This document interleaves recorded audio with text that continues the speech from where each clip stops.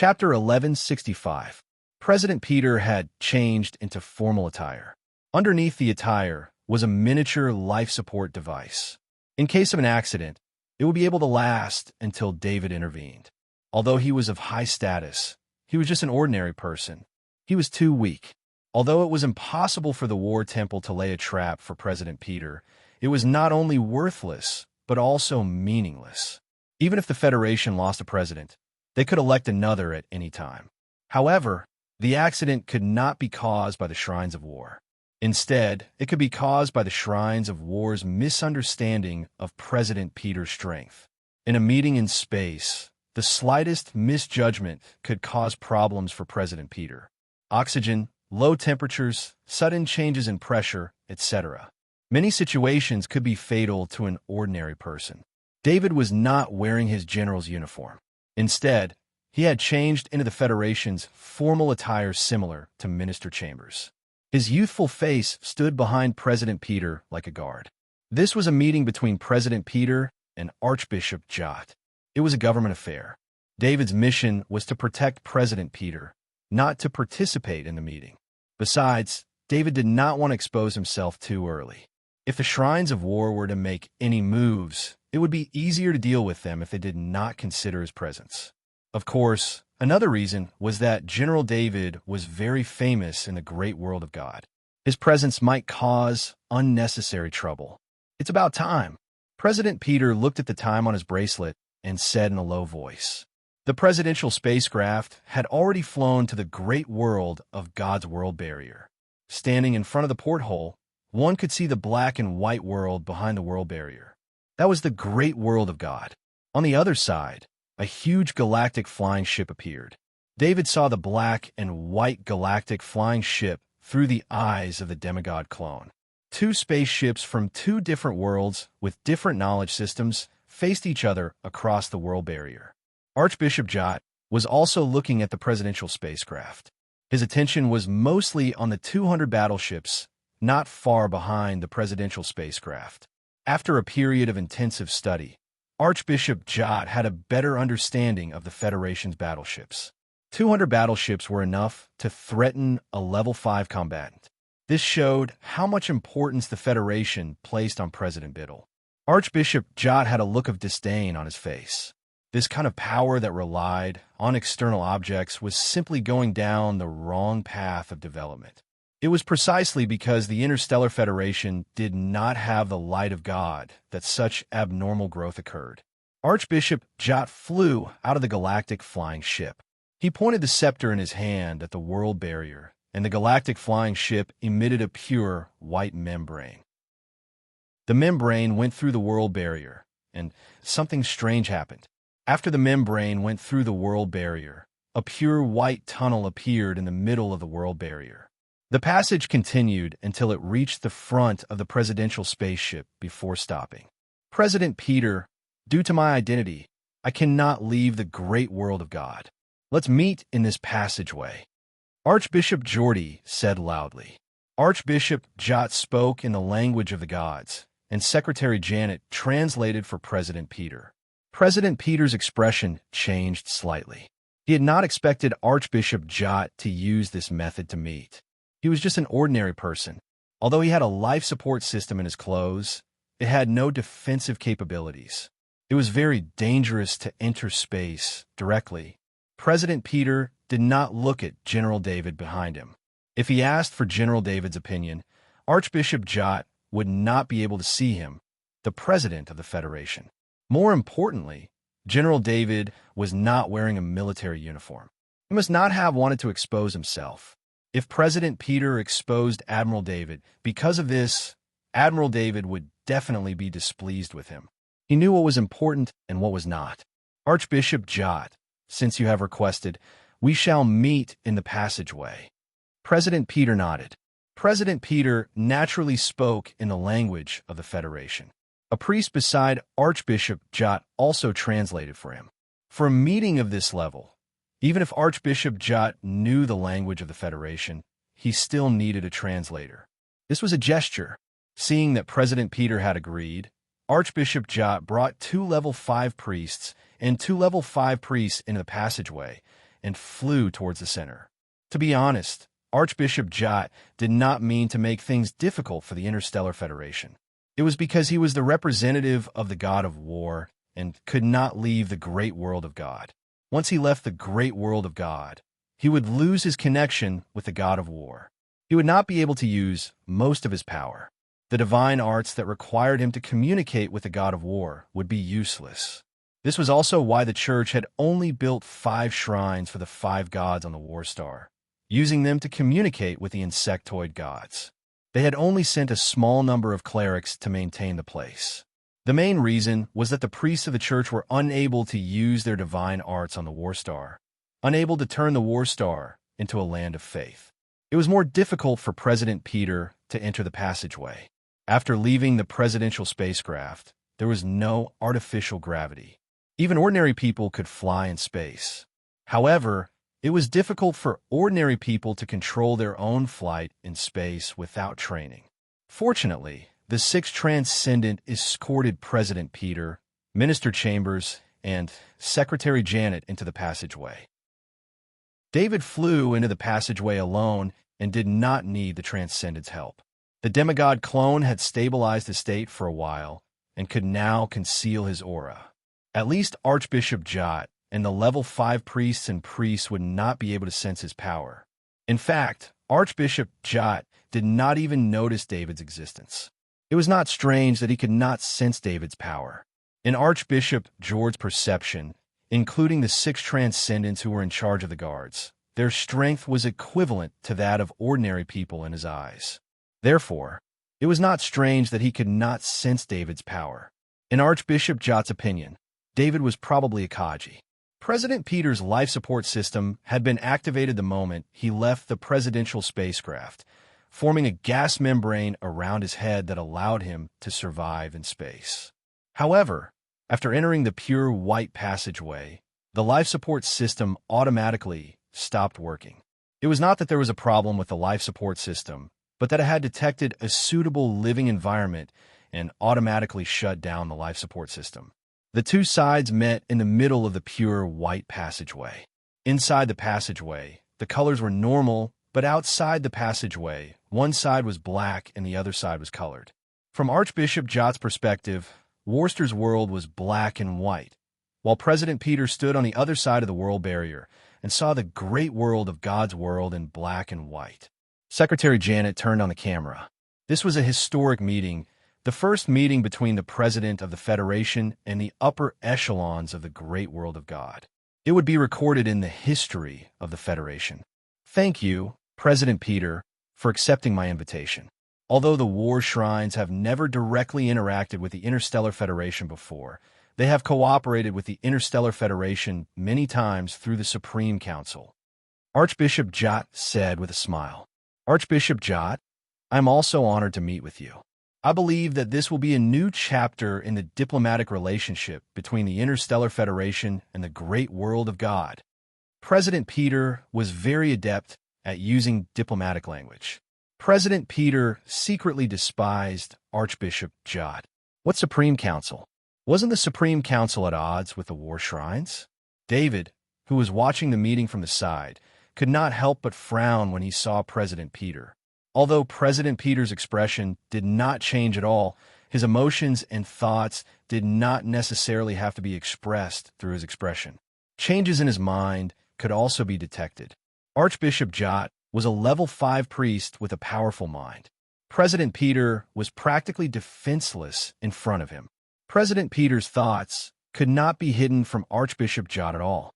David was also aware of this, but he could not intervene now. A meeting of this level was solemn, and he could not interrupt it unless something unexpected happened. President Peter, the Interstellar Federation, and the great world of God have been in diplomatic relations for tens of thousands of years.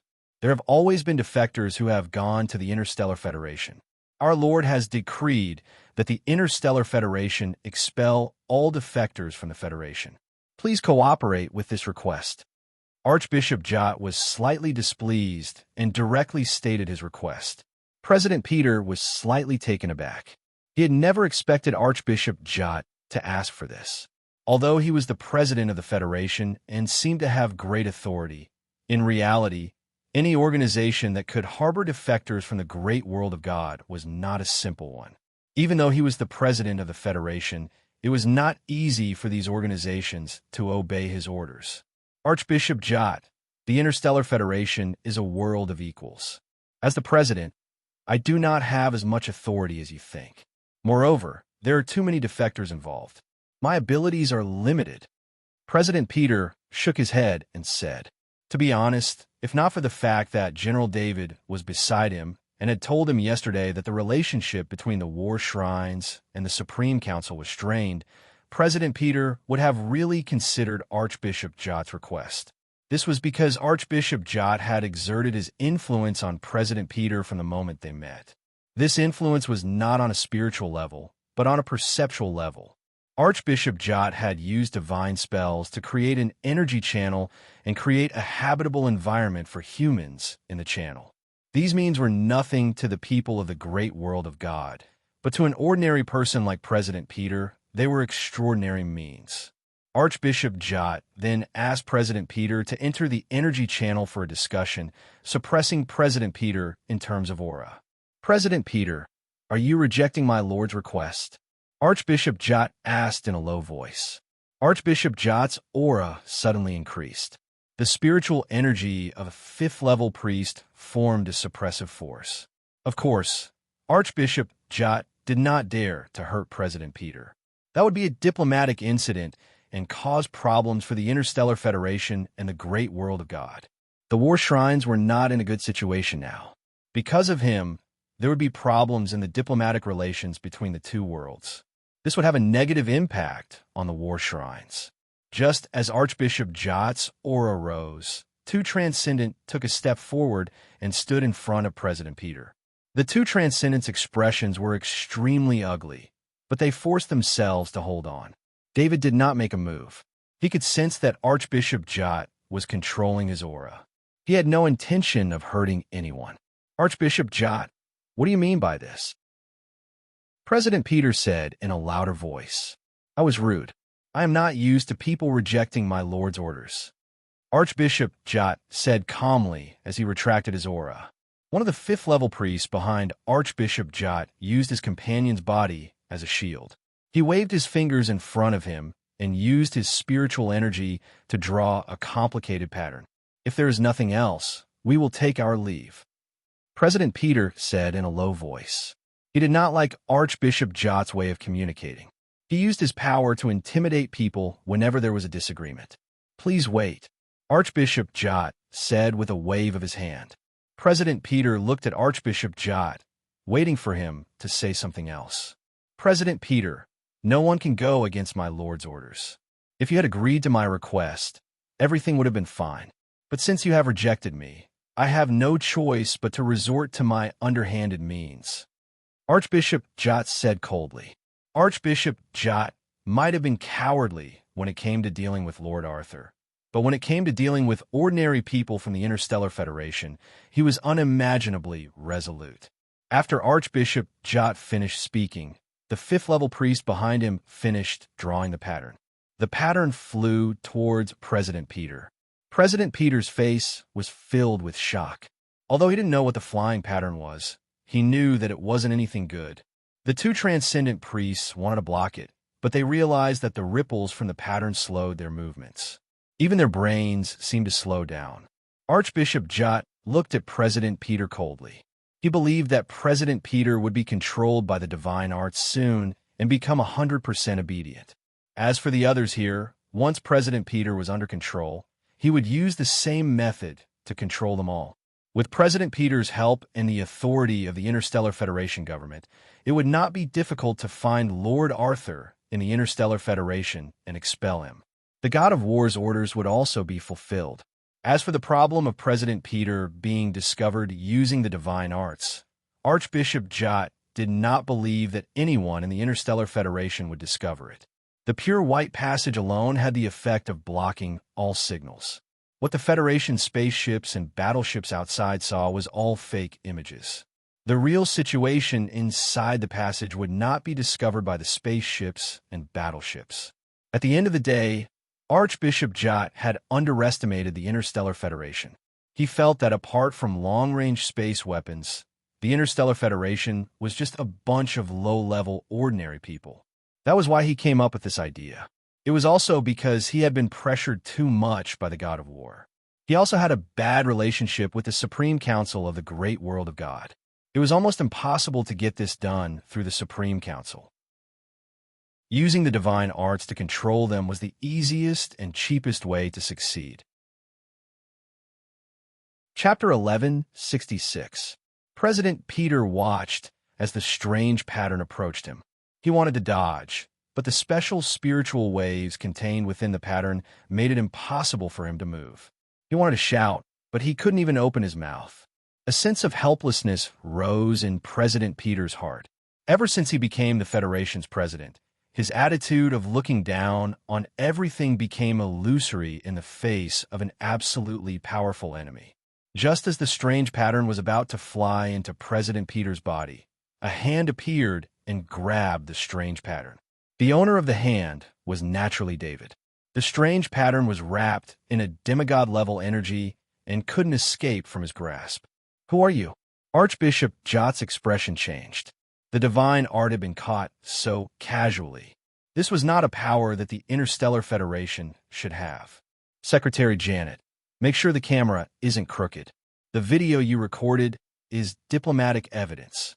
David ignored Archbishop Jot's question and turned to Janet's secretary. Janet's secretary nodded vigorously. The camera on her shoulder was aimed at the target again. "Capture him." Archbishop Jot turned to the two fifth-level clerics and ordered. Archbishop Jot understood one thing. The only thing he could do now was to shed all pretense of cordiality and capture everyone in the Interstellar Federation. Only then could he use divine arts to cover up the incident. If news of his actions were spread, his position as an archbishop would most likely come to an end. At that time, it wouldn't be the War God Temple that couldn't tolerate Archbishop Joe, but the entire great world of gods wouldn't be able to tolerate him. There were rules to everything. Diplomacy between two great worlds was no different. If the great world of God used its power to control the Interstellar Federation's upper echelons during a meeting, would the Interstellar Federation still have diplomatic relations with the great world of God? Because of this, the Interstellar Federation would become enemies with the great world of God. The alliance between the Interstellar Federation and the great world of God had been forged with the blood of countless people. Both sides had sacrificed countless people before the alliance was formed. In the end, because of their common enemy, the Zergs, the alliance was finally formed. The bloodline power of the rank 5 divine adjudicators rose.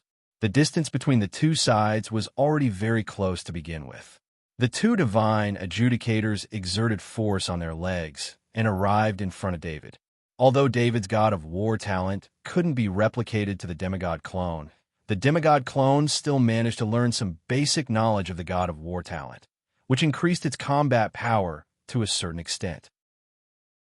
With his basic knowledge of the God of War's innate ability as a foundation, David could see many flaws in the fighting techniques of the two level 5 clerics when he was controlling the demigod clone. In addition, there was a world of difference between a demigod and a 5th rank temple knight. The two sides were not on the same level. The clone didn't do anything other than take a step forward, just enough to dodge the attacks of the two 5th level light longswords. He reached out his hand and passed through the defenses of the two clerics, grabbing the neck of the 5th level knight's armor. Although the armor was protected by the 5th level knight's armor, when the demigod grabbed such a vital point, the 5th level defense was basically nothing. The moment his hand was grabbed, it was squeezed out of shape by a tremendous force. The two clerics were like fish out of water. Their bodies could only struggle instinctively, but they couldn't do anything to retaliate. David didn't kill anyone. He lightly lifted his hands, and the two 5th level knight's armor, two 5th level light longswords, and two spatial items were thrown to the side. "Take these two clerics," David said to the accompanying Transcendent. The two Transcendent grabbed the two clerics excitedly. They were 5th level holy knights, but in the hands of General David, they were as powerless as infants. General David's power made the 6 transcendent guards not worry at all. "It's General David!" A 5th-level priest standing behind Archbishop Jot exclaimed. As David wasn't wearing his general's uniform, the war shrines, including Archbishop Jot, didn't recognize General David's identity. Perhaps in Archbishop Jot's opinion, General David's status should at least be on par with President Peter. Before this meeting, he should have been on the same level as President Peter and not hidden among the transcendent guards. "General David," Archbishop Jot said gloomily as he looked at David. Even Archbishop Jot, who was originally a peripheral figure in the war shrines, had heard of this legendary powerhouse of the Interstellar Federation.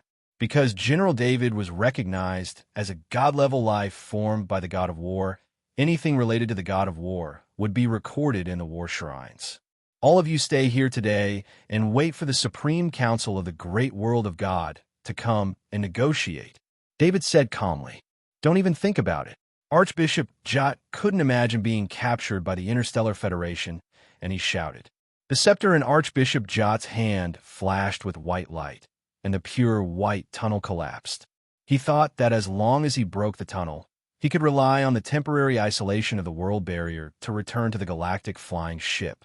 The Starry Sky flying ship had a powerful defensive array, and there was even a temporary teleportation door that could be used to escape. Archbishop Jot's imagination was perfect, but he was facing a demigod powerhouse. The moment he broke through the pure white tunnel, he and the other 2 level 5 priests were pulled a few meters forward by a force. It was these few meters that allowed Archbishop Jot and the 2 level 5 priests to be outside the world barrier of the divine great world after the pure white channel was shattered. The first thing they felt was that they had lost contact with the god of war, and a sense of powerlessness washed over them. David reached out and patted Archbishop Jot and the 2 level 5 priests. The terrifying power of the demigod Black Dragon surged into their bodies, sealing all the energy in their bodies. After the pure white tunnel broke, President Peter's life support system was activated again, and the Transcendent Guard brought the 3 of them back to the presidential spacecraft. David used his mind to grab Archbishop Jot and the 2 level 5 priests before returning to the presidential spacecraft. Once they were back in the presidential spacecraft, the life support system shut down, and President Peter finally regained his senses. "General David, thank you so much." President Peter bowed deeply to David in gratitude. After realizing his own helplessness, President Peter lowered his stance. "I'm here to protect you." "You're welcome," David said with a smile. Minister Chambers, Secretary Janet, and the 6 transcendent guards all looked at David with gratitude. If not for David, they might not even have been able to retain their sense of self, and would have become puppets of the shrines of war for the rest of their lives. At this thought, they looked at Archbishop Jot. Archbishop Jot was no longer as glorious as before. He had lost contact with the god of war, and his energy had been sealed by the demigod Black Dragon's power. He was extremely weak. Although Archbishop Jot was weak, he still held tightly onto the scepter that symbolized his authority as an archbishop. This was his insistence. He was the archbishop of the shrines of war, the representative of the god of war between humans. The scepter in his hand was Archbishop Jot's last shred of dignity. Although President Peter and the rest of the Galactic Federation were unhappy with Archbishop Geordie and the 2 level 5 priests and level 5 priests accompanying him, they were not allowed to harm him. They could only imprison Archbishop Jot and the 4 level 5 priests separately. At the same time, the presidential spacecraft flew towards the Interstellar Federation under the protection of the fleet.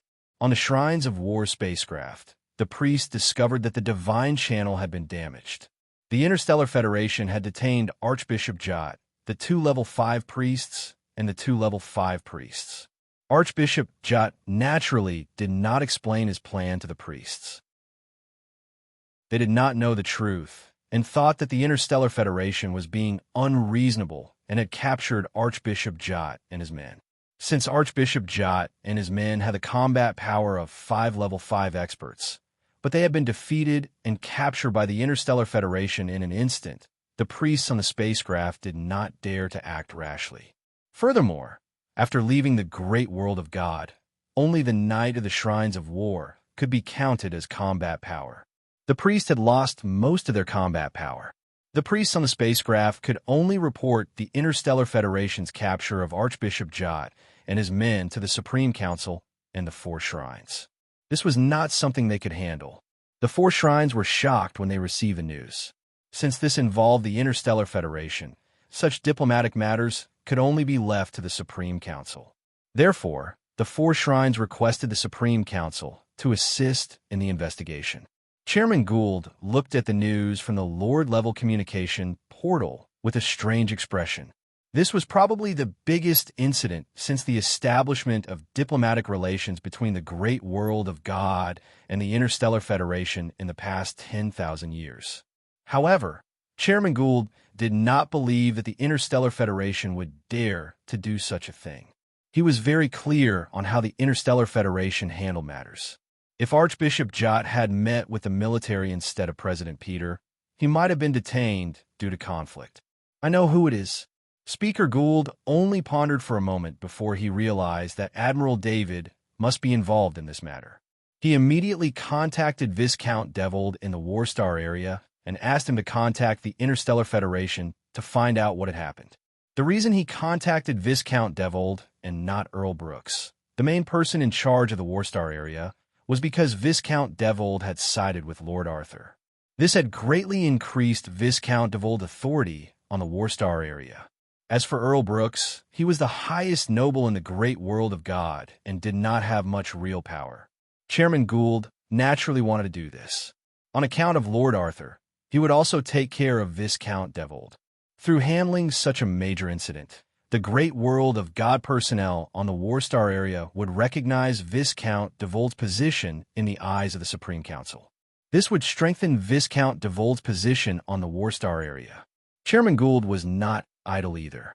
He received news that President Peter had not left the Warstar area.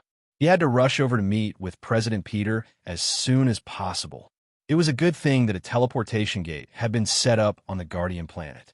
Otherwise, Chairman Gould would not have been able to get to the Warstar area in time.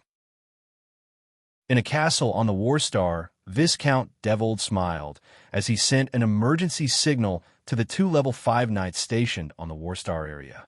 Viscount Devold did not have much of an emotional reaction to the fact that Archbishop Jot of the War Shrines had been detained by the Interstellar Federation. On one hand, most of the nobles were aware of the conflict between the War Shrines and the Supreme Council. The nobles were also willing to see the War Shrines fall. On the other hand, after Viscount Devold learned that General David was accompanying them, he had another guess about the entire incident. Viscount Devold knew of an extremely secretive matter, which was that Lord Arthur and General David had some sort of connection. Many of the things that Lord Arthur had instructed the Warstar Intelligence Department to do were directly or indirectly related to General David. Coupled with his sensitivity as an intelligence officer, Viscount Devold's intuition told him that there had to be some sort of connection between the two top geniuses of the two worlds. Thus, when he heard that Archbishop Jot and his party had been detained by the Interstellar Federation, Viscount Devold's first thought was that General David was taking revenge for Lord Arthur. After all, Planet Gamma had been destroyed by the War Shrines. The one who had ordered the destruction of Planet Gamma was this Archbishop Jot. If Viscount Devold's guess was correct, General David would not let Archbishop Jot off after seeing him. Viscount Devold, why have you summoned us? While Viscount Devold was thinking, the energy clones of the two knights arrived. Taudi, a level 5 knight, bowed and asked. From this, one could see Viscount Devold's current status. Even a level 5 knight had to listen to his orders. This was all due to Lord Arthur's strength. Although news of Lord Arthur's conflict with the War Shrines kept coming, this actually increased Viscount Devold's status. This was because the fact that Lord Arthur could clash with the War Shrines time and time again and gain the upper hand was proof of Lord Arthur's strength. I need to go to Worcester Space. Please help me. Viscount Devold bowed and requested with a smile. No problem. We will send you away. Taudi, a level 5 knight, agreed without hesitation. The 2 level 5 knights were extremely clear that Viscount Devold had to have something important to deal with. Otherwise, He would not have waited for Worcester's empty window to leave. As for not leaving Warstar during the empty window, this was not impossible. It was just that the requirements were a little high. A while later, a starship was carried by the energy clones of the 2 Level 5 Knight, and it forcefully charged into the red mist of Worcester space. All of the starship's energy was used to defend against the corrosion of the red mist, and its flight was completely dependent on the energy clones of the 2 Temple Knight. Because the energy clones did not have a physical body, they could travel through the red mist without being affected, but they consumed a lot of energy each time they traveled. Chapter 1167. Report: the great world of God's galactic flying ship has been spotted ahead. They're requesting to open a communication channel. The crew reported to President Peter. Actually, when the starry sky flying ship appeared, the guard fleet had already discovered it. However, the starry sky flying ship didn't have any weapons and had completely let down its defenses, allowing the guard fleet to scan its interior. This meant that it wasn't hostile. Thus, the fleet had allowed the galactic flying ship to enter the scanning range of the President's spaceship so that they could request to contact the President's spaceship. It's the galactic flying ship of Warstar, Janet's secretary explained to President Peter. Janet had done some research on Warstar. Because they often needed to communicate with the Interstellar Federation, the galactic flying ships in Warstar were all equipped with the Interstellar Federation's communication system to facilitate communication with the Interstellar Federation. President Peter nodded and ordered, "Open the communication channel." As the communication channel opened, a projection appeared. It was Viscount Devold. "Greetings, General David." Viscount Devold's projection scanned the cabin and bowed when he saw David. He then turned to President Peter and said, "Greetings, President Peter." In Viscount Devold's mind, no one was more important than General David. This was how he behaved. He did not need to care about President Peter's opinion at all. Perhaps he saw the nature of President Peter's identity more clearly. He was just a symbol and had limited power. "Viscount Devold, why are you stopping me?" President Peter asked, unaffected by the order in which Viscount Devold greeted him. If this had happened before he met General David, President Peter might have been unhappy. However, ever since he saw how powerful General David was, President Peter no longer wanted to compare himself to General David. "President Peter, the Supreme Council has sent news that you have detained Archbishop Jot and his entourage. Is this true?" Viscount Devold asked solemnly. "There is indeed such a thing. Archbishop Jot and his 4 companions are all on the spaceship." President Peter nodded. "President Peter, could you please ask your spaceship to wait here for a while? Chairman Gould of the Supreme Council is on his way here. He will discuss this matter with you." Viscount Devold continued calmly. "I also hope to meet with Chairman Gould." President Peter agreed. President Peter glanced at General David beside him. He was full of confidence. Viscount Durward had no intention of discussing diplomatic matters with President Peter. His status was not on the same level as President Peter's, and he only had to complete his own task. The rest would be left to the Supreme Council to handle. The guard fleet spread out, protecting the presidential spacecraft as it stopped in space outside the Battlestar. Viscount Devold's starry sky flying ship didn't leave either. It stopped not too far away from the presidential spacecraft. They didn't have to wait for long. Just 2 hours later, the guard fleet sent news that a starry sky flying ship from the great world of God was approaching. As the luxurious starry sky flying ship approached, David smiled. It was the chairman's starry sky flying ship. The starry sky flying ship revealed its identity and docked with the presidential spacecraft. The presidential spacecraft was the expansion tunnel, while the chairman's starry sky flying ship was the energy tunnel. After the 2 tunnels were connected, Chairman Gould walked through the tunnel alone to the presidential spacecraft. President Peter stood at the entrance of the presidential spacecraft, welcoming Chairman Gould. President Peter was an experienced politician. When he saw Chairman Gould's expression, he wasn't angry. He believed even more that General David had said that there was a conflict between the shrines of war and the Supreme Council. "I'm sure President Peter and General David understand why I'm here. I'd like to know why the Interstellar Federation is detaining Archbishop Gould and his men? As soon as he sat down, Chairman Gould asked, Chairman Gould, as the president of the Interstellar Federation, I'm submitting a diplomatic note to the Supreme Council of the Great World of God. There's a complete video of the meeting between the Shrines of War and Archbishop Gould. President Peter was already prepared. He was waiting for someone of sufficient status from the Great World of God to come so that he could hand over the diplomatic note.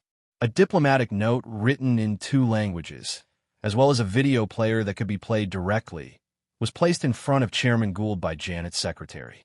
Chairman Gould picked up the diplomatic note and read it carefully. His expression gradually turned ugly. Before he came, Chairman Gould had already guessed. Due to the conflict between the Shrines of War and the Supreme Council, they had bypassed the Supreme Council and contacted the Interstellar Federation directly. Because the Shrines of War had no diplomatic experience, or perhaps because they thought that the Shrines of War were of high status, they wanted to meet directly with the president of the Federation.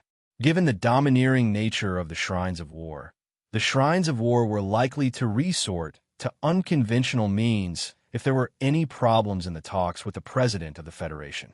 Coincidentally, President Peter had just become the president of the Federation. After receiving the request for a meeting from the Shrines of War, he didn't have much experience either. He only thought that this was an important and historic achievement. Fortunately, the ministers and Grand Marshal André were calm enough to invite General David to accompany them. After understanding the situation, Chairman Gould felt extremely ashamed. Although it wasn't the Supreme Council's doing, the Shrines of War also represented the Great World of God. The Interstellar Federation wouldn't differentiate between the Supreme Council and the Shrines of War. They would only think that the Great World of God had ignored the most basic rules of diplomacy. President Peter, on behalf of the Great World of God, I am deeply sorry about this matter. We will make appropriate concessions. I hope that this incident will not affect the Great World of God and the Interstellar Federation. Chairman Gould stood up and bowed deeply to President Peter. Chairman Gould, I also understand that the Shrines of War are different from the Supreme Council. I accept the apology of the Supreme Council. President Peter also stood up and said, Chairman Gould understood what President Peter meant. President Peter could accept the apology of the Supreme Council, but he didn't intend to accept the apology of the Shrines of War because Chairman Gould only represented the Supreme Council. President Peter, I will report this matter to the other 4 shrines. The 4 shrines will discuss how to deal with the Shrines of War together. But don't worry. There won't be any more incidents of war shrines participating in foreign affairs. Chairman Gould promised. Both sides sat down again. Chairman Gould could tell that President Peter was willing to resolve the issue and didn't want it to escalate too much. Chairman Gould heaved a sigh of relief. He had been worried that President Peter would do something irrational. The alliance between the Great World of God and the Interstellar Federation concerned the interests of Warstar.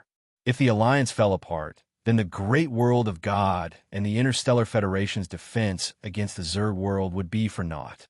In the end, the Great World of God's interests in Warstar would suffer a huge loss and might even cause Warstar to completely collapse. It must be known that if any of the 3 parties, the Great World of God, the Interstellar Federation, or the Zerg world, were unable to obtain any benefits from Warstar, then that party would not allow Warstar to continue existing and would continue to provide resources to the other party. If the alliance between the Great World of God and the Interstellar Federation fell apart, the Great World of God would need to invest at least 10 times their current combat power in Warstar to barely preserve their interests. And because the Interstellar Federation did not have any high-end combat power, they would lose Warstar's interests. When that happened, just the Doomsday Defense Line formed by the 10 artificial planets near Warstar would be enough to destroy Warstar. President Peter, how do you plan to deal with Archbishop Jot? Chairman Gould asked after the atmosphere had calmed down. This was what Chairman Gould was most concerned about. No matter what, Archbishop Jot was the Archbishop of the War Shrines. He had been entrusted by the 4 shrines and had to do something.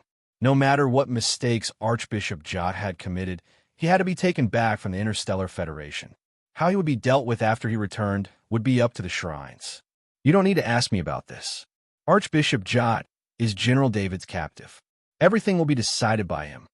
President Peter did not want to make the decision for General David, so he shrugged. This was not an excuse. President Peter really could not make the decision for David. He had to consider David's attitude. He had been saved by David, and Archbishop Jot had also been captured by David.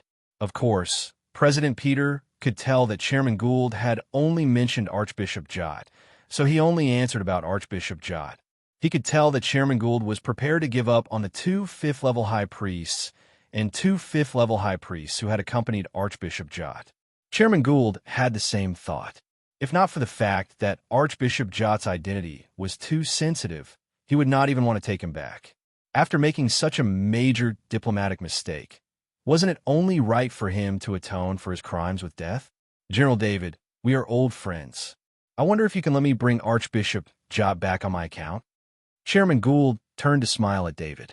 Chairman Gould and David's identity had interacted many times before. They had fought side by side on the battlefield. So Chairman Gould spoke more casually. Chairman Gould, I still have to give you face. I'll get Archbishop Jot to come out now. I'll let him go after I take some spoils of war. David had no intention of keeping Archbishop Jot here, so he went along with Chairman Gould's words. General David, I just want Archbishop Jot to be alive. You can do whatever you want with the rest. Chairman Gould saw that David was giving him face, so he naturally handed over his trump card. David nodded, indicating that he understood Chairman Gould's intentions. He stood up and walked out of the reception hall. When he returned after a while, he was holding Archbishop Jot in his hand. David casually threw Archbishop Jot on the ground in the middle of the reception hall. Archbishop Jot's body went limp, and he did not have the demeanor of an archbishop of war shrines at all. When Archbishop Jot saw Chairman Gould, he did not feel the slightest bit of joy at seeing his savior. Instead, he lowered his head forcefully. If there was a hole in the ground at this moment, Archbishop Jot would want to stuff his body into it. Chairman Gould did not feel very happy when he saw Archbishop Jot's appearance. He was the person with the highest status in the great world of God, yet he was now curled up on the ground like a dog. This made him feel very sad. David reached out and took the scepter from Archbishop Jot's hand. He also took the space item on Archbishop Jot's body. He scanned the space item with his mind power. After seeing the items inside, he could not help but frown, feeling somewhat dissatisfied with his gains. However, when he thought about how Archbishop Jot had just become the Archbishop of War Shrines, he reckoned that even if he wanted to plunder, he would have to wait until his position was stable before he could do so. I'll return it to you. Archbishop Jot did not care about the space item at all. After David took away his scepter, he reacted greatly and reached out to snatch it back. David did not hold back at all and kicked him to the ground. Chairman Gould, I'll accept these spoils of war. I'll leave Archbishop Jot to you, David said as he pointed at Archbishop Jot, who was on the ground, to Speaker Gould. Chairman Gould's eyes narrowed. General David's kick just now obviously contained some hidden energy. He was not as powerful as General David, so he could not see the effect of that energy. However, he reckoned that it was not a good thing. Is Archbishop Jot all right? Chairman Gould asked Archbishop Jot, but his gaze swept over to David. He's definitely alive, David said with a faint smile. When Archbishop Jot heard Chairman Gould's question, he struggled to stand up. He did not say anything, but his actions told Chairman Gould that he was fine. President Peter, I will communicate with you through Ambassador Cameron regarding the situation. I'll take my leave first, Chairman Gould said as he stood up. I'm also very concerned about the situation. I hope it won't take too long. President Peter also stood up. President Peter was actually very unwilling, but he also knew that Archbishop Jot would not be left to be dealt with by the Interstellar Federation. The Interstellar Federation's court would not be able to put Archbishop Jot on trial. The location of the attack was at the border between the great world of God and Warstar. It was not within the jurisdiction of the Interstellar Federation. Unless Archbishop Jot was killed on the spot, Archbishop Jot could not die. President Peter could only remind Chairman Gould of his dissatisfaction with Archbishop Jot by saying that he was concerned about the situation. "General David, I owe you a favor this time," Chairman Gould said to David as he left. Chairman Gould walked in front, and Archbishop Jot struggled to keep up. Chapter 1168. When Archbishop Jot left, he also thought of his 4 followers, but he was already weak and had been treated badly by General David. Hence, he didn't think that he had the ability to take them away. Besides, given his relationship with Chairman Gould, even if he begged Chairman Gould wouldn't help him. The conflict between the war shrines and the Supreme Council had long intensified. The former Archbishop Gould had almost caused Chairman Gould's death. Under such circumstances, Chairman Gould hated the war shrines to the core. To be honest, the appearance of Chairman Gould here to discuss with President Peter about Archbishop Jot was already beyond Archbishop Jot's expectations. Hence, Archbishop Jot walked unsteadily behind Chairman Gould without saying anything. He just wanted to leave as soon as possible. Chairman Gould, who was walking in front, also despised Archbishop Jot. He was also waiting for Archbishop Jot to speak. If Archbishop Jot begged him, he would also ask General David about it because of the 4 shrines. However, he wouldn't be too firm in his attitude. That would really depend on General David's mood to decide the orders of the 4 level 5 powerhouses.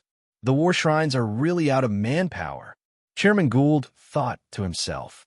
After entering the chairman's galactic flying ship through the passageway, Archbishop Jot lost his last bit of strength and slumped onto the ground again. "Come, help Archbishop Jot away to rest." Chairman Gould ordered the servants beside him after glancing at Archbishop Jot with some disgust. Although Chairman Gould didn't want to bother with Archbishop Jot, he still needed him alive to report back. Most importantly, the diplomatic notes and video materials that he had obtained could have the greatest effect on the war shrines. Hence, he needed Archbishop Jot alive. After Archbishop Jot was sent to his room by the servants, Chairman Gould took out the video player. On the presidential spaceship, Speaker Gould did not watch the video.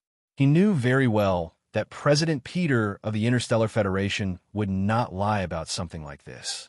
There was no way to lie about this. Looking at Archbishop Jot's expression, one could tell that President Peter was telling the truth.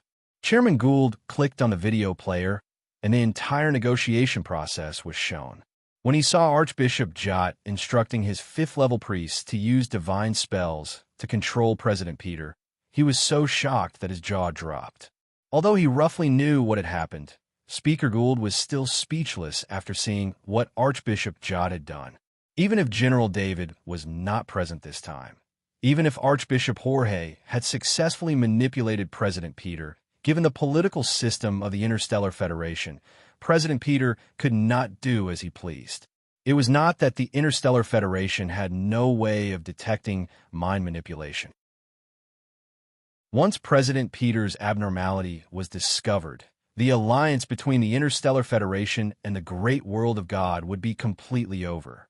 The Interstellar Federation would definitely not maintain a friendly relationship with the great world of God, who had used mind manipulation to control the president of the Federation. This provocation had gone beyond the scope of ordinary diplomatic matters. Chairman Gould could only thank General David for being present to prevent this from happening. After the chairman's spaceship passed through the great world of God's world barrier, Chairman Gould sent the diplomatic notes to the 4 shrines. As for the video in the video player, it was converted into the great world of God's video storage method and recorded using an alchemy totem card. It was also sent to the 4 shrines. The shrines of the Lord of Wealth, Archbishop Adele, have been concerned about the Interstellar Federation's detention of the shrines of war, Archbishop Jot. Although Lord Arthur had consecutively killed 2 of the shrines of war's archbishops, this was an internal matter of the great world of God. Besides, Lord Arthur had only retaliated in self-defense. In the laws of the great world of God, with Lord Arthur's status, as long as he was not stripped of his noble status, he could not be harmed at will. The shrines of war had attacked Lord Arthur, who was a top noble, and had been killed by Lord Arthur. Even Archbishop Adele could not say anything about this. Could she just let Lord Arthur stand there and let the shrines of war kill him? If Archbishop Adele dared to say such a thing, the shrines of wealth would also become the target of the nobles' crusade. Bishop Dominic walked in and bowed. Archbishop, Chairman Gould sent news. He brought back Archbishop Jot. He also sent a protest note and a video from the Interstellar Federation. Chairman Gould handled this matter well. Very timely. Archbishop Adele nodded and praised. She took the protest note and the alchemy tablet that recorded the video that had been rewritten on the parchment. As for the matter of Archbishop Jot being detained, Archbishop Adele could not say much with her status before she knew what had happened. After seeing the protest note on the parchment, Archbishop Adele's expression became extremely interesting. She then activated the video on the alchemy tablet and watched the entire process. Ridiculous. Archbishop Adele casually tossed the items in her hands back to Bishop Dominic, as if they would dirty her hands. With a wave of her hand, Archbishop Adele's spirit doppelganger appeared at her body. She then broke through space and entered the public space fragment. Just as Archbishop Adele's spirit doppelganger arrived on the floating platform and was about to gather the other 3 archbishops, 3 figures appeared one after another. Looks like you've also seen the protest note and video from the Interstellar Federation. Archbishop Adele's spirit doppelganger said angrily. Archbishop Jot was originally an incompetent person. It's normal for him to act unexpectedly when he was forcefully promoted to such a high position. However, how dare he act so recklessly in such a major matter between 2 major worlds? Did he not think of the consequences? Archbishop Ambrose of the Knowledge Shrines said angrily, which was rare for him. In fact, the 4 archbishops here were still a little afraid. If Archbishop Jot had succeeded, there would have been no chance of redemption if the Interstellar Federation found out about it. The 2 major worlds would completely break apart, and the alliance that had lasted for nearly 10,000 years would be destroyed. Just thinking about what would happen then was enough to make them fearful. I suggest we use the impeachment procedure. We will vote to impeach Archbishop Jot. Archbishop Barney of the Earth Shrines suggested in a deep voice. The impeachment procedure of an archbishop was a balanced agreement between the 5 shrines. This was because any archbishop of the 5 shrines had the highest authority in the great world of God. Moreover, the archbishop was not restricted by the other 4 shrines. Once an archbishop made a mistake, there was almost no way to keep him in check. The great world of God was not a great world of God owned by one of the shrines. It was a great world of God that was jointly owned by the 5 shrines. Naturally, they could not allow an archbishop to act as he pleased and destroy the operations of the great world of God. Therefore, there was the impeachment procedure. As long as 3 out of the 5 archbishops jointly impeached an archbishop, they could rely on the impeachment procedure to remove the archbishop from his position as archbishop. But Archbishop Jot was chosen by his grace. If we impeach him, won't his grace be displeased? Archbishop Julian asked hesitantly. Archbishop Jot's actions have already endangered the peace of the great world of God. Even if it's just to give the Interstellar Federation an explanation, we have to get Archbishop Jot to remove him from his position as archbishop. Besides, why should we think about the war shrines? We just have to think about our respective lords. Archbishop Barney said in a deep voice. Archbishop Barney naturally had long been displeased with the actions of the war shrines. The Supreme Council was close to the Earth Shrines, which indirectly allowed the Earth Shrines to reach out to the Supreme Council. Due to the relationship between Archbishop Bolin of the Earth Shrines and Chairman Gould of the Supreme Council, the Earth Shrines had the best relationship with the Supreme Council among the 5 shrines. However, the War Shrines did not inform the Earth Shrines beforehand when dealing with Chairman Gould, which angered Archbishop Barney. When the War Shrines were in trouble, it was only natural for Archbishop Barney to kick them when they were down. Yes, Archbishop Jot must pay the price. Archbishop Adele said in support. The War Shrines have been too much recently. Archbishop Ambrose said in support. All right, since no one objects, I'll activate the impeachment array and let everyone vote. Archbishop Barney said with confidence after seeing the support of Archbishop Adele and Archbishop Ambrose. Archbishop Barney came to a rune array on the platform and tapped it lightly with his finger. The rune array glowed. Archbishop Barney's mental strength avatar was obviously a little unfamiliar with the operation, but the mental strength avatars of the other 3 archbishops felt that it was normal. The impeachment rune array had been set up in this public space fragment for countless years, but very few had actually used it. Not only had the 4 archbishops not used it, but at least the previous generations of archbishops had not used it. Archbishop Barney finally finished the initial setup of the impeachment rune array, and the light on the rune array stabilized. "Everyone, I'll vote first," Archbishop Barney said first. He cast a vote to impeach Archbishop Jot. Jot is not worthy to be an archbishop. Archbishop Adele followed without hesitation and cast her vote as she spoke. Archbishop Ambrose did not say anything. He also cast a vote to impeach Archbishop Jot. At this point, the impeachment was actually successful. However, the 3 archbishops looked at Archbishop Julian, waiting for him to make a decision. Archbishop Julian felt helpless. He was also dissatisfied with Archbishop Jot.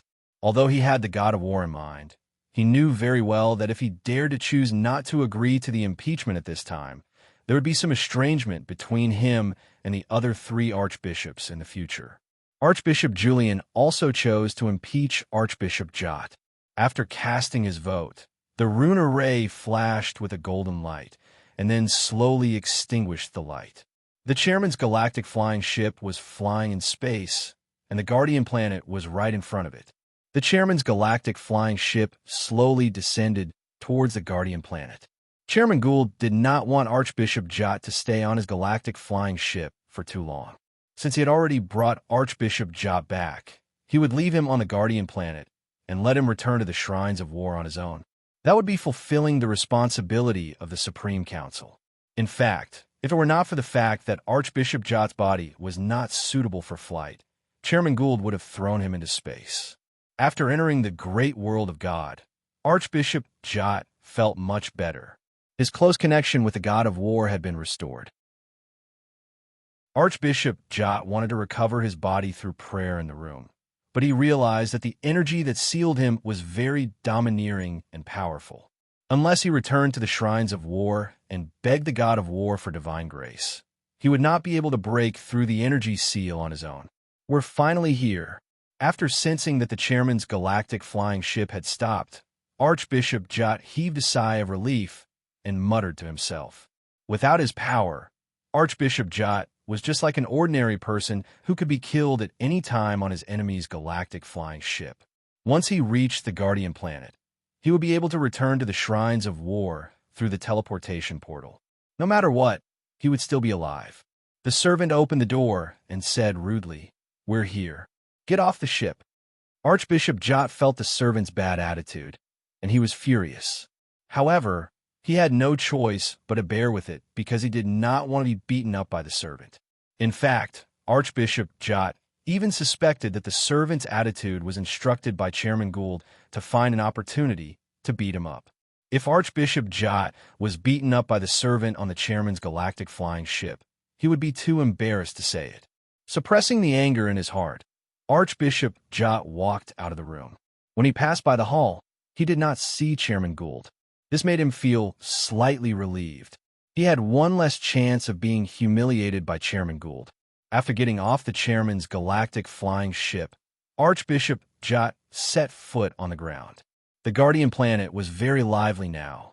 Due to its special geographical location, there were nobles, merchants, and some Federation soldiers coming and going to the planet. Although the portal was temporarily closed and there was no development of the Bug Tribe world, there were still diplomats and soldiers from the Federation on the Guardian planet.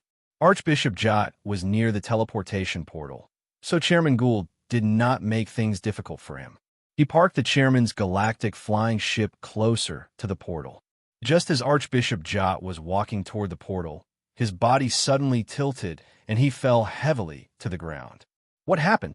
Chairman Gould, who was standing by the porthole and looking at Archbishop Jot, asked curiously. No one answered him, because the people around him did not know the reason either.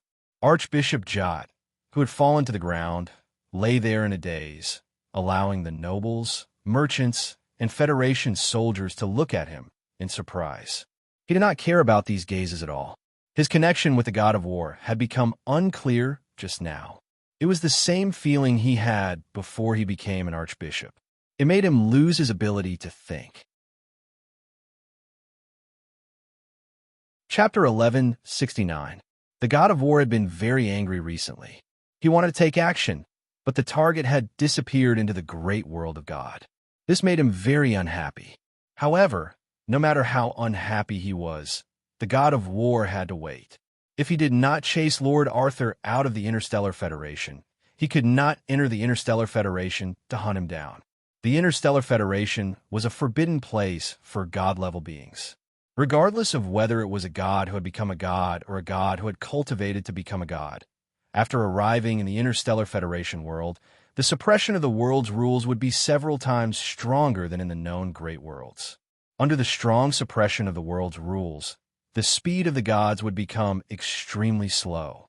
At the same time, they would not be able to hide their aura and would be easily discovered by the Interstellar Federation's detection equipment. Once discovered, the gods would become targets for the doomsday weapons. This was not a danger that one imagined out of thin air. In the past, the gods of the great world of God had tried to invade the Interstellar Federation. Some of the invading gods were even sent by the 5 great gods. The result was that the gods were slaughtered and their souls fell into space-time turbulence. As long as the god of war did not go crazy, he would not go to the Interstellar Federation to seek death. The god of war was waiting for Archbishop Jord to complete his task and let Lord Arthur return to the great world of God when a strange feeling arose. The god of war sensed it and realized that something had happened to Archbishop Jord. Although Archbishop Jot was an archbishop, his body had not undergone any changes. The god of war had not even bestowed him with a single divine grace. This meant that Archbishop Jot had the title of archbishop, but did not have the actual changes to his soul. However, Archbishop Jord was appointed as an archbishop by the god of war himself. He received the god of war's attention. When he was bestowed the scepter, he had added a mark of special attention. After Archbishop Jord lost his position as archbishop, the mark of special attention that the god of war had left on Archbishop Jord also disappeared. This was why Archbishop Jord felt that his connection with the god of war had weakened.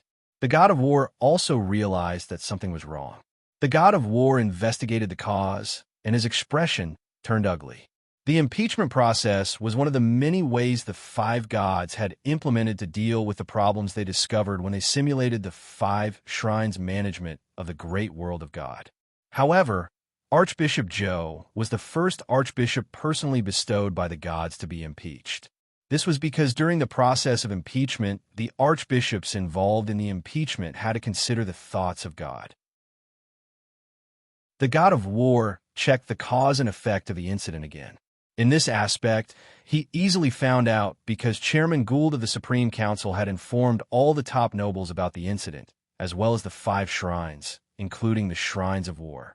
After discovering that Archbishop Jord had almost severed the diplomatic relations between the 2 major worlds and turned against them, the god of war no longer had any opinion on the 4 archbishops' impeachment of Archbishop Jord. The god of war even felt like he was slapping himself in the face. Why did he choose such an unreliable archbishop? He was in such a high position, but he used the lowest method. Although the god of war was high and mighty and almost didn't care about all the affairs of the great world of God, the other 4 gods were the same. However, in fact, the 5 gods had long stabilized the operation of the great world of God. As long as nothing went wrong, the great world of God would continue to operate stably. Archbishop Jord slowly came to his senses. He got up from the ground and scanned his surroundings. He seemed to have seen the mocking gazes of the people around him. He was being overly sensitive. Chairman Gould wouldn't be so bored as to reveal Archbishop Jord's identity to the ordinary people here, nor would he inform the ordinary nobles and ordinary people that Archbishop Jord had been detained. Hence, The people around him looked at Archbishop Jord with shock and bewilderment. The priest, who was wearing a high-ranking priest's robe, couldn't even walk steadily. How could the people around him not be curious? Archbishop Jord had never felt that a short distance of 50 meters would be so long. He was 50 meters away from the portal. He walked towards the portal step by step, only wanting to leave as soon as possible. However, he felt that time was passing by like years. Finally, he arrived at the portal. He was teleported to Tula's star. This was a forceful transfer planet. From Tula's star, he was teleported to the god of war shrines. When he saw the building of the god of war shrines, Archbishop Jord felt extremely close to it. He wanted to prostrate himself on the ground and cry. However, he immediately thought of the weakening of his connection with the god of war. His originally pale face turned even paler. Archbishop Jord walked towards the main entrance of the shrines. He wanted to see what had happened. He saw a few priests in front of the god of war shrines. Usually, these priests would jog over to greet him. However, it was strange today. These priests only looked at him with strange gazes. They didn't seem to have any intention of coming over. After the impeachment was successful, the god of war shrines and all the branch shrines received the relevant notice. Archbishop Jord had the honor of being the first archbishop to be impeached in the past 1,000 years. This news made the members of the god of war shrines feel humiliated. This also made the god of war shrines, who already had a bad reputation, even worse. Archbishop Jord's heart turned cold. Seeing the attitudes of the priests, the bad feeling in his heart grew even stronger. When he walked to the main entrance of the shrines, a terrifying aura descended. After sensing the familiar aura, all the priests and priests of the main shrines prostrated themselves on the ground. They could feel the anger of the god of war in the aura. This made all the priests and priests even more terrified.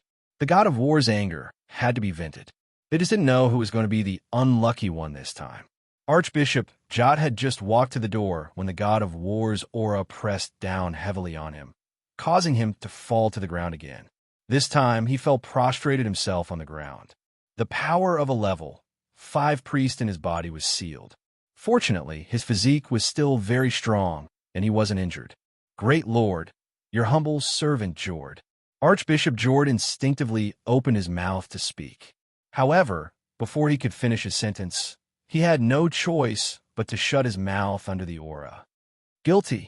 The god of war's divine intent was conveyed to all the priests and priests in the aura.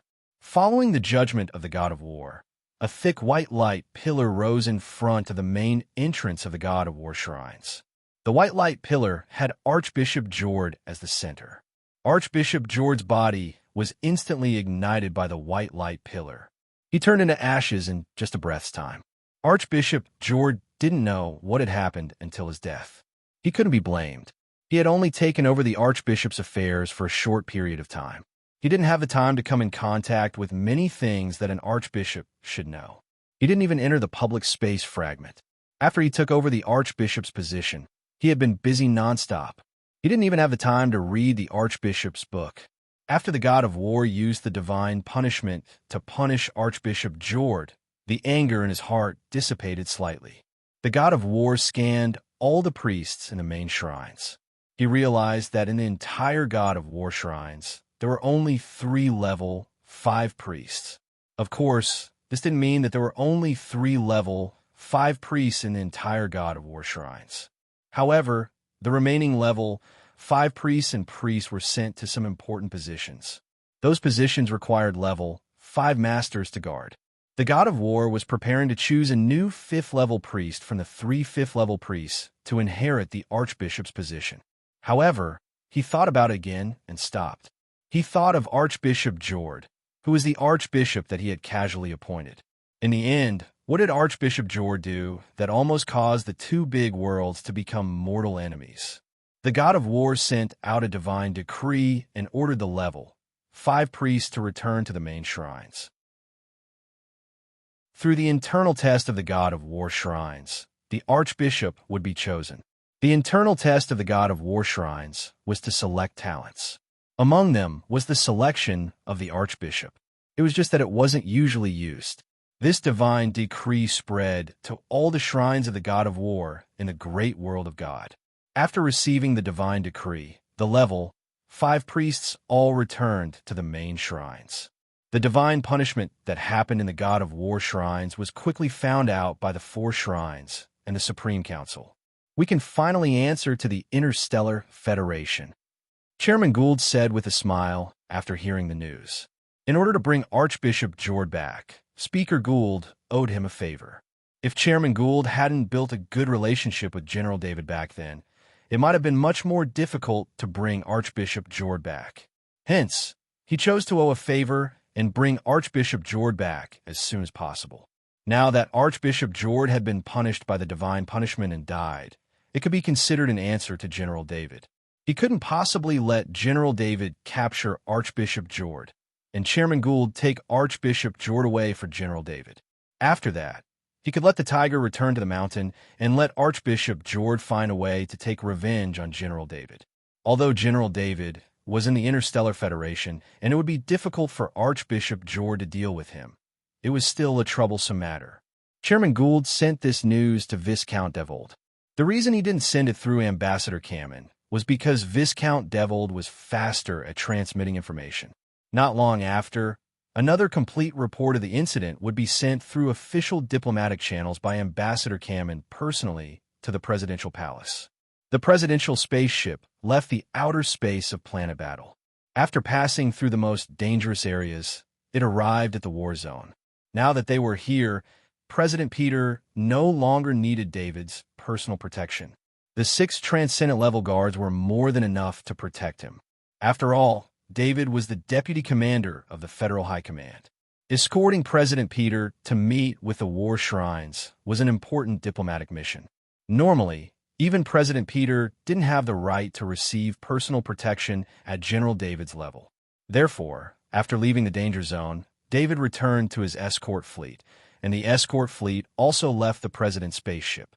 President Peter's subsequent journey would be escorted by another military fleet. When David left, he took the 2 5th-level high priests and 2 5th-level high priests with him. These were his captives.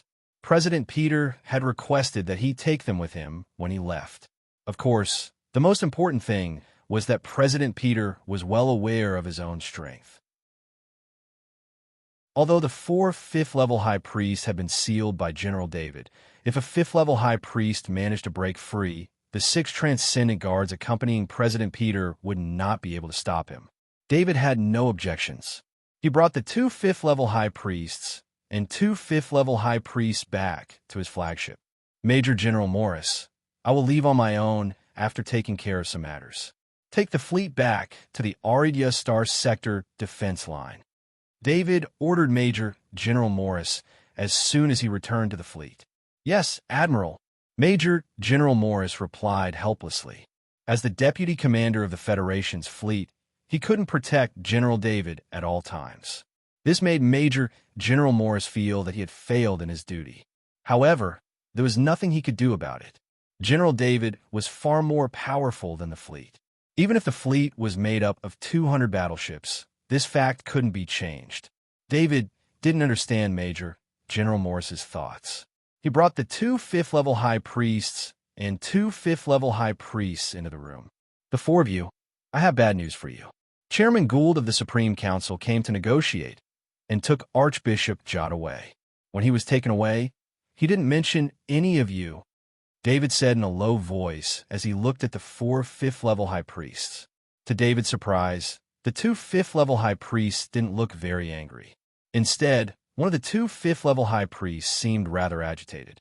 Archbishop Jot will definitely save us, the 5th-level high priest cried out. Just then, a message flashed across David's identity bracelet. He was now in a fleet and had long-distance communication equipment. Although he wasn't in Skynet, he could still use his identity bracelet to communicate. When David saw the message on his identity bracelet, he couldn't help but shake his head. Archbishop Jot had been executed by the god of war's divine punishment. This news didn't make David happy. Even if Archbishop Jot hadn't been punished, he wouldn't have been able to live for long. Through the demigod clone, David used the last step he had taken on Archbishop Jot to inject a ball of Black Dragon's strength energy into Archbishop Jot's body. That ball of Black Dragon's strength energy would explode in 5 days. If Archbishop Jot had been in the shrines of the god of war, the explosion of the ball of Black Dragon's strength energy would not only kill Archbishop Jot, but also cause significant damage to the shrines. However, the divine punishment not only killed Archbishop Jot, but it also eliminated the ball of Black Dragon's strength energy in his body. Archbishop Jot won't be saving you because he has been punished by the god of war. David said to the 5th level high priest calmly. No, that's impossible. The 5th level high priest shook his head uncontrollably. Gentlemen, it seems like you have no value. According to the laws of the Interstellar Federation, people of the great world of God who are 5th level can't enter the Interstellar Federation. Therefore, you only have 2 choices. The first is to die, and the second is to become a member of the Interstellar Federation. David said to the 4 5th level powerhouses. The resurrected 5th level knight clone wasn't as flexible as a real 5th level knight. If these 5th level powerhouses who had been abandoned by the shrines of the god of war were willing to submit to him, he had ways to control them. Chapter 1170. Just kill me, the 2 level 5 priests said at the same time. These 2 level 5 temple knights were trained by the shrines of war. Their job was to protect the archbishop. They were like death knights. The 2 level 5 temple knights had strong willpower, which was not unexpected to David.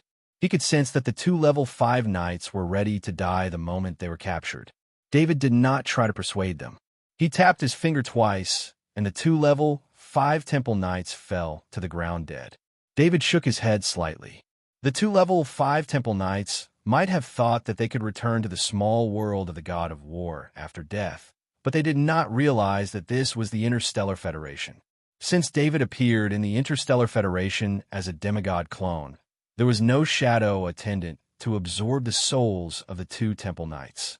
Even so, their souls could not return to the small world of the god of war. What are you 2 going to do? David asked the 2 level 5 priests. The level 5 priest who had lost control earlier was pale. The death of his 2 level 5 temple knights was a huge blow to him. If this was the great world of God, level 5 priests would not be afraid at all. They believed that their souls could return to the small world of the god of war.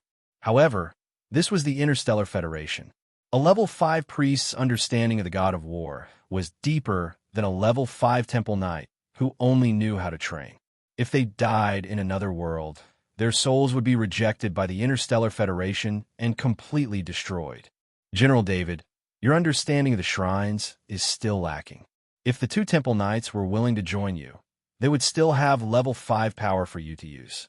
However, a level 5 priest like me would lose the foundation of my power if I betrayed the Lord. You wouldn't want a piece of trash like me, would you? The other level 5 priest said with a faint sneer. This is the Interstellar Federation. Even if you betray the god of war will not be able to sense it. As long as you believe in another god, you can perfectly avoid the backlash from the god of war. David said to the level 5 priest with a smile. How do you know so much about God? The level 5 priest's face tensed up. Don't worry about how I know. I don't have much time. Make a decision quickly. David said in a deep voice. I choose a dignified death. The level 5 priest gritted his teeth. David pointed his finger and took the life of the level 5 priest. He then looked at the last level 5 priest. This level 5 shaman was clearly afraid of death. The continuous deaths of his companions caused him to tremble all over. David frowned slightly. Was it really worth subduing a level 5 shaman like this? Which god should I believe in? The 5th level priest suddenly asked. The 5th rank priest had made his choice. He had chosen to live, not to die. As soon as the level 5 priest said this, the remaining power of faith from the god of war in his body completely dissipated. After leaving the great world of God, the level 5 priest's energy was sealed. Since he had lost his connection with the god of war, he didn't have much faith left in him. After saying this, the power of faith in the level 5 priest's body completely dissipated. The level 5 priest's face contorted in pain. His 100 years of faith had been betrayed. Due to the difference in the great world, he wouldn't be affected by the backlash from the god of war. "What's your name?" David asked with a smile. Although the level 5 priest had many shortcomings, he was still a real level 5 priest. Due to the uniqueness of a level 5 priest, the power of faith in a level 5 priest would dissipate once he was revived. He would only be revived as a level 5 spirit prodigy, not a real level 5 priest. "My name is Alden."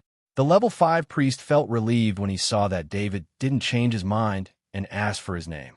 From a level 5 priest's point of view, someone as important as General David wouldn't waste time asking for his name if he didn't really want to recruit him. "Very good, level 5 priest Alden. This is a holy text contract. Once you sign it, you will know which God you believe in," David said as he drew a holy text contract in the air with his finger. Although this wasn't David's real body, a demigod clone could use a holy text contract to bind a level 5 priest. The level 5 priest wouldn't be able to resist at all. After signing a holy text contract like this, the priest wouldn't even have the heart to fight back, let alone have the power to fight back. This was countless times worse than a connection of faith. If the level 5 priest Alden signed a holy text contract, as long as he had any hatred in his heart, he would receive backlash from the contract. "May I ask what level you are at now?" The level 5 priest Alden had no other choice. He sent a sliver of his soul into the holy text contract as he asked with his last shred of hope. If General David was at the legendary level, the level 5 priest Alden would have a chance to break the holy text contract.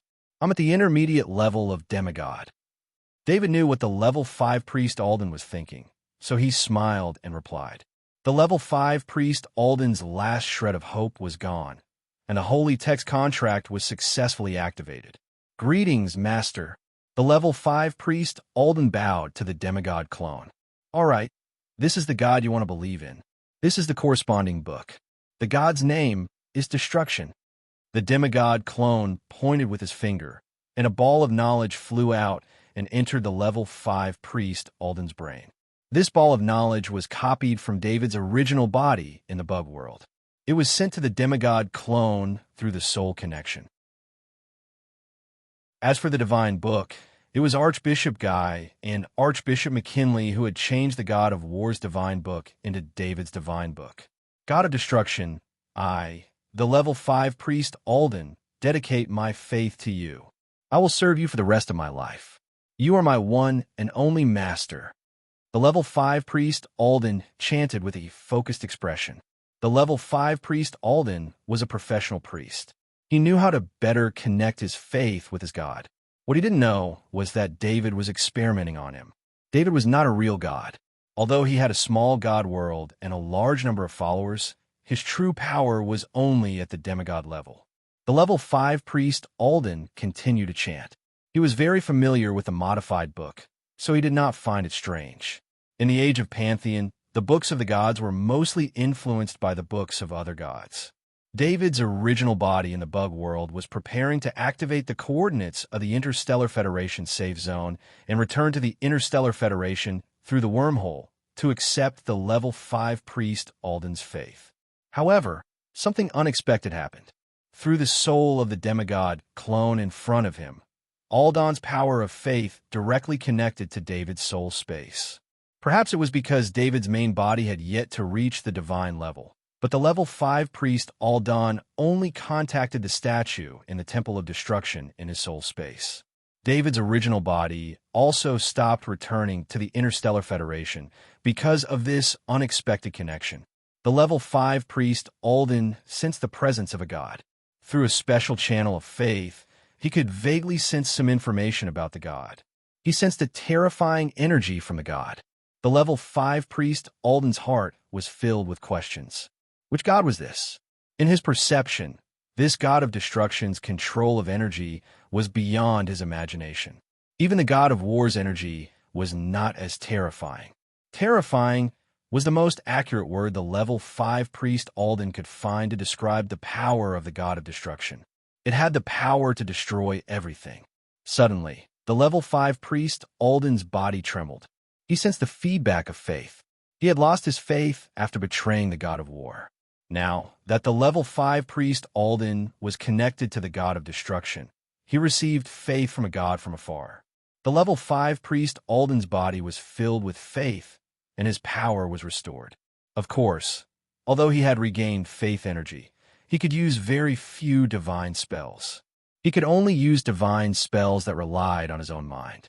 As for the more powerful divine spells, he could not use them because he needed to communicate with the god of war.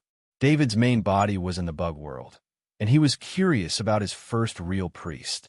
He was sensing the level 5 priest Alden's situation through the level 5 priest Alden's faith channel.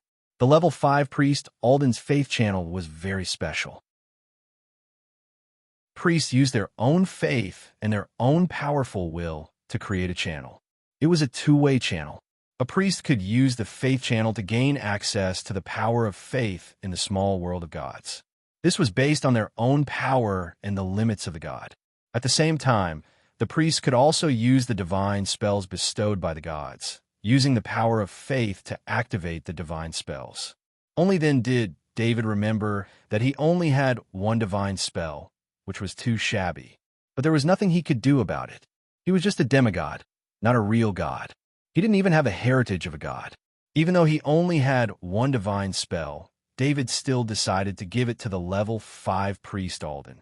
David transferred the light divine spell to the level 5 priest Alden through the level 5 priest Alden's faith channel. The level 5 priest Alden didn't know what the god of destruction was thinking. The level 5 priest Alden was given the right to use faith, but there was no divine spell. While he was thinking, a divine spell was transmitted through the channel of faith. It was the light divine spell that Alden was very familiar with. The runes of the light divine spell shone with a faint golden light. Given his familiarity with the radiant divine arts, he naturally knew that the radiant divine arts he had learned in the past were not of this color. Afterward, Alden's eyes widened as he read the information about the divine light spell. Since David couldn't control the holy spells as well as the god of war, when he bestowed holy spells, he directly bestowed them with god-level holy spells. Normally, there wouldn't be a god that would bestow a godly light divine spell. Only a god should be able to control it. Even if the godly light divine spell was only a copy of the pattern, the god could take it back at any time.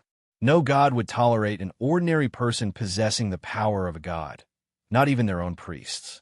The level 5 priest Alden didn't know that the radiant divine art he received was god level, but the golden color that only a god could have made him guess. After comparing it with the knowledge he had gained, he understood that this light divine spell was much more powerful than the light divine spell he had learned before. However, the level 5 priest Alden discovered something strange. He was in the Interstellar Federation, but he wasn't suppressed by the laws of the Interstellar Federation. There was only one possibility, and that was that the god of destruction was the god of the Interstellar Federation. The level 5 priest Alden's mind was in a mess. The Interstellar Federation was a world without faith. This was the consensus of the great world of God after thousands of years of observation. He didn't believe that the information the shrines had was wrong. The great world of God's intelligence network was deeply embedded in every corner of the Interstellar Federation. From the government to the civilians, almost every important department had a pawn of the world of God's intelligence. Too mysterious. The level 5 priest Alden thought to himself.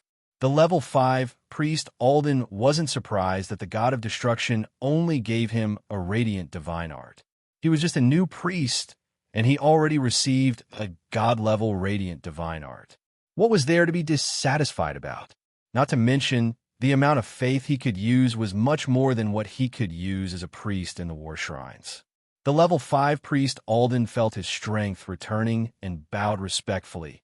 "Master, what do you need me to do?" The level 5 priest Alden thought that since David had spent so much effort, there must be an important mission for him. "You don't need to do anything. Just stay in the fleet and pray every day," David said with a smile. David only asked the level 5 priest Alden for an experiment. He didn't plan on developing faith in the Interstellar Federation. Not to mention, the Federation's people had been educated since they were young, so it was unlikely that they would accept the faith of a god. It was possible for the people of the Federation to worship someone, and it wasn't a problem for them to develop faith. However, this kind of faith wasn't stable. It could only be considered a shallow belief. When someone better appeared, this kind of worship would be transferred, and so would the faith. There was an obvious difference between faith in a god. It required a firm trust in a god. Only with this kind of trust would the faith not change due to any external factors. Chapter 1171. Major General Morris. Let me introduce you. This is Alden, a level 5 priest. From now on, he will be staying on this flagship. The clone of the demigod summoned Major General Morris and introduced him to him. Admiral David, is he safe? Major General Morris was a professional soldier, so he asked whatever he wanted to know. This fleet was David's private fleet. Since David had given him the command, he had to be responsible for David's private fleet. Alden, the level 5 priest, has joined me.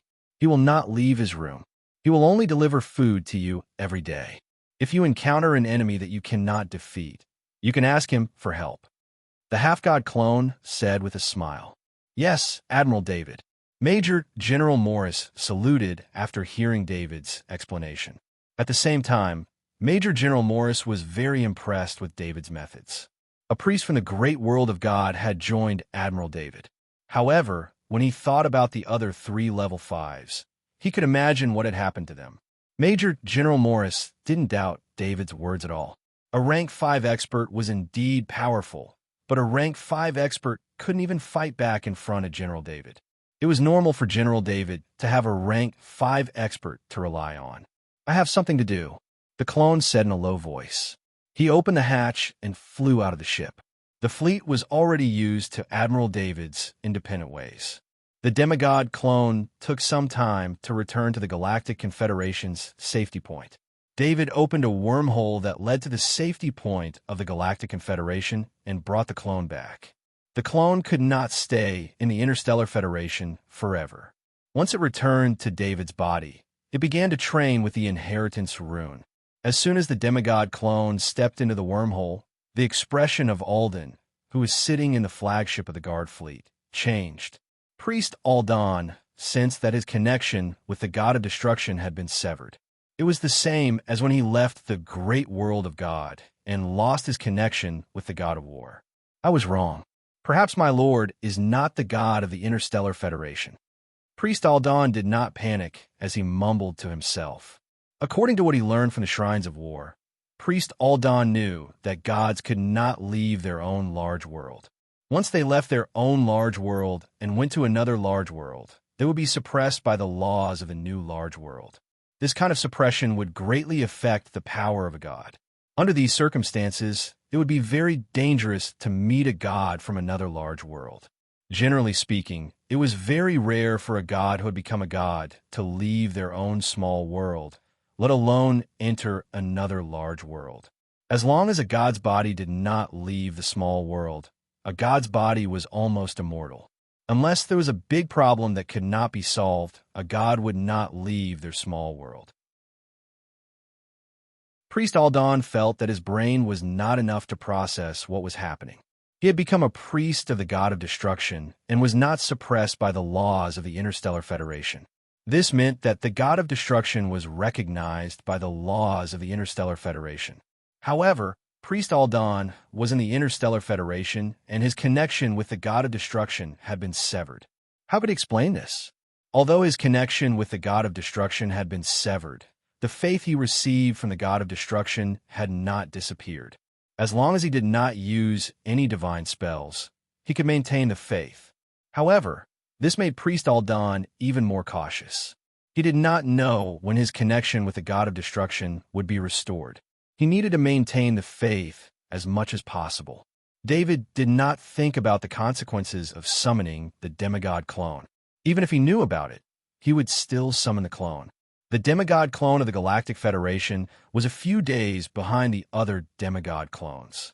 Luckily, When the blood of the 5 demigod clones was connected, the energy of the 5 demigod clones, including the power of the black dragon, was distributed equally. Although the other 4 demigod clones lost some of their cultivation results, the 5 demigod clones' abilities were balanced once again. David's actions had affected the 3 large worlds, but the Interstellar Federation's was the least affected. The Interstellar Federation was furious with the actions of the great world of God's war shrines. Archbishop Joe. Some factions openly expressed their dissatisfaction with the war shrines.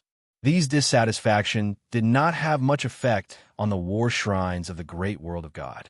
There were very few shrines of the war shrines, even on Warstar. In this incident, General David became a hero once again. In the government's announcement, General David's heroic deeds of defeating the shrines of the war David made him even more famous. The government's announcement emphasized President Peter's friendship with General David. This greatly increased President Peter's support. Because of this, President Peter secured his position as president of the Federation. At least with General David's support, no one dared to go against him. The Interstellar Federation situation was not that troublesome, but the great world of God was truly chaotic. The reputation of shrines of the war shrines had dropped to a freezing point. If not for the god of war, the war shrines would have collapsed long ago. The war shrines had suffered heavy losses recently, and they needed a new batch of blood. This needed to be done from 2 aspects. On the one hand, there was the ready-made fighting force. This was to select suitable knights from among the knights to join the shrines of war and become priests. Usually, this kind of opportunity was very rare. The 5 shrines almost never used this method to recruit people because the loyalty of the knight recruited in this way was not guaranteed. The shrines had to deal with the internal affairs of the war shrines. Without a certain level of loyalty, they would bring a lot of trouble to the war shrines. But now, the war shrines couldn't care less about this. The large number of deaths of 4th-rank Sky Knight and 5th-rank Knight shrines left the war shrines in a tight spot. But no one would have thought that after the war shrines released the recruitment notice, the number of people who responded could be counted on one hand, and not a single 5th-level knight of the temple signed up. Unless there was no other way out, which knight would be willing to become the enemy of the Supreme Council and all the nobles? Yes, under such circumstances, joining the war shrines would, to a certain extent, become the enemy of the nobles and the Supreme Council. On the other hand, the recruitment of new blood was also to accept children with qualifications. Some of the top nobles, non-direct descendants, and even the second sons of the direct descendants would take the initiative to send some of them to the shrines. This time, the war shrines were in an awkward situation. After announcing that they wanted to accept a batch of children with qualifications, no nobles sent any of their children over. There were 2 kinds of children with qualifications. One was the children with bloodline, who were all future knights. The other was the children with spiritual talent. Almost all of them were sent to the shrines after they were discovered. If the children with spiritual talent were not sent to the shrines after they were discovered, they might be discovered by the followers of the evil gods and disappear mysteriously one day. The war shrines originally had their own base, and some places of faith were places to nurture talents.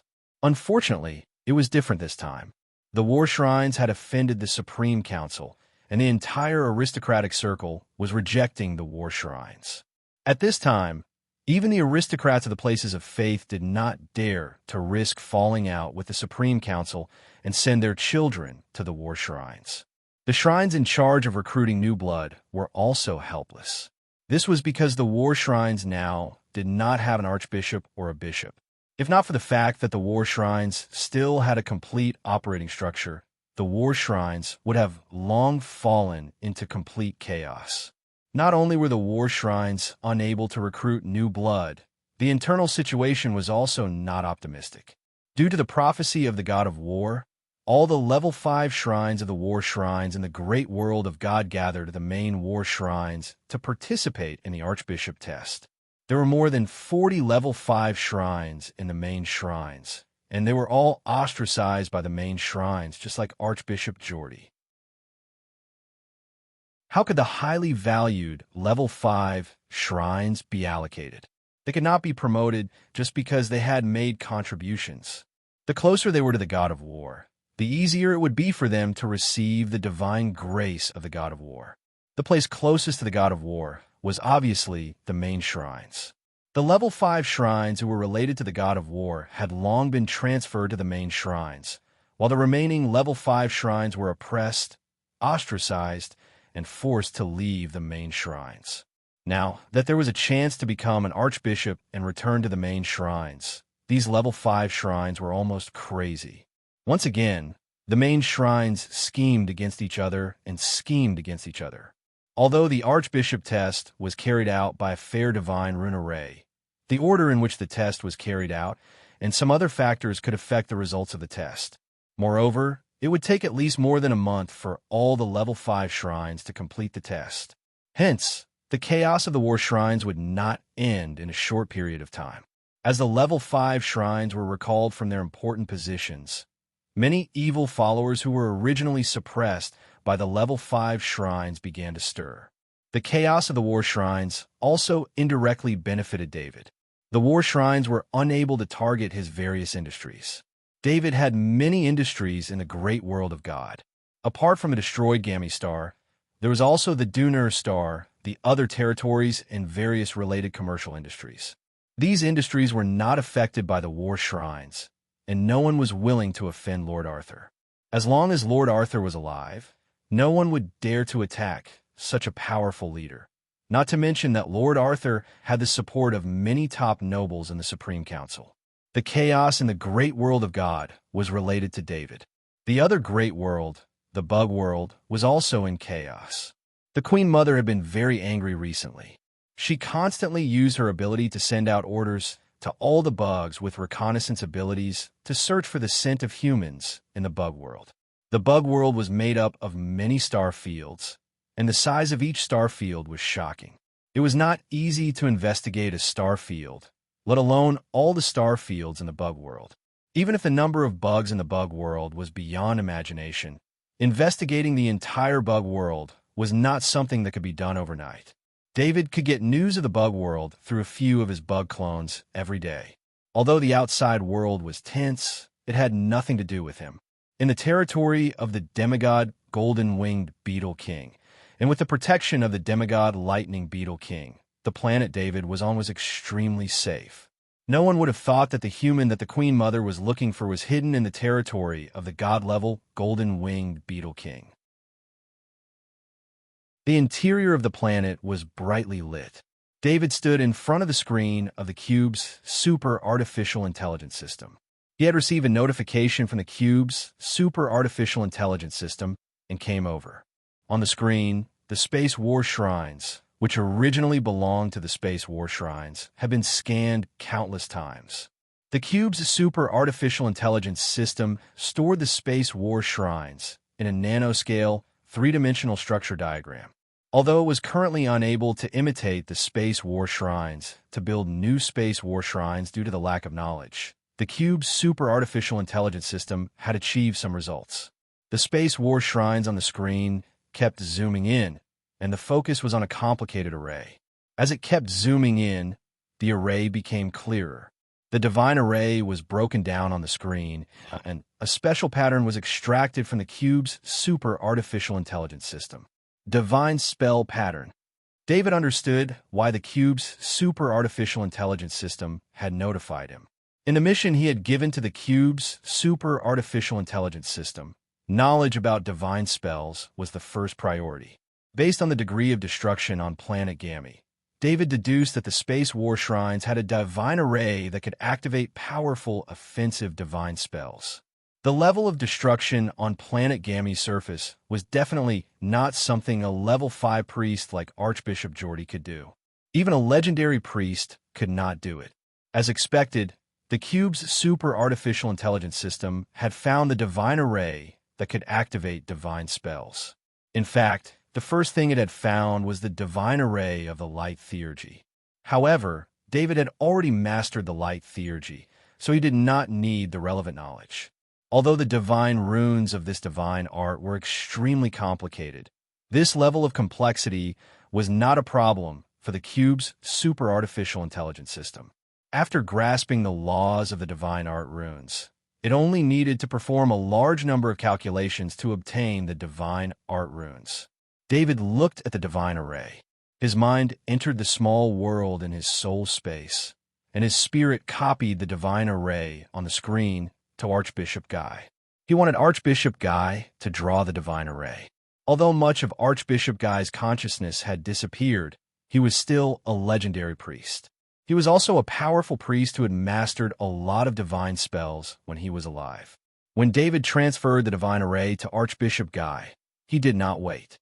Archbishop Guy controlled the power of faith in the small world in his soul space and formed the same divine array in front of him. Chapter 1172. This was not to say that Archbishop Guy was really that strong, but he had mastered this divine spell in the first place. Some of Archbishop Guy's consciousness had been erased, but a lot of his knowledge still existed. The divine spell pattern sent by David stimulated the knowledge in his soul and allowed him to cast it easily. After he cast the divine spell pattern, the world tree swayed gently. Before the divine spell pattern was fully activated, it was absorbed by the world tree. The divine spell pattern was absorbed by the world tree and formed a crystal fruit hanging on a branch. David did not expect this to happen. He originally wanted to use Archbishop Guy to cast a divine spell, and then rely on his faith connection with Archbishop Guy to obtain the process of Archbishop Guy casting the divine spell. He did not expect the world tree to take the initiative to solve his problem and directly turn the divine spell pattern into a fruit. David's mind came into contact with the fruit. The fruit was divided into two parts, just like when he absorbed the knowledge orbs. One part of it turned into a pattern and flew into the soul fortress, and the other part turned into knowledge and entered David's mind. After receiving the knowledge, David also learned the name of this divine spell. It was Retribution, an extremely powerful divine spell. After seeing the effect of Retribution, David realized that this was the culprit behind the large amount of pollution on the surface of Kami. Retribution was the same as light in that it could be passed on to a specific believer through a two-way faith channel. David withdrew his mind from the small world in his mind space. He looked at the space war shrines in front of him with even more enthusiasm. There were many such divine patterns in the space war shrines, and there should be many more divine spells that could be extracted. In his eyes, the space war shrines were like a divine spell book, waiting for him to master. However, this matter could not be rushed. The Cube Super AI was already the best AI system in the Interstellar Federation, and David's own understanding of the great world of God was also inside. It could be said that the Cube Super AI system was the only AI system that could systematically analyze and study the great world of God's divine patterns. All David needed to do was to wait. Give the cube enough time, and all the secrets of the space war shrines would be discovered. David summoned the Shadow Attendant. Recently, the Shadow Attendant had absorbed soul energy, but David did not use it. Instead, he left it all to the Shadow Attendant. Although the Shadow Attendant's appearance did not change much, David noticed that the Shadow Attendant's purification process of the two divine souls had sped up.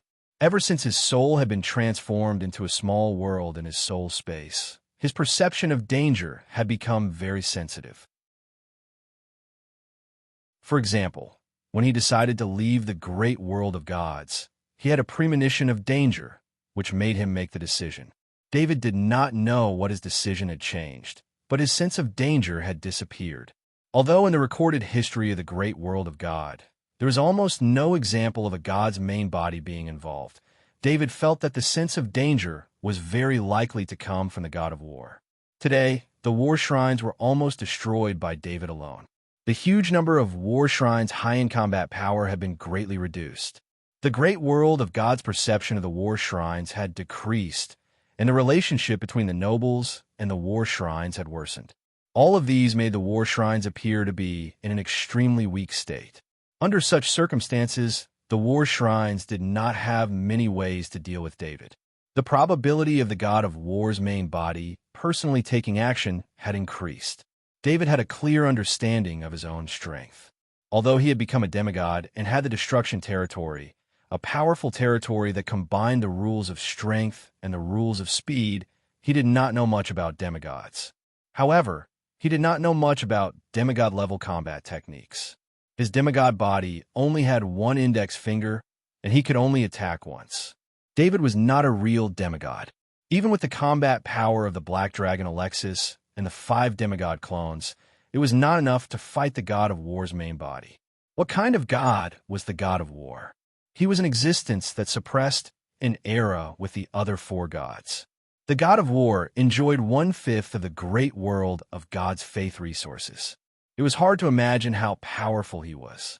Although the Black Dragon Alexis was also a god, he had been captured and tortured by the god of death for tens of thousands of years.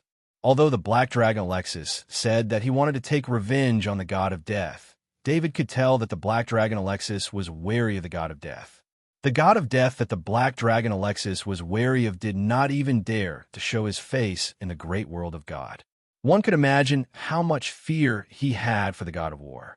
If David wanted to have the confidence to face the god of war's main body, he would need the cooperation of at least a few gods. For others, this request was almost impossible. Every god was a proud being. It was rare for them to work together to fight, let alone work together against a powerful god. They needed to trust each other. However, David was confident that as long as the shadow attendant successfully purified the souls of the 2 bug gods, he could use the main body to revive them. With the cooperation of the 2 bug gods and the Black Dragon Alexis, he was confident that he could fight the god of war's main body. 2 more months, and I'll return to the great world of God, David muttered to himself as he looked into the distance. This time, he was forced to leave the great world of God by the god of war. Even his home in the great world of God was destroyed by the god of war. He had been suppressing the anger in his heart for a long time. He was waiting for the day when he could vent his anger. Days passed, and there was no trace of Lord Arthur in the great world of God.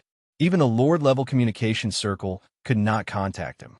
Only the top nobles in the shrines of war knew that Lord Arthur had left the great world of God. President Gould, can you still contact Lord Arthur? Lord Ludwig asked. This was an internal meeting of the Dawn Alliance. It was a remote meeting conducted through the Lord-level communication circle. The foundation of the Dawn Alliance was the red wine in Lord Arthur's hands, and the notary of the signed contract was also Lord Arthur. It could be said that Lord Arthur was the foundation of the existence of the Dawn Alliance. Lord Arthur's safety is not a problem. I don't know where he is, but when needed, I can find him through emergency contact. President Gould understood Lord Ludwig's worries and explained with a smile. Prioritize Lord Arthur's safety. Don't contact him for a while at least. He has done too much damage to the shrines of war. I'm worried, Lord Darrell said with a bitter smile. Even these top nobles saw Lord Arthur's continuous damage to the shrines of war. Although these things were provoked by the shrines of war, the shrines of war had indeed suffered huge losses. I know. I won't open emergency contact if there is no major event. Lord Arthur has stolen our limelight. Compared with what he has done, our promotion to legend has not made any waves. President Gould also said with a helpless smile. Among the 15 lords present, 13 of them had already reached the legendary rank. The other 2 lords had already attempted to break through once, but failed. Fortunately, they got the red wine from President Gould, so their strength was not damaged too much. After stabilizing for a while, the 2 lords still had the opportunity to break through to legend again. 13 out of 15 lords had succeeded. This ratio was not low. But considering that each of these 15 lords was the top knight of the great world of God, they were the top knight geniuses, and their talents were even more extraordinary. Of course, the most important thing was Lord Arthur's red wine, which guaranteed a high probability of promoting to legend. The lords of the Dawn Alliance analyzed their experiences of success and failure and came to a conclusion. Without the use of the red wine, The probability of advancing to the legendary rank was so low that a level 5 temple knight would not dare to try it. Unless they could get the same resources as the red wine, it was possible to guarantee the success of the promotion. With so many legend knights, if it weren't for Lord Arthur stirring up trouble outside and causing chaos to the shrines of war, the other 4 shrines would not recognize the existence of a legend knight so easily. We can't let Lord Arthur always be at the front. We still have to increase the action against the war shrines. Lord Ludwig pointed out the theme of this meeting.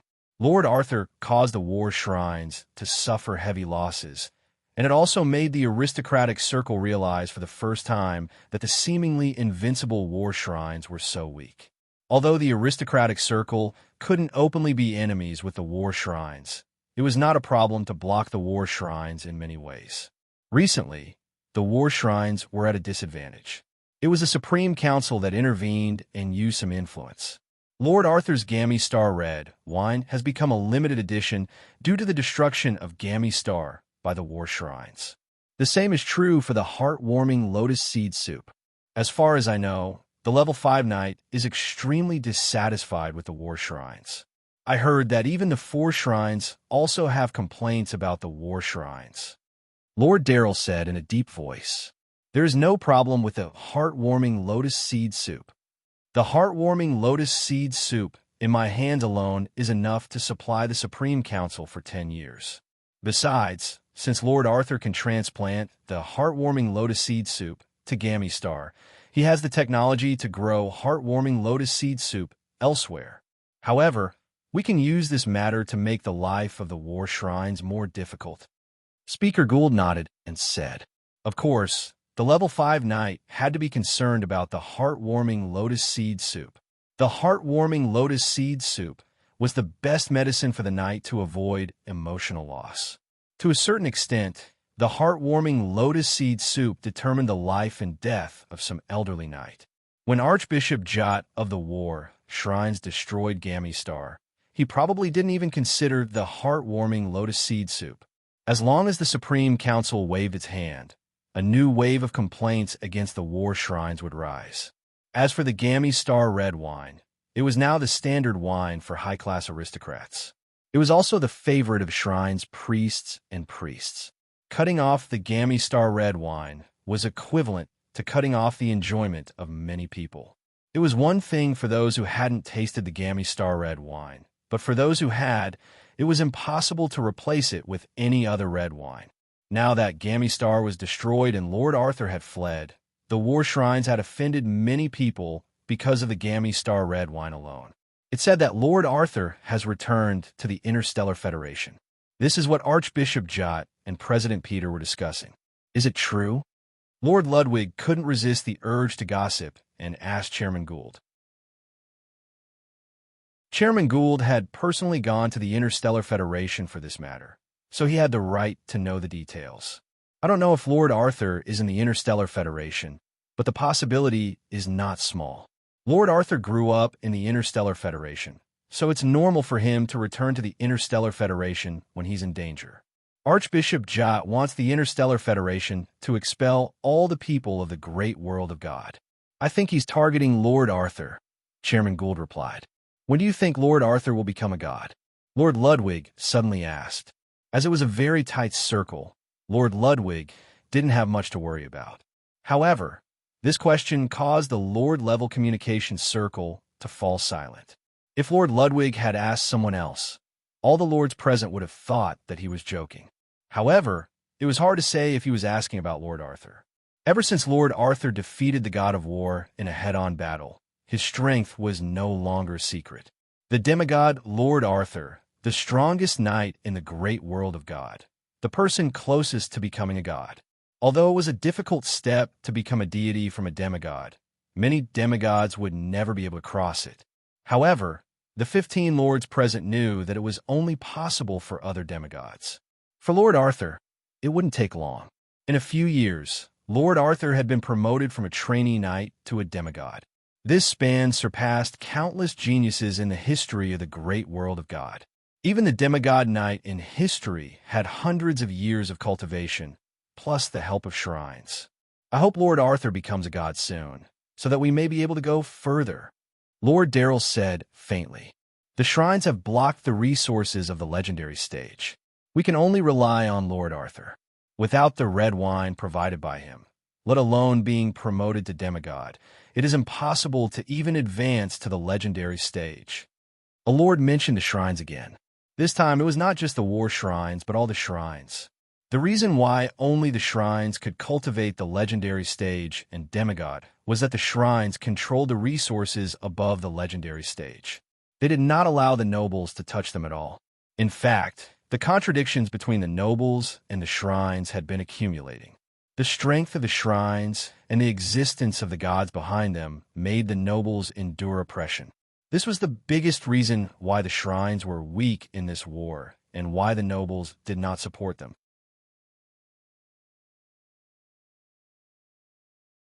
Chapter 1173. After 40 days of excitement, the Archbishop of the War Shrines was finally chosen.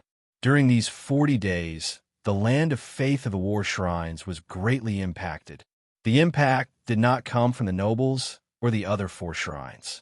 At least the nobles and the 4 shrines would not openly target the War Shrines. The impact of the War Shrines' land of faith mainly came from the followers of evil gods. In just a short period of 40 days, there were close to 10 large-scale evil god incidents. The War Shrines were slow to react, so each of these incidents would kill millions of people. If it were not for the help of the 4 shrines, the impact of these incidents would have been even greater. But to the War Shrines, these incidents were not a big deal. They used 40 days to choose an archbishop and let the War Shrines have a new leader. In the main temple of war, more than 40 level 5 priests were looking at the level 5 priest McIntyre in front of the statue of the god of war with envy and jealousy. McIntyre was the one who performed the best in the archbishop's test. He was also the one who had the most tricks up his sleeve.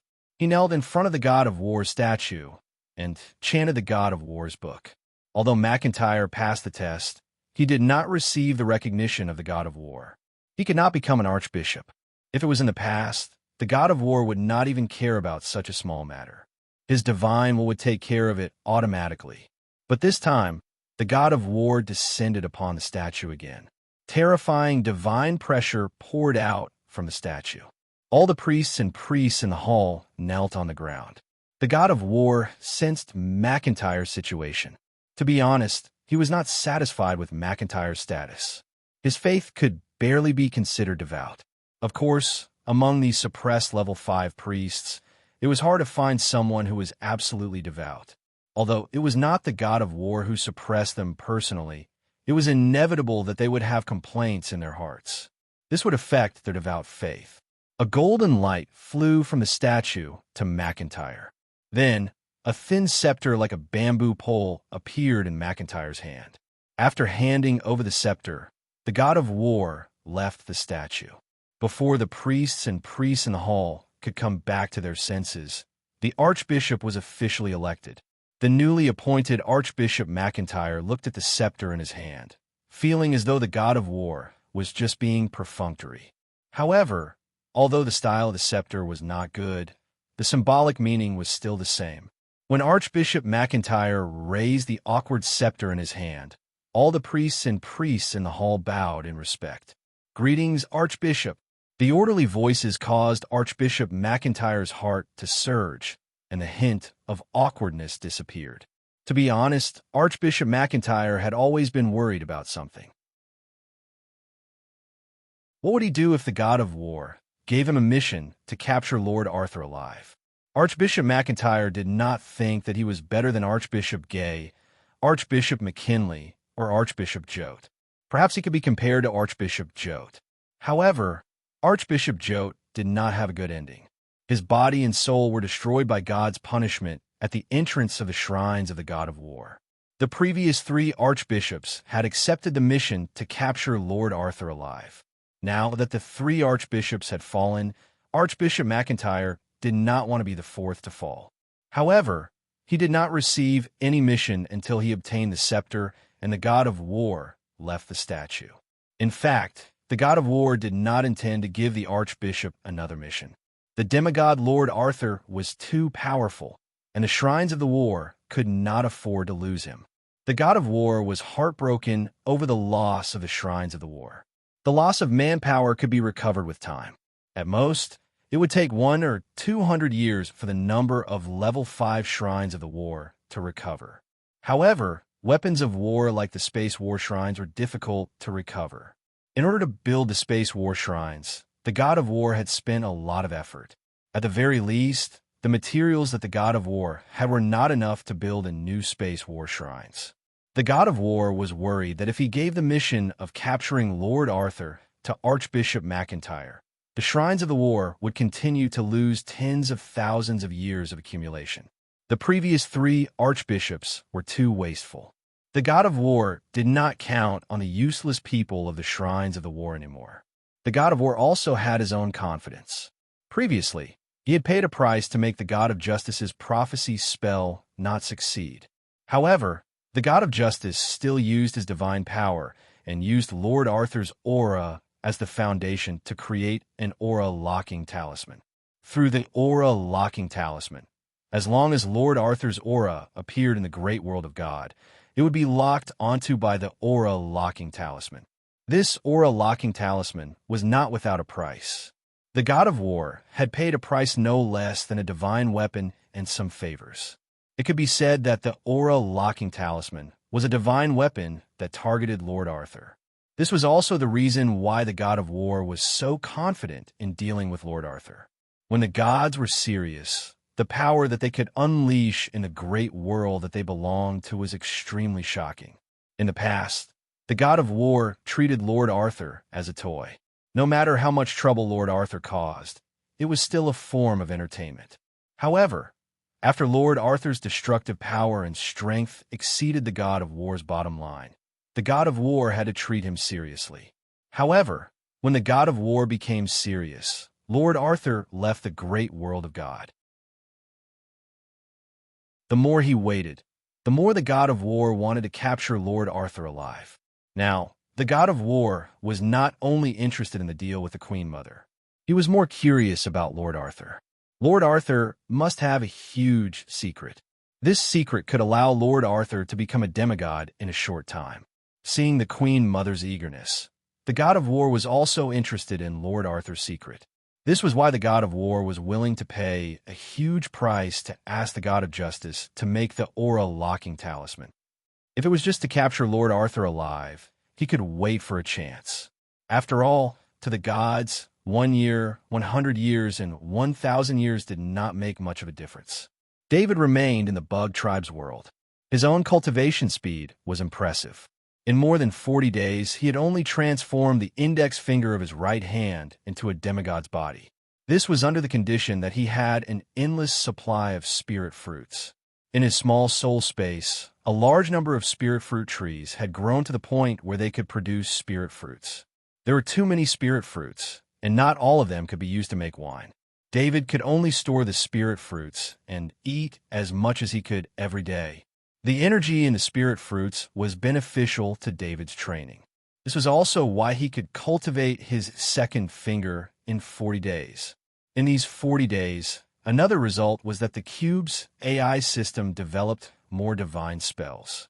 David now had the blessing divine spell, the minor healing divine spell, the devout shield divine spell, the sharpening divine spell, the curse removal divine spell, the truth divine spell, plus the light divine spell and the punishment divine spell. His divine spells were not as shabby as before. Among these divine spells, there were various types of divine spells, forming a divine spell system that covered a wide range of divine spells. Since this set of divine spells was obtained from the Space War Shrines, the god of war was not good at healing divine spells. Therefore, there was only the minor healing divine spell. However, these divine spells were enough. David could now pretend to be a god without anyone noticing anything wrong. Currently, he was deceiving the 5th-level priest of Alden. It was not right to say that he was deceiving. He had 5 demigod clones, a master-servant contract with the Black Dragon Alexis, and 2 god-level Zergs. Even though David was still a demigod, his strength had long surpassed that of many god-level Zergs. David's heart skipped a beat. Lord Harlow had received new information. It turned out that the Shrines of War had elected a new archbishop. According to the information, Archbishop McIntyre had no intention of dealing with Lord Arthur at all. Even the intelligence system of the War Shrines had stopped investigating Lord Arthur. The first thing Archbishop McIntyre did after taking office was to take the initiative to apologize to Chairman Gould of the Supreme Council for the arbitrary actions of his predecessor, Archbishop McIntyre, in hopes of reaching an understanding with the Supreme Council. Chairman Gould had yet to reply, but Archbishop McIntyre's attitude had restored some of the reputation of the War Shrines. David looked at the information. He was no longer at the level of Archbishop McIntyre, so he just took a look at the information. He was relieved that Archbishop McIntyre had no intention of making things difficult for him. He was still worried that the Shrines of War would suppress his territory and industry. David did not care much about his territory and industry, but these territories and industry provided for the people in his territory. These people depended on him for survival. Just as he was thinking about it, the shadow attendant took the initiative to contact him. David pressed his hand on the shadow attendant's shoulder. In the shadow attendant's body, the two phantoms were the souls of the Titan Golden Emperor and the Blade Mantis Emperor, the two Zerg god-level experts. In the past, no matter how he probed, the two god-level insectoids, the golden-armored Titan Emperor and the Blade Mantis Emperor, seemed to have a layer of protective film on the surface of their souls, preventing his mind from entering.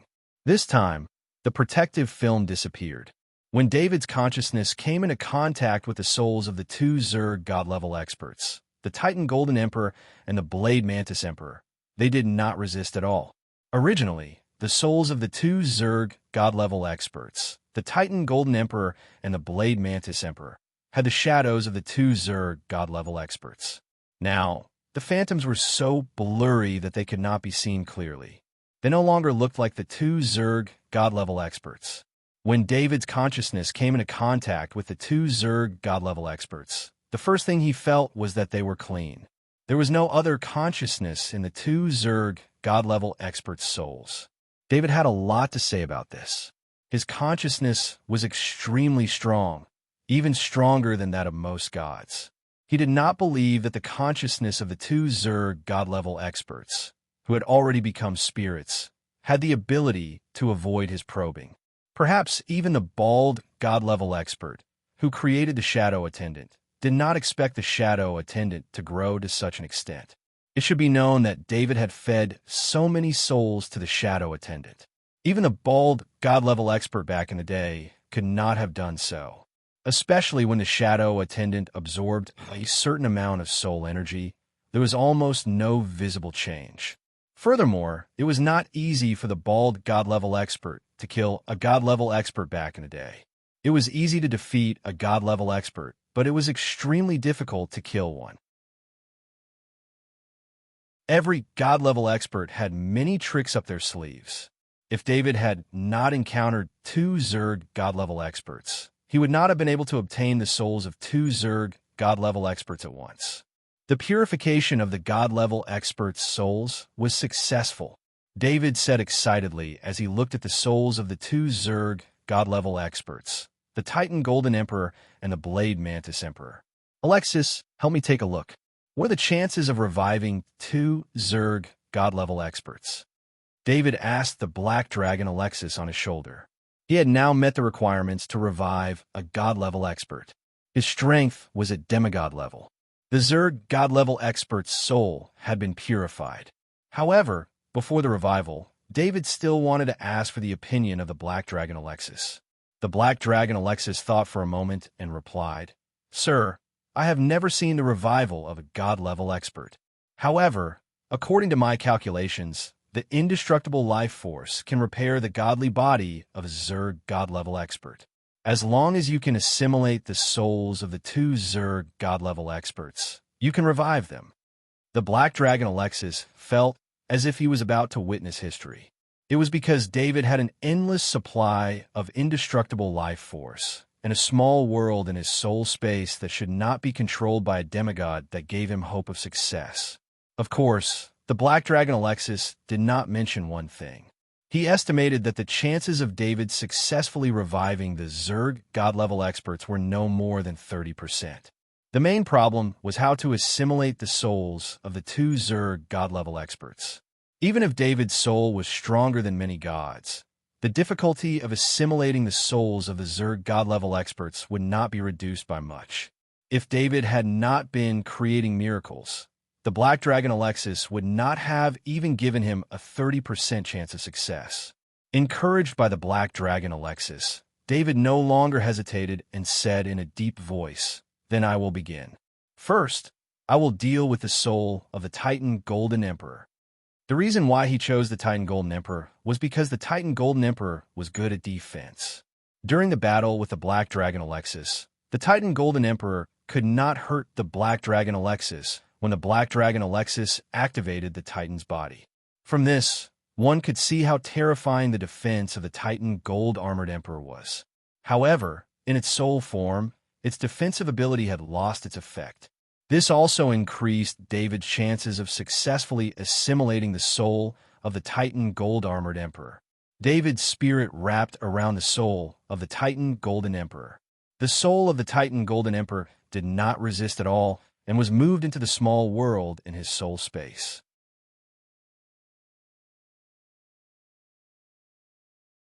Chapter 1174. The moment the Titan Golden Emperor's soul entered the small world in the soul space, the soul that had lost its consciousness suddenly came to life. The soul quickly transformed from a blur into the Titan Golden Emperor's original form. When it opened its eyes and looked at its surroundings, it couldn't help but be shocked. When the soul of the Titan Golden Emperor was being purified, it also thought of resisting. However, it soon realized that no matter how much it resisted, it couldn't escape the fate of being purified. Therefore, the Titan Golden Emperor put its main consciousness into the core of the God-tier soul. Most God-tier soul cores could only contain very little consciousness and knowledge. However, the God-tier soul core of the Titan Golden Emperor was different. Its God-tier soul core was naturally very large and could contain more consciousness and knowledge. With the core protecting its main consciousness, most of the Titan Golden Emperor's consciousness was separated from its main consciousness and scattered to various parts of the soul, allowing the shadow attendant to purify it. If the shadow attendant was smart enough, it might have discovered the Titan Golden Emperor's plan. However, when the shadow attendant sensed that the soul of the Titan Golden Emperor was no longer resisting and that it was being purified, it ended the purification process. Under normal circumstances, the Titan Golden Emperor would constantly struggle when it realized that it was being purified. The consciousness in the soul core of the Titan Golden Emperor would automatically be drawn out during the process of its struggle. Unexpectedly, the Titan Golden Emperor chose to endure and pretend that it was being purified. The shadow attendant didn't have the ability to purify a God-tier soul core. The soul core contained the last hope of a god existing in this world. When a main consciousness in the soul core of the Titan Golden Emperor realized that its soul had been transferred, the main consciousness of the Titan Golden Emperor immediately regained control of its soul. "Where is this?" The Titan Golden Emperor cried out in horror. It was no wonder that the Titan Golden Emperor felt strange.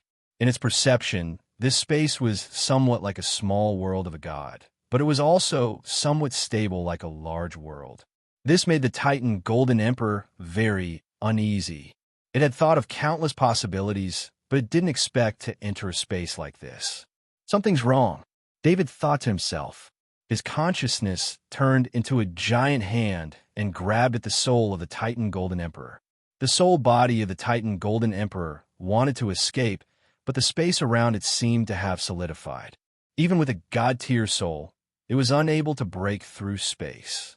This was David's world, and he was the master here. If David wanted to imprison any life form in this world, it would be easy for him to do so, unless the life form could break the small world in the soul space. David's consciousness giant hand grabbed the soul of the Titan Golden Emperor. Looking at the soul of the Titan Golden Emperor in his consciousness giant hand, he felt a headache coming on. Originally, he thought that the shadow attendant had cleaned up the remnant consciousness inside. Who knew that the soul of the Titan Golden Emperor still had its own consciousness? Just as David was in a dilemma, a branch of the world tree stretched out. David's heart skipped a beat. He could feel the world tree's thoughts. The world tree wanted the soul of the Titan Golden Emperor. World tree, I have a use for this soul body. I want to turn it into my soul clone. David didn't know if the world tree could understand his request, but he didn't want the world tree to use the soul of the Titan Golden Emperor for other purposes. The tree of world understood and took the soul of the Titan Golden Armored Emperor. Strands of strange energy appeared on the branch of the world tree and rushed toward the soul of the Titan Golden Emperor.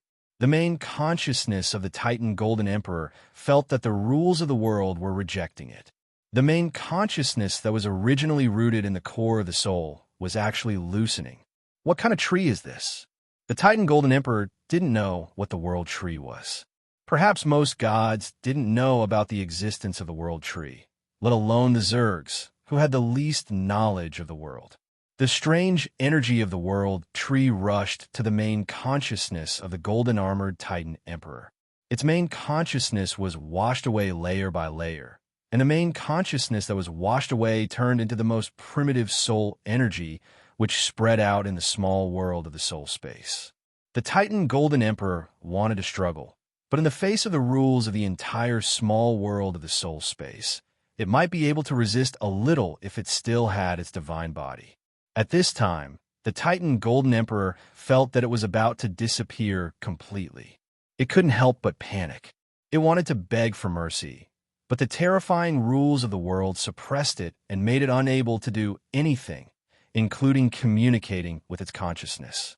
After the last trace of the Titan Golden Emperor's main consciousness disappeared from the core of the soul, the life energy of the world tree wrapped around the soul and turned into a fruit that hung on the world tree.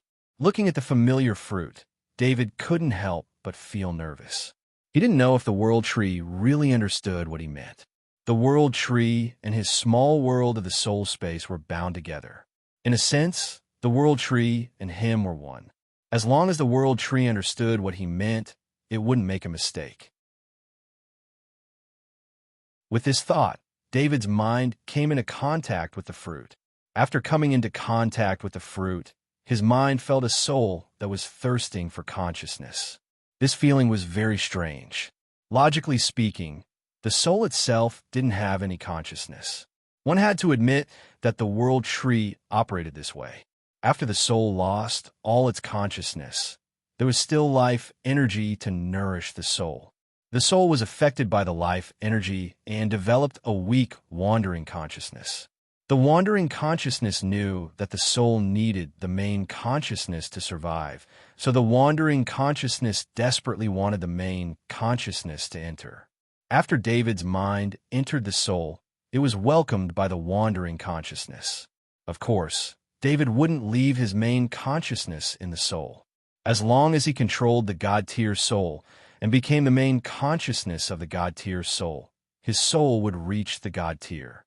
However, he didn't think much of the Titan Golden Emperor's soul. Compared to his own small world of the soul space, the only advantage of the Titan Golden Emperor's soul was that it was God-tier. Other than that, it didn't have any other advantages. Of course, David wouldn't choose a God-tier soul that had lost its potential and give up his main soul that had unlimited potential. With a thought, the 4 legendary soul doppelgangers and the 292 level 5 soul doppelgangers in the soul fortress all emitted a golden light. The golden light connected all the soul doppelgangers, and then a beam of light shot towards the soul fruit on the world tree. This was the process of assimilation. David had used this method in the past to successfully assimilate a large number of soul doppelgangers time and time again. This time, the assimilation took a little longer. After about 10 minutes, the golden light slowly dissipated. David also felt the connection between him and the God-tier soul in the soul fruit. The Titan Golden Emperor's soul in the soul fruit was severely damaged in the previous battle and in the process of being purified by the shadow attendant. However, after the Titan Golden Emperor's soul was transformed into David's new God-tier soul doppelganger, the energy in the soul fruit was quickly absorbed by the God-tier soul doppelganger, and the damaged God-tier soul was restored to its best state. After David's mind entered the Titan Golden Emperor's soul doppelganger, he felt beyond imagination. Although he had become a demigod and thought that he was very close to becoming a god, when he truly entered the God-tier soul doppelganger, he realized the difference between a demigod and a god. David felt that the speed of his mind was like riding a roller coaster. Without activating the talent ability Mindstorm, he was only connected to the Titan Golden Emperor's soul doppelganger. The speed of his mind was like the effect of activating the talent ability Mindstorm. This was also when the Titan Golden Emperor was only left with his soul. David only sensed the difference in the soul of a god. Even just by sensing the speed of thought of the Titan Golden Emperor's soul doppelganger, he understood why a god looked at other life forms like looking at ants. Under this kind of thinking speed, a god and a non-god were not on the same level in terms of thinking speed. It was like two people talking. One person was using all his mind, while the other person only needed to casually deal with the conversation. Most of his mind was distracted by other things. The Titan Golden Emperor was only a god who had cultivated to become a god. He was not a god who had become a god through faith. If he was a god who had become a god through faith, his thinking speed would be many times faster. David was a little hesitant. If it wasn't for the constant threat of the god of war, he might not have been willing to let the Titan Golden Emperor's soul doppelganger leave his small soul world. In order to deal with the threat from the god of war, David had to have an absolutely strong ability to protect himself. David took out the Titan Golden Emperor's divine body. The Titan Golden Emperor's divine body was very miserable. There were many serious injuries on his divine body. These injuries that went deep into his abdomen were nothing to David. However, the most serious injury to the Titan Golden Emperor's divine body was that the back half of his body was cut off. David used the indestructible life force to strengthen the remaining vitality of the Titan Golden Emperor's divine body. Then, he slowly healed the fatal injuries. Only the second half of his body was cut off. It would take a lot of effort to repair it with the indestructible life force. He estimated that the amount of indestructible life force he would need to spend to repair his broken body would be enough for him to sustain for many days. Therefore, David directly took out the second half of the Titan gold-armored Emperor's body. Ever since he obtained the second half of the body from the battlefield, he had taken the god-level flesh and blood from it to conduct experiments. The experiment failed. The Titan Golden Emperor's back half was only left with the bones. All the flesh was wasted. However, even if it was only the back half of the Titan Golden Emperor's body, it could still reduce David's workload by a lot. It would be much easier to just recover the flesh. He connected the back half of the body to the Titan Golden Emperor's divine body. Relying on the automatic connection between the two halves of the body, David did not need to intervene. The two halves of the body were connected together. David spread out his wings. With the help of the energy feather wings, he continuously created indestructible life force and poured it on the Titan Golden Emperor's divine body. Although the recovery speed of the divine body was slow, it was still recovering at a speed visible to the naked eye. David was not in a hurry. He had already waited for so long. A few more days was nothing. The Titan Golden Emperor's divine body was fully recovered after 3 days. Fortunately, the underground space was big enough. Without a soul, the Titan Golden Emperor's divine body was like sleeping. Even if it was sleeping, the Titan Golden Emperor's divine body was still emitting terrifying godly energy waves. Fortunately, this was the insectoid world. Whether it was in the great world of God or the Interstellar Federation, such terrifying energy waves would attract attention. All the shrines in the great world of God had formed a surveillance network that covered the entire world. As long as a godly aura appeared, an alarm would sound. The Interstellar Federation had a similar defense mechanism. However, the Interstellar Federation used a special scanning device that could detect godly auras. Of course, this scanning device could not be placed in the entire Interstellar Federation. It was only placed in the war zone and the star fields near the war zone. All the golden armor on the Titan Golden Emperor's divine body was recovered. Some of the golden armor had not been strengthened for a long time and had not reached its strongest state. However, the missing parts of the golden armor were replaced by new ones. They would not be targeted.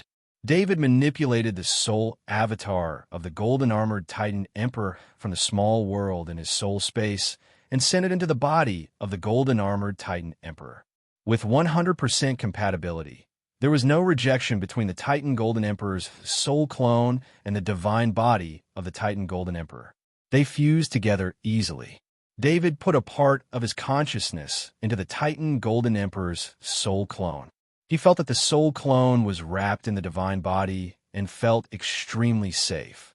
As long as the divine body did not die, the soul that was protected by it would be fine. After the fusion was completed, David felt extreme hunger from the Titan Golden Emperor's soul clone. This did not mean that the Titan Golden Emperor needed to eat. It was just that the divine body lacked the power of faith and was on the verge of dropping to the godly level. David waved his hand, and an Emperor Inheritance rune flew out of the demigod clone that was cultivating. After the Royal Inheritance rune entered the body of the Titan Gold-Armored Emperor, it automatically activated and began to operate. The reason why the Titan Golden Emperor's power was greatly reduced was that he had lost the Imperial Inheritance pattern, and his divine body was severely damaged. Now that his divine body had recovered and the Imperial Inheritance pattern had returned to his divine body, all that was left was to replenish the power of faith in the Titan Golden Emperor's divine body. Of course, David would not completely give the Imperial Inheritance pattern to the Titan Golden Emperor.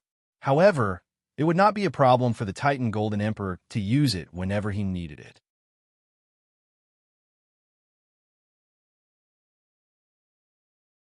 Chapter 1175. While the Titan Golden Emperor's avatar was recovering its divine body, the inside of its soul was also changing. First of all, after the soul of the Titan Golden Emperor's avatar fused, it formed a soul space. Of course, this soul space could not be sensed from the outside. Only when David's mind entered the soul of the Titan Golden Emperor's avatar could he sense this soul space. Within the soul space, David could clearly sense that the knowledge hidden in the soul core was being retrieved from the backup of the Titan Golden Emperor's ability. Gods who cultivated to godhood were different from gods who cultivated to godhood.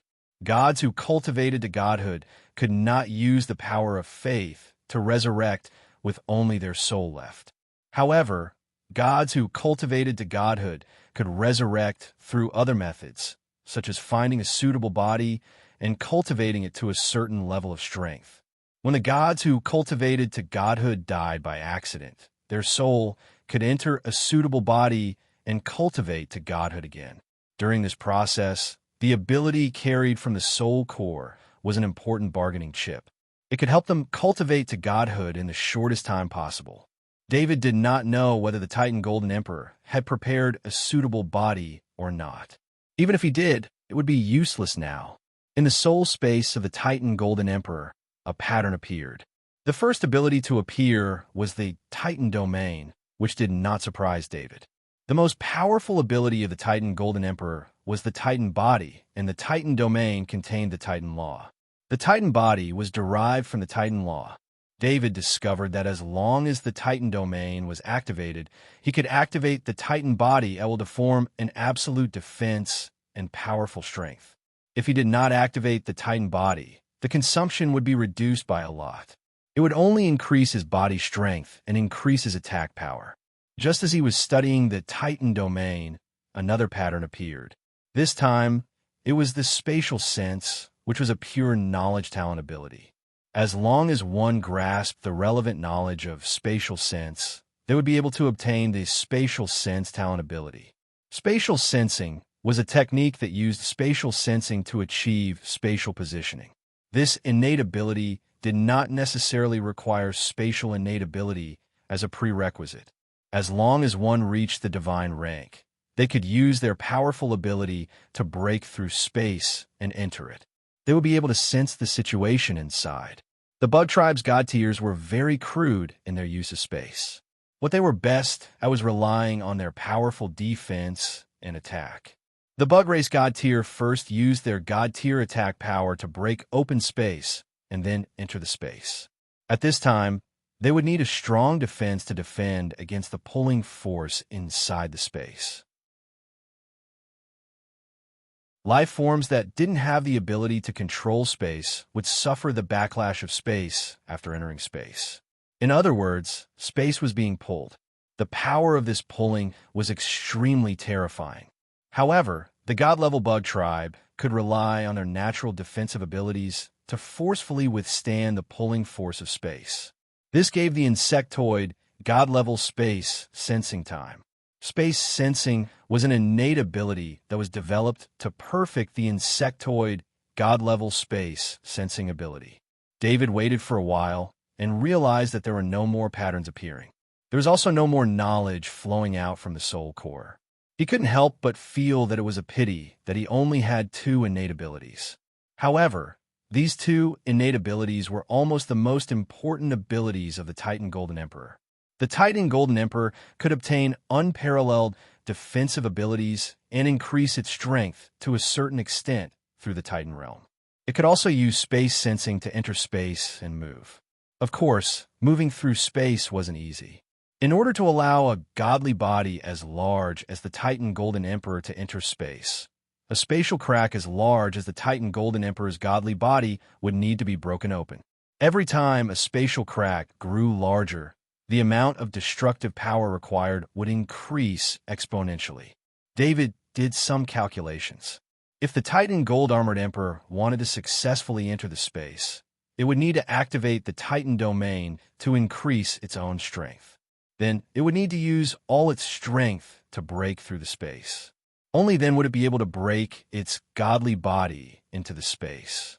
At this moment, David suddenly thought of the most important point.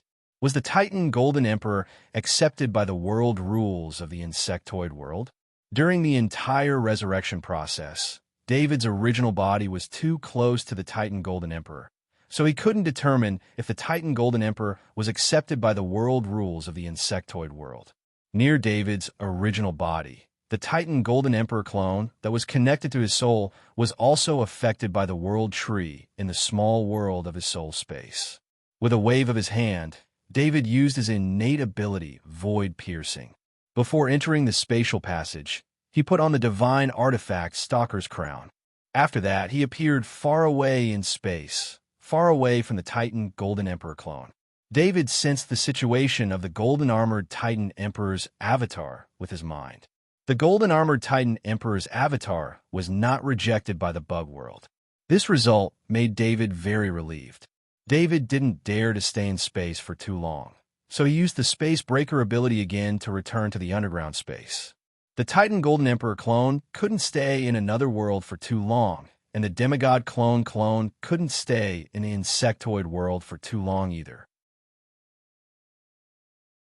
Therefore, when the Demigod clone left the insectoid world, the Emperor Inheritance Rune could be left to the Titan Golden Emperor. If the Titan Golden Emperor clone was suppressed by the world rules of the insectoid world, it wouldn't have the ability to perform long-distance teleportation. This kind of long-distance teleportation didn't just require a god-level defense and attack power. It also required the permission of the world rules in order to enter space freely. When the Zephyrs reached the great world of God, they would need to fly. If they wanted to enter space to perform long-distance teleportation, the world rules would make it impossible for them to even break open a space crack as big as their godly body, let alone perform long-distance teleportation. As the faith power in the Titan Gold-Armored Emperor's body increased, its aura also continued to increase. Alexis, teach my god-level clone the ability to shrink its godly body. The aura of this god-level clone is too flashy. David had no choice but to ask Black Dragon Alexis for help. Black Dragon Alexis had been observing David's process of reviving the Titan Golden Emperor. There were too many things that it couldn't understand, and it was because of these things that it couldn't understand that the 30% success rate became 100%. No problem. I'll pack up the relevant knowledge. Black Dragon Alexis didn't hesitate. This ability wasn't much, and had already been taught to the legendary Blade Mantis King clone long ago. It was just that back then, the ability given to the Blade Mantis King was targeted at the legendary stage. Now, it needed to be taught to the godly body. A spiritual ball of knowledge flew out from Black Dragon Alexis. David controlled the Titan Golden Emperor clone and reached out to touch the spiritual ball of knowledge. A piece of knowledge was copied into the brain of the Titan Golden Emperor clone. The content of this piece of knowledge was extremely complicated. Fortunately, the God-level soul's thinking speed was very fast, so understanding this piece of knowledge wasn't too troublesome. This ability was called size contraction. The threshold to learn it was to cultivate to the God level because it involved the control of the godly body. David didn't need to use the Titan Golden Emperor now. He only needed to master the size contraction talent while cultivating and recovering the power of faith in his body. After finally reviving the Titan Golden Emperor clone, David summoned the Shadow Attendant. He pressed his hand on the Shadow Attendant's shoulder, and his mind found the soul of the Blade Mantis Emperor. With the experience from last time, David was much more careful this time. He wrapped the soul of the Blade Mantis Emperor with his mind and entered the small world of his soul space. He wanted to prevent the soul of the Blade Mantis Emperor from having a consciousness like the soul of the Titan Golden Emperor. The soul of the Blade Mantis Emperor entered the small world of his soul space. To David's surprise, the soul of the Blade Mantis Emperor didn't have any abnormalities. In fact, David was overthinking things. It was very rare for a soul to not resist being purified like the Titan Golden Emperor did. Instead, it willingly leaked a part of its consciousness. It was important to know that every part of soul's consciousness was very important. Losing a part meant losing the memories of life. When the Blade Mantis Emperor was purified by the Shadow Attendant, it was a very normal reaction. The Blade Mantis Emperor struggled madly. It didn't have a trace of consciousness left, but it wanted to resist the purification of the Shadow Attendant. In the end, the soul of the Blade Mantis Emperor was purified. Not even its consciousness was left. David didn't let his guard down because of the situation of the Blade Mantis Emperor's soul. He wrapped the soul of the Blade Mantis Emperor with his mind and sent it to the branch of the World Tree. He communicated with the World Tree and asked for its help to purify the soul of the God class Insectoid once more. David also realized that the soul of the God class Insectoid that had been purified by the World Tree had completely recovered its energy. This saved him a lot of time in the recovery process. It was important to know that the soul of a God class Insectoid couldn't be healed by the indestructible life force. It could only be healed by a large amount of soul energy or by itself. David couldn't go to the great world of God now. The Insectoid world was looking for him everywhere. He couldn't go to the Interstellar Federation and start a massacre to obtain soul energy. Besides, the soul level of the Interstellar Federation was too low. This meant that he couldn't obtain a large amount of soul energy, at least in a short period of time. In order to recover the soul of the Black Dragon Alexis, David had provided a lot of soul energy to the Black Dragon Alexis. It was too difficult for David to find a way to recover the soul energy of two God-class insectoids. The World Tree only used a little energy to solve David's problem. While David was thinking, the World Tree's branch swept the soul of the Blade Mantis Emperor away. This time, the energy cleansing process was very fast. The soul of the Blade Mantis Emperor probably didn't have any consciousness. Soon, a soul fruit appeared on the branch of the World Tree. David once again had 4 legend rank soul avatars and 292 level 5 soul avatars assimilate the soul of the Blade Mantis Emperor. The golden light shone on the soul of the Blade Mantis Emperor. David quickly sensed the existence of the God class soul avatar. The soul avatar of the Blade Mantis Emperor had absorbed the strange energy of the soul fruit. The damage to the soul from the battle had been completely healed. David then took out the divine body of the Blade Mantis Emperor from his dimensional pendant. The divine body of the Blade Mantis Emperor wasn't damaged in any way. There were only a few frightening injuries. In just half an hour, David repaired the divine body of the Blade Mantis Emperor. Although the divine body of the Blade Mantis Emperor didn't have any external injuries, the divine body was extremely lacking in the power of faith. It was on the verge of falling off.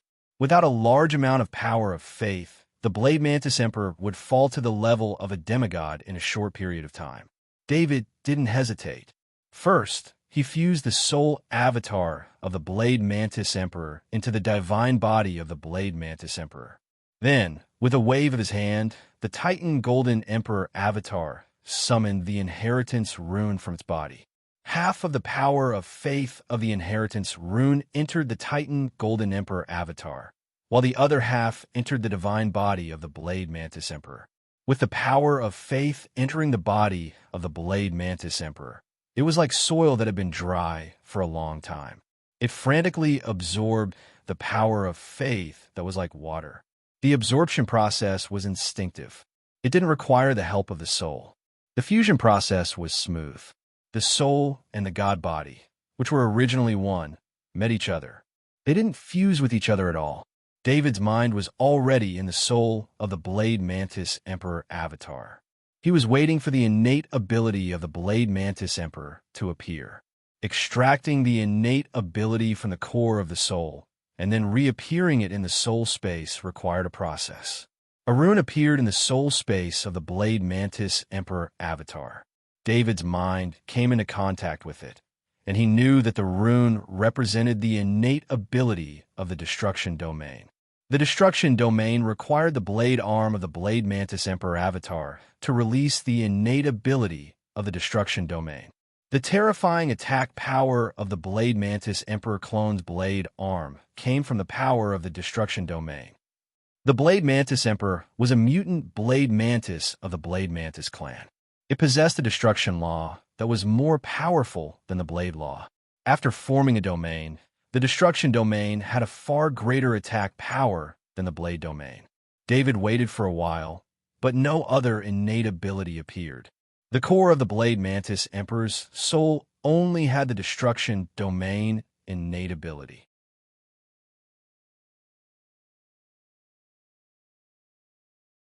Chapter 1176. David found it strange that the Titan Golden Emperor had an additional ability compared to the Blade Mantis Emperor. This was because he had seen too few God-tier souls. Without a comparison, he couldn't tell that the Blade Mantis Emperor was a normal God-tier soul. The Titan Golden Emperor's innate soul core was larger than other God-tier soul cores, so it could store more innate abilities. In fact, any kind of innate ability required a large soul core to store. For example, the Titan Golden Emperor's Titan Domain or the Blade Mantis Emperor's Destruction Domain were all collections of related innate abilities. The Blade Mantis Emperor clone only had the Destruction Domain innate ability, so of course, it wasn't enough. Fortunately, the Titan Golden Emperor clone's space sensing innate ability could be replicated. David's mind entered the soul of the Titan Golden Emperor clone and copied all the memories related to the space-sensing innate ability into a ball of knowledge. He then entered the soul of the Blade Mantis Emperor clone and reached out with his mind to touch the space-sensing ball of knowledge. It seemed that the Blade Mantis Emperor had already learned the space-sensing innate ability. After receiving the relevant memories, it didn't take long for a space-sensing innate ability to appear in the soul of the Blade Mantis Emperor. Alexis, I'll have to trouble you again. Make another copy of the size contraction innate ability and give it to this god-tier clone. David said to Black Dragon Alexis. Yes, my lord. Black Dragon Alexis was already numb.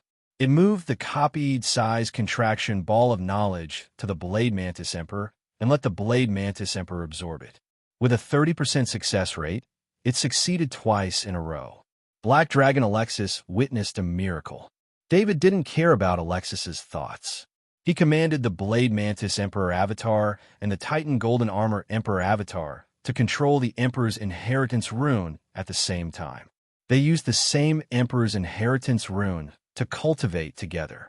The two God-tier clones used the Emperor's Inheritance rune to recover the power of faith in their bodies while learning the related innate abilities.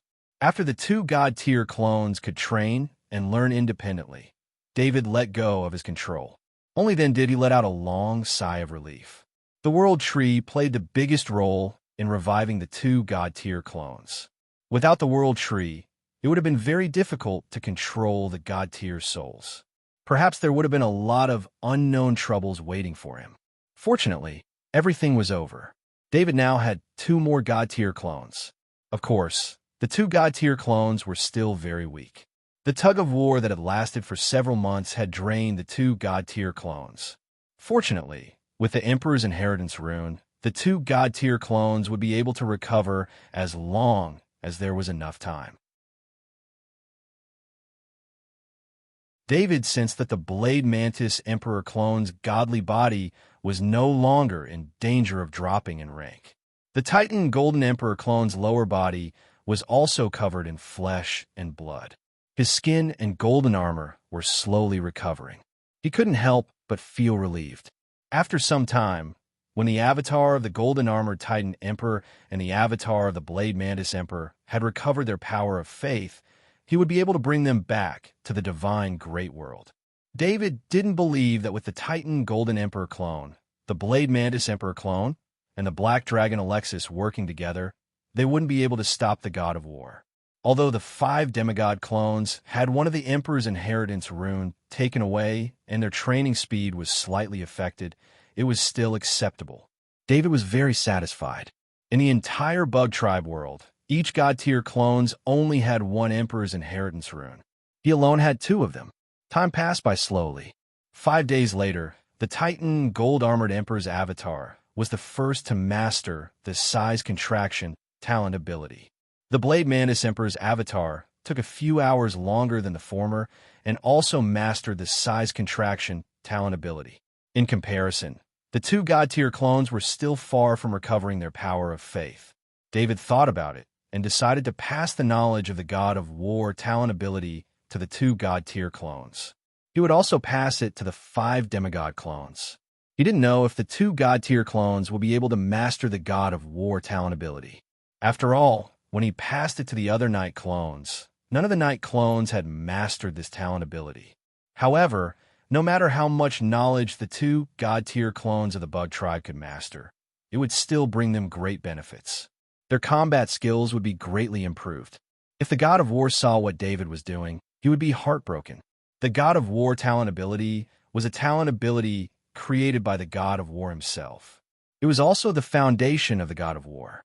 The God of War talent ability played a key role in the God of War becoming one of the 5 great gods of the great world of God. Among the 5 gods, only the God of War had the ability to fight in close combat. The other gods were extremely terrifying, but they were severely lacking in close combat. This was to be expected. Gods who had become gods through faith naturally had weaker divine bodies than those who had cultivated to become gods. Those who cultivated to become gods could still maintain their combat power without relying on the power of faith. However, those who became gods through faith were different. If they lost the power of faith, they wouldn't even be able to maintain their godly bodies. The God of War was an anomaly among those who became gods through faith. He could fight in close combat against powerful enemies and give his companions enough time to use powerful long-range attacks. The God of War talent ability was the exclusive talent of the God of War. It was also the origin of the God of War's name. David tried to pass the God of War talent ability to the legendary Knight clones, but it was normal that they didn't learn it. The God of War talent ability required an extremely powerful mind. Before the God of War pattern was formed, the God of War talent ability required a powerful mind to support it. Only after the God of War pattern was formed could the God of War pattern replace the process that required a powerful mind. David obtained the God of War pattern from the God of War's godly body, so he skipped the process that required a powerful mind. This powerful mind required a godly soul. What David didn't know was that the god of war talent ability could be learned at the godly level. His strange idea helped him. The two godly bug clones were immersed in the knowledge of the god of war talent ability. Fighting was one of the instincts of the godly bug clones, so it didn't need to be a talent ability. For example, the Blade Mantis Emperor's blade arm was extremely fast. Whether it was in terms of speed or power, this attack was extremely terrifying among the godly ranks. In the bug world, many godly bug clones used different methods to enter space for long-range teleportation. Among them, the Blade Mantis Emperor's method was the simplest and most direct. The Blade Mantis Emperor's blade could create a crack in space that was large enough for its godly body to enter. Although the Titan Golden Emperor's attack wasn't as strong as the Blade Mantis Emperor's, it had a fighting style that suited it. It used its powerful defense to constantly pressure its opponent. The Titan Golden Emperor's full force charge was its strongest attack. This charge could also create a crack in space and allow its godly body to enter space. However, the godly bug clone's fighting style was limited by their race's instincts. It was extremely difficult to improve it. Take the Blade Mantis Emperor, for example. The blade arm of the Blade Mantis Emperor was extremely sharp. It was even stronger than the godly weapons of the great world of God. However, this didn't mean that the other parts of the Blade Mantis Emperor weren't strong.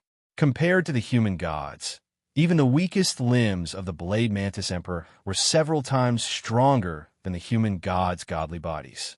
However, the Blade Mantis Emperor stubbornly believed that only its blade arm was its true weapon.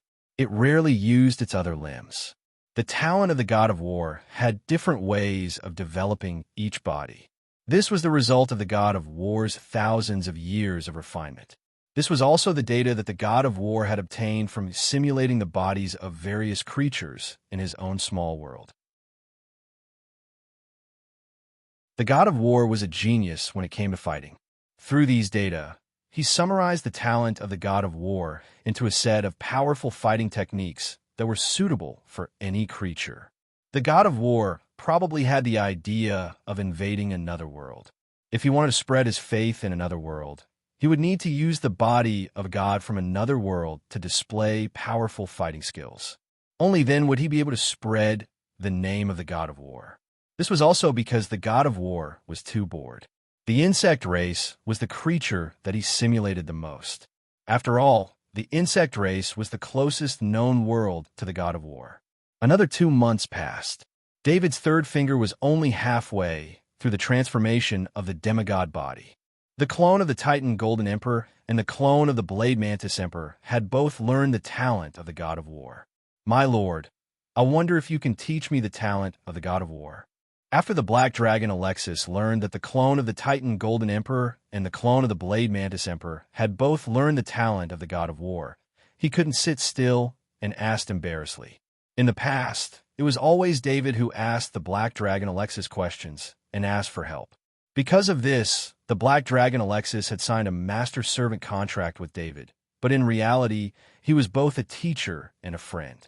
In the eyes of the Black Dragon Alexis, David had only trained for a few years. Only he could guide David. There would never be a day when he would need David's guidance. However, after seeing that the two god-level clones of the insect race had both learned the talent of the god of war, the Black Dragon Alexis let go of his reservations and took the initiative to ask David for help. The Black Dragon Alexis had seen the power of the talent of the god of war. David's fighting techniques had always been David's strong suit.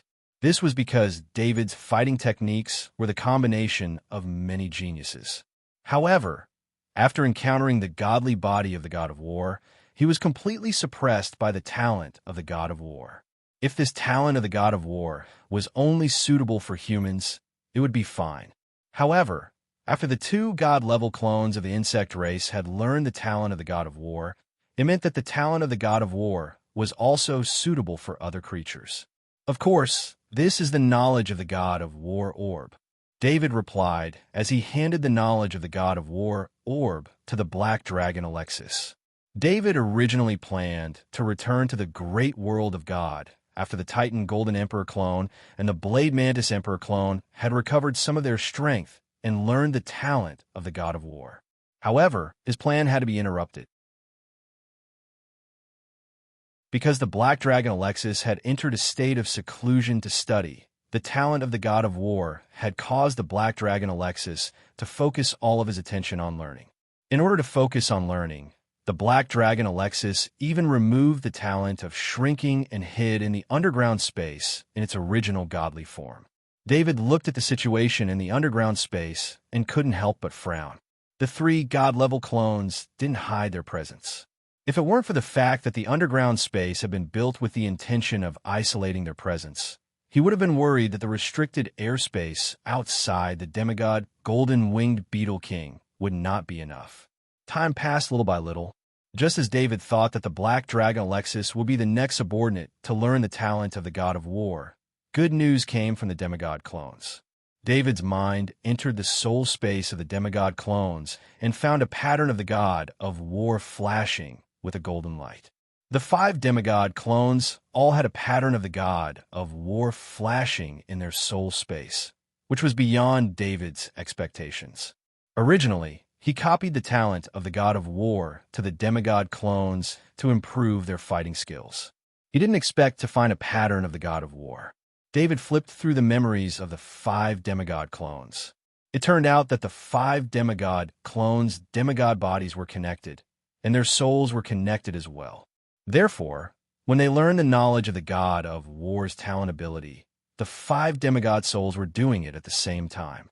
The 5 demigod clones were also connected to the souls of the 2 god-level bug clones. The 5 demigod clones could also sense the god-level bug clones' learning process. This allowed the 5 demigod clones to use the god-level bug clones' learning process as a reference and use the 5 demigod souls to learn the talent of the god of war together.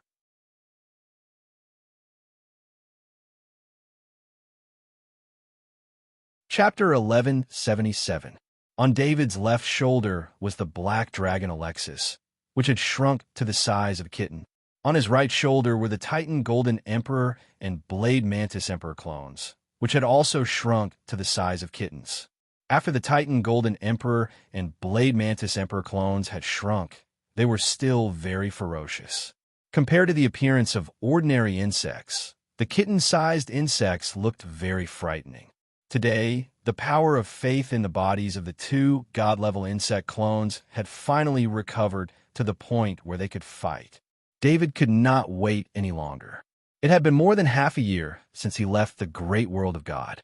According to the information obtained from the Supreme Council of the Great World of God in the Dawn Alliance, Archbishop McIntyre had managed the shrines of war quite well in the past half a year.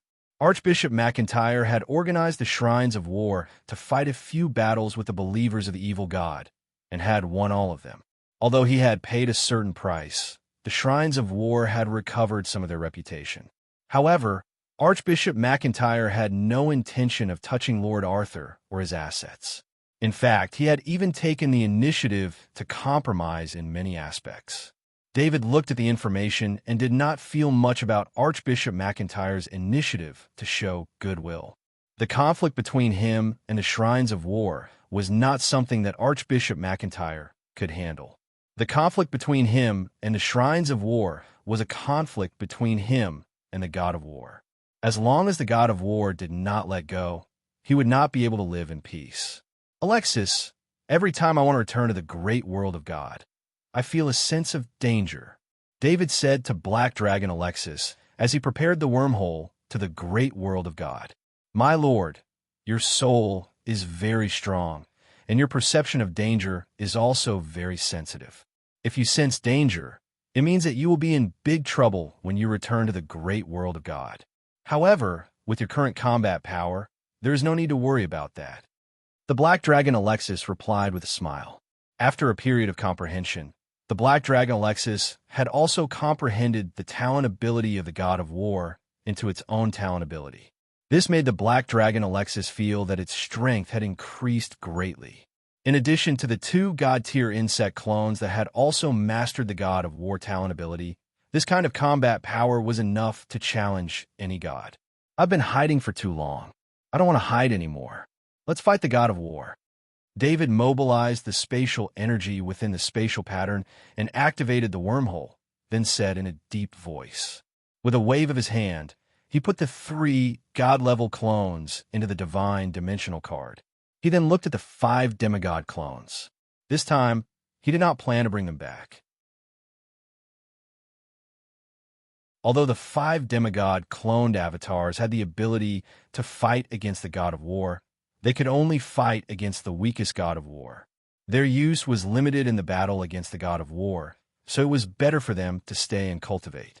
The 2 imperial inheritance patterns were left for the 5 demigod clones. David did not want to waste their precious cultivation time. David took a deep breath and suppressed the sense of danger that came from his soul.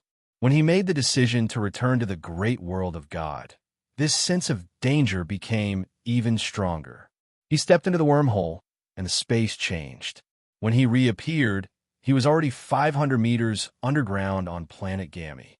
David did not stay on planet Gammy for even a second. As soon as he appeared 500 meters underground, he immediately used his talent ability to break space and went through the spatial tunnel into space. I really am being monitored, David mumbled to himself as he felt the strange sense of detection from the great world of God. David felt as if he was being probed by the great world of gods. The feeling that he had nowhere to hide made him feel as if he was being watched by a pair of eyes. He did not know that the god of war had paid a huge price to find him. He had asked the god of justice to create the aura-locking talisman just to track his aura. David continuously used the void-piercing innate ability in his hands. He left the Jia Mi star field. It was not that he wanted to escape. Under the situation of being monitored by the great world, unless he hid in another great world, he would not be able to escape the detection of the great world. David only wanted to leave planet Gammy and not let the god of war affect planet Gammy. Although the surface of planet Gammy was destroyed by the retribution theurgy, David had mastered the retribution theurgy. He had found a way to remove the radiation on the surface of planet Gammy. As long as David could establish himself in the great world of God, he would have time to slowly restore planet Gammy to its original state. Recently, the god of war had been waiting for Lord Arthur to appear. Lord Arthur's destruction of the shrines of war caused the god of war to lose his divine sense. In addition, Lord Arthur was worth a world crystal and Lord Arthur's secret. All of these made the god of war want to capture Lord Arthur. The god of war had not been angry for many years. Such strong emotions appeared on the god of war because of Lord Arthur. Capturing Lord Arthur had become an obsession of the god of war. He was even willing to risk using his divine body for this. The aura-locking talisman sent out an abnormal signal. The god of war scanned it with his divine sense and couldn't help but smile. Found you. In the god of war's senses, the aura-locking talisman found Lord Arthur's location. After that, Lord Arthur continuously teleported long distances, but he soon stopped. The god of war was not surprised. Lord Arthur's long-distance teleportation ability could threaten the existence of the shrines of war. How could he not have some special ability? From the god of war's perspective, Lord Arthur obviously felt the aura-locking talisman's lock and used some kind of secret technique to escape. After a few long-distance teleportations, he realized that he could not escape the aura-locking talisman's lock and gave up. The god of war sensed Lord Arthur's location and mobilized the power of faith from the nearest shrines of war. The shrines of war's priests suddenly saw a golden pillar of light rise up from the shrines of war. The golden pillar of light turned into a strange golden pattern and flew into the distance. The priests did not know what happened. This had never happened before. In the past, even if the priests needed to use the power of faith from the shrines of war, they would inform them in advance. The chief priest of the war shrines of war was very excited. He loudly chanted the god of war's book. He knew that only their lord had the right to use the power of faith without informing them. The rest of the priests also reacted and loudly chanted the god of war's book with the chief priest. David sensed the energy wave of the power of faith and looked up in the direction of the energy wave. In his spiritual senses, a divine pattern formed by the power of faith flew over. Since the divine pattern of faith had no mass, its speed was unimaginably fast. The divine pattern of faith was detected by David's spiritual senses. From a moment it was discovered to the moment it approached, it did not even take a breath.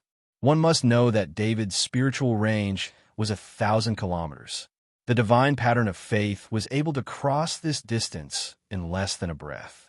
This showed how fast the divine pattern of faith was. The divine pattern of faith appeared about 500 meters away from David. The golden light of the divine pattern shone brightly. Then the divine pattern turned into a giant golden door floating in space. Many images of gods prostrating on the ground appeared like reliefs on the giant golden door. David had a feeling that those gods were the gods defeated by the god of war. No matter if these gods were dead or alive, they now appeared on the giant golden door in such a humiliating manner. The images of gods were not randomly carved. Once a god's image was carved, it would attract the attention of the gods. Fallen gods were better. If the gods were alive, then the gods' attention would fall on them. They might even be cursed by the gods. The god of war used this method to ignore the dignity of the gods and show his supreme nobility. Under David's observation, the giant golden door opened silently. Behind the giant golden door, melodious music, blue sky, and devout chanting all showed that the world behind the door was extraordinary.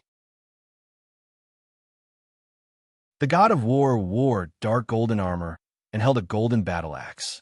However, the energy contained in this golden battle axe was far inferior to the one David got last time. The god of war walked out of the giant golden door. He saw that only David was there and was a bit surprised. "Arthur Luce, I finally found you." The god of war didn't want to attack immediately. Although sound couldn't be transmitted in space, the penetration of his voice broke this rule. His bell-like voice entered David's ears. David wasn't careless in the slightest. A divine knight armor appeared on his body, and a pair of energy wings appeared on his back. 6 death god chains danced on both sides of his wings. There was a huge difference between his 2-meter height and the god of war's 200-meter height. It looked like he couldn't even block a flick of the god of war's finger. "God of war, in order to trade with the bug world, you plan to use me as a trade item. Last time, I killed your godly body. This time, let's fight again." David replied in a low voice. David felt the blood in his body accelerate. The dignity from the god of war's body was dissolved by the world tree. Naturally, it couldn't really suppress him. The god of war ignored David's disregard and said, as if he was giving alms, "You can't escape. Believe in me with all your heart. I can give you a way out." As the god of war's voice spread, a bewitching voice entered David's brain. David felt the bewitching voice from the god of war, but he didn't have to fight it himself. As soon as the bewitching voice entered his soul space, it was dispersed by the world tree's energy. Not to mention the credibility of the god of war's words. Even if the god of war really wanted David to believe in him, David wouldn't do that. If he believed in the god of war, David would lose all protection. All of David's secrets would be exposed in front of the god of war. He would be at the mercy of the god of war. David had believers himself, so he knew how much control the gods had over their believers. "God of war, don't use these little tricks," David said loudly. "Don't make me look down on you." "Ha!" The god of war's laughter shook the space. After laughing, he said to David, "Arthur Luce, I will record your name in the God book. Your image will appear on the door of faith. I will remember you along with those defeated gods." From what the god of war knew, he thought very highly of David. David sensed that the god of war was about to attack. He didn't hesitate anymore. With a slight thought, 3 figures appeared from the divine portal card. David himself entered the divine portal card. Black Dragon Alexis's spirit scanned the already hidden divine portal card and placed it under the protection of his dragon scales. Under normal circumstances, after David entered the divine portal card, it would be very safe to hide it in the space. However, the current situation wasn't normal. The ripples of a god's battle could break through space. Black Dragon Zerg When did the giant dragon race and the Zerg race team up? The god of war saw the sudden appearance of the three god-level figures and was slightly taken aback. The god of war's expression was very serious. If the giant dragon race really did team up with the Zerg race, it would be a big problem. At this moment, the black dragon Alexis took out a golden battle axe. This golden battle axe was very small when it was taken out, but when it grew to the size of the black dragon Alexis, it was suitable for the black dragon Alexis. Feeling the familiar energy wave, the god of war looked at this divine weapon that he created and strengthened through various methods for tens of thousands of years. This was originally his personal weapon, but now it was in the hands of the black dragon. The black dragon Alexis held the golden battle axe proudly.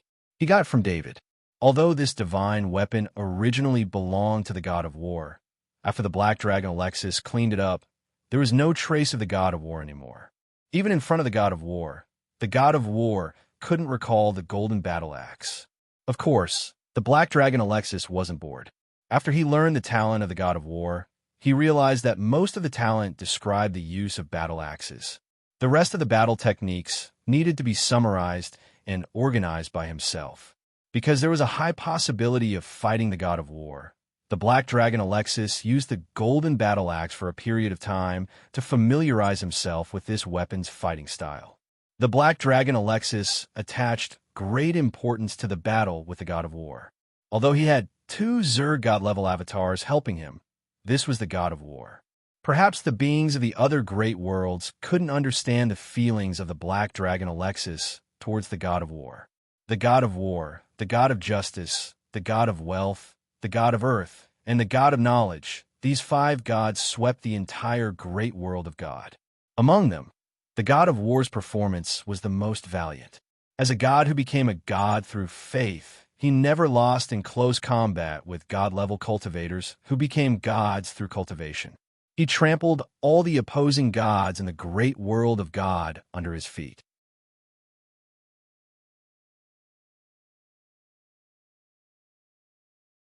Chapter 1178. Even though the black dragon Alexis had obtained the talent ability of the god of war and mastered it, he still wanted to make more preparations. Black dragon, you have successfully angered me. The god of war looked at the golden battle axe that the black dragon Alexis had taken out. His gaze was cold, and his voice was emotionless. Fight, fight, fight. The three words sounded like war drums in space. The divine power on the god of war's body was boiling. The black dragon Alexis, the Titan Golden Emperor clone, and the Blade Mantis Emperor clone opposite the god of war all felt the terrifying battle aura coming from the god of war. However, under the black dragon Alexis's dragon scales, an undetectable wave was spreading in all directions.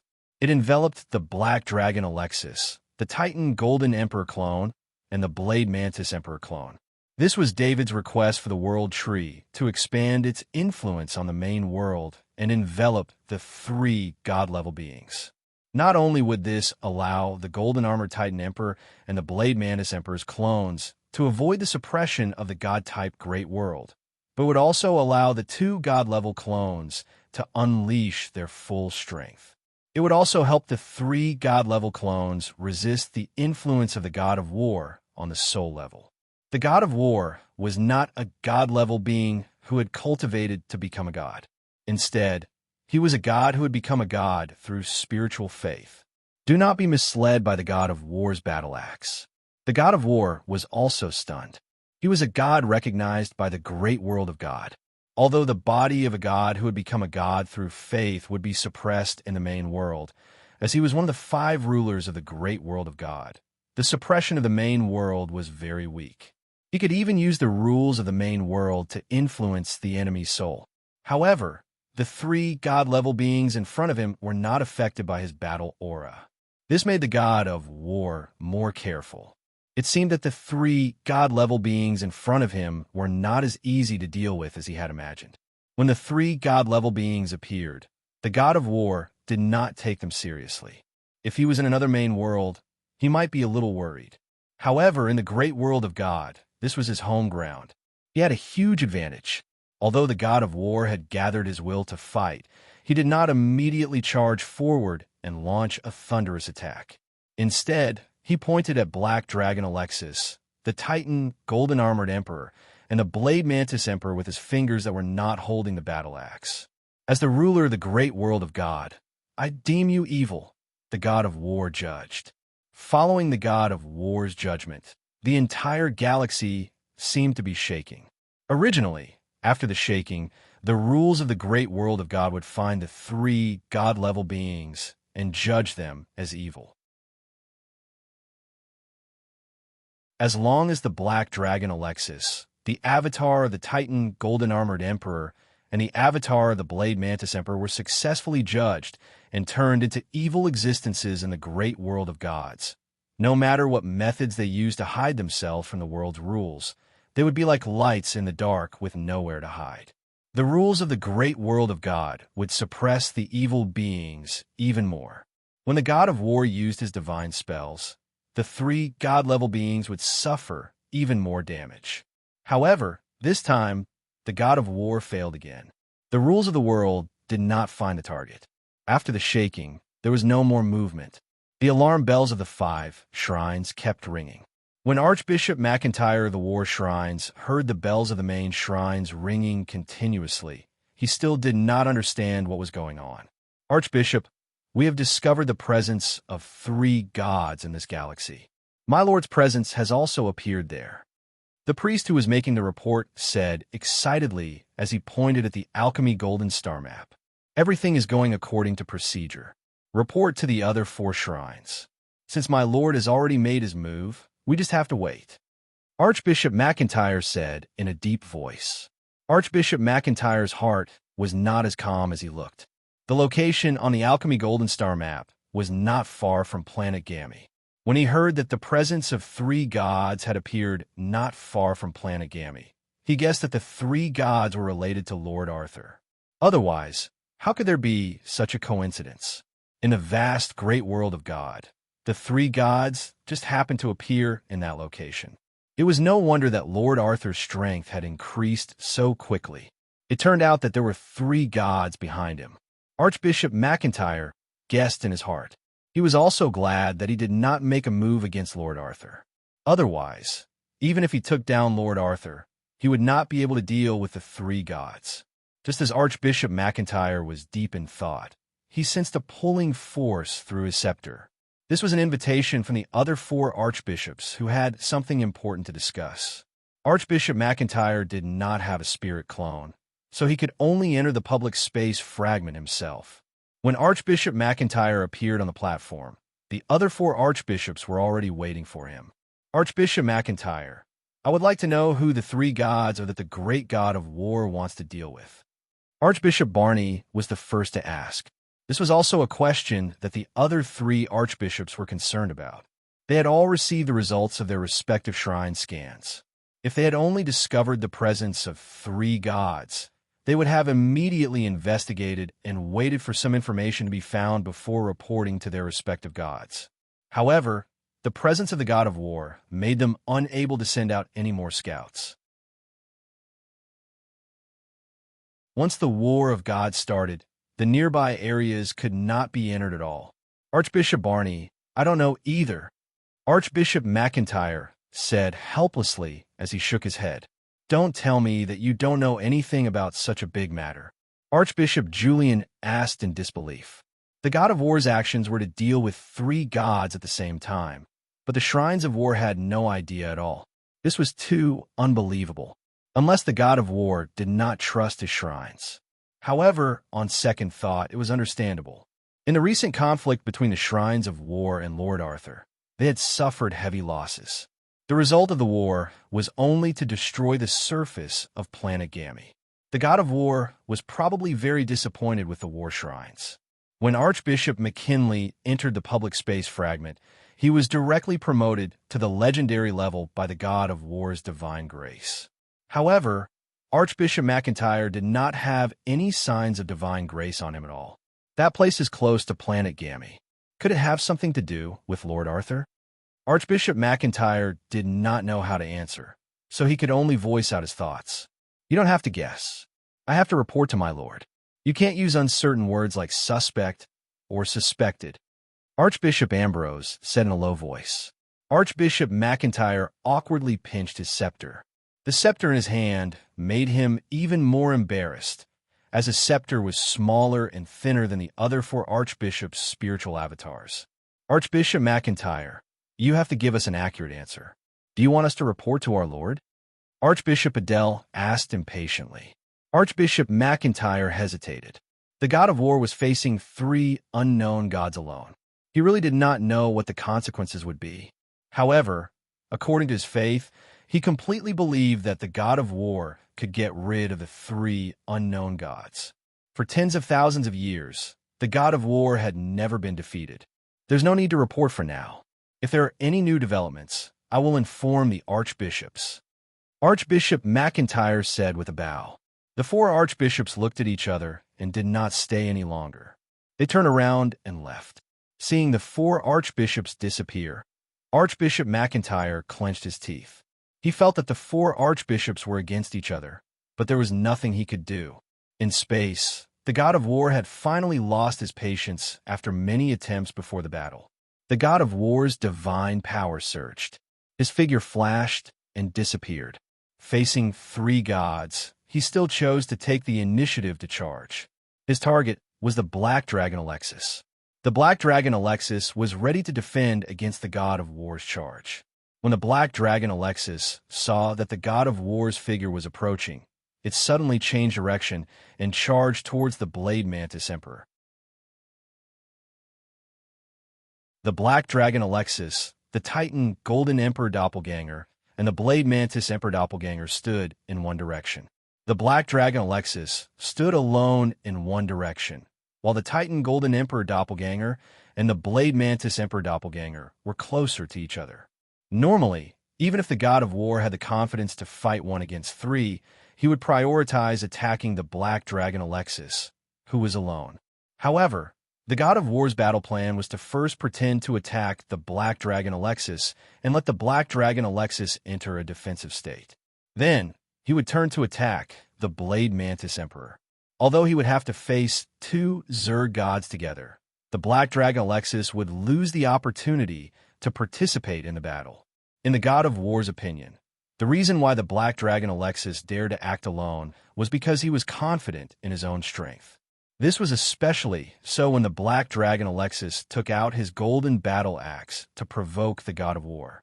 If the god of war wanted to defeat 3 Zerg gods, he would first have to cut off one of their arms and use all his strength to severely injure one of them. Only then would he be able to defeat the 3 Zerg gods. As for why the Black Dragon Alexis did not prepare to enter a defensive state and wanted to fight the god of war, the god of war did not believe that the Black Dragon Alexis would do such a thing. As long as a god knew of the god of war's reputation, he would not want to fight him one-on-one. The best way was to enter a defensive state and block the first round of attacks, then wait for the 2 Zerg gods to support him. When the 3 Zerg gods surrounded him, that was the best choice. The Black Dragon Alexis's body was in a defensive state. If he wanted to enter a defensive state and support the Blade Mantis Emperor, he needed to make some adjustments. The adjustment time was very short, but in a battle of this level, this short amount of time was enough to change the outcome of the battle. The god of war charged forward. In his eyes, the Blade Mantis Emperor was nothing. As long as he could get close enough, taking down the Blade Mantis Emperor would not be a problem. War God Slash. The god of war shouted as soon as he entered the attack range. The golden battle axe's surface was golden and solid. With divine power, the power of the golden battle axe reached its peak. This slash was very powerful. At the same time, with the perfect combination of speed and power, the slash was aimed at the Blade Mantis Emperor's most difficult position. Just as the god of war shouted, the Blade Mantis Emperor's blade arm shot out. This was an attack that would cause both sides to suffer. The Blade Mantis Emperor did not care if it was injured or not. All it wanted was to exchange injuries with the god of war. The blade arm shot out at an extremely fast speed. The god of war felt the danger and forcefully pulled back his golden battle axe. The axe blocked the blade of the blade arm. With a clang, the Blade Mantis Emperor's huge divine body was shaken by the recoil of the God of War's axe. The golden battle axe in the God of War's hand shook slightly and dissipated the attack of the blade mantis emperor. He even had the strength to regain control of the golden battle axe. The golden battle axe drew an arc and slashed towards the blade mantis emperor again. This arc slash was performed under the recoil of the blade mantis emperor. It was too late for the blade mantis emperor to block it. At this moment, the Titan golden-armored emperor stretched out its front claw and struck the golden battle axe, deflecting the attack that was sure to succeed. At the same time, the Titan golden emperor's other front claw swept towards the God of War.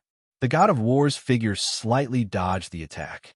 While dodging the Titan gold-armored emperor's attack, the golden battle axe borrowed the force of the Titan gold-armored emperor's attack and drew an arc in the air as it slashed at the Titan gold-armored emperor. The God of War's battle axe was obviously faster. His control of borrowing strength had reached an unimaginable level. By borrowing the strength of his opponent, he could increase the speed of his own weapon. The Titan golden emperor did not care about the attack. It had the same idea as the blade mantis emperor. As long as it hit the God of War, it would be a victory. The Titan golden emperor reached out one of its legs and stabbed towards the God of War. The God of War's face was slightly arrogant. This level of attack was of no threat to him. He just moved his body slightly and dodged the leg attack. However, the golden battle axe of the God of War was blocked again. This time, the blade mantis emperor's blade arm blocked the attack of the God of War. The God of War had no time to attack again. Behind him, the black dragon Alexis had already rushed over and was about to surround him. The God of War didn't hesitate at all. His figure flashed as he retreated. He only stopped after retreating 500 meters. At this time, the God of War felt that something was wrong. He did not know what was going on with the black dragon Alexis, but the Titan Golden Emperor and the Blade Mantis Emperor's fighting style made him feel extremely familiar.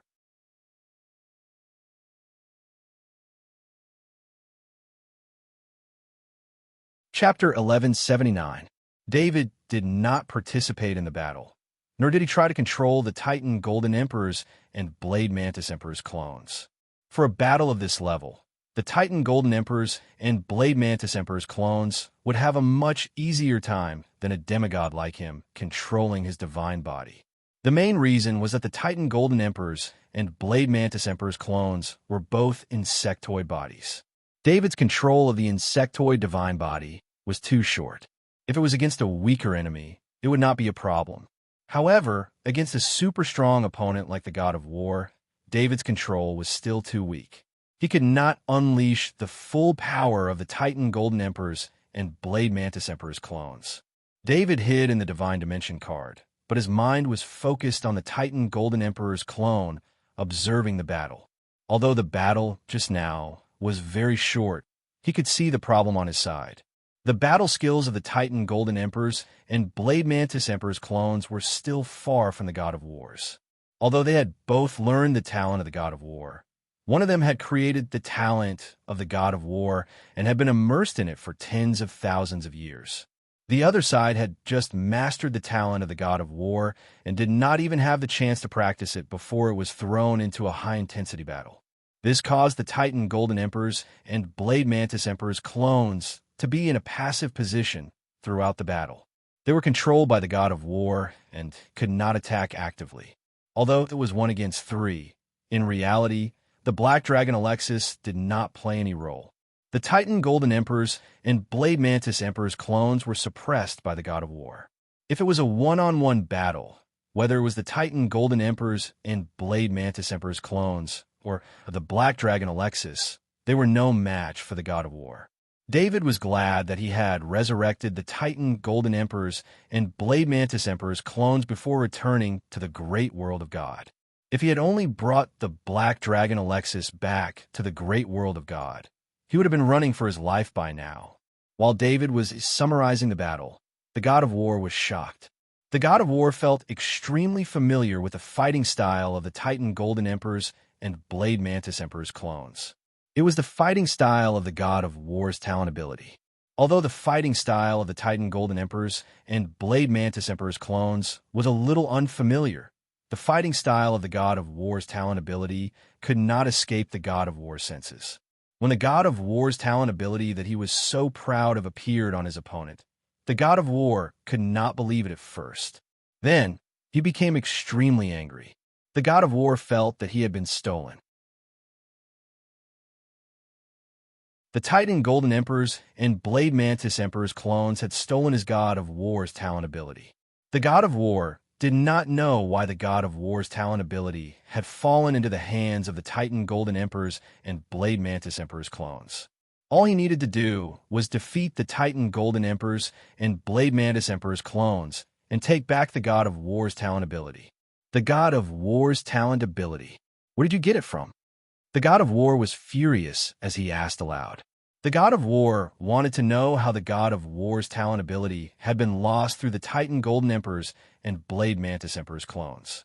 However, the Titan Golden Emperors and Blade Mantis Emperor's clones did not speak. They just maintained their fighting stance.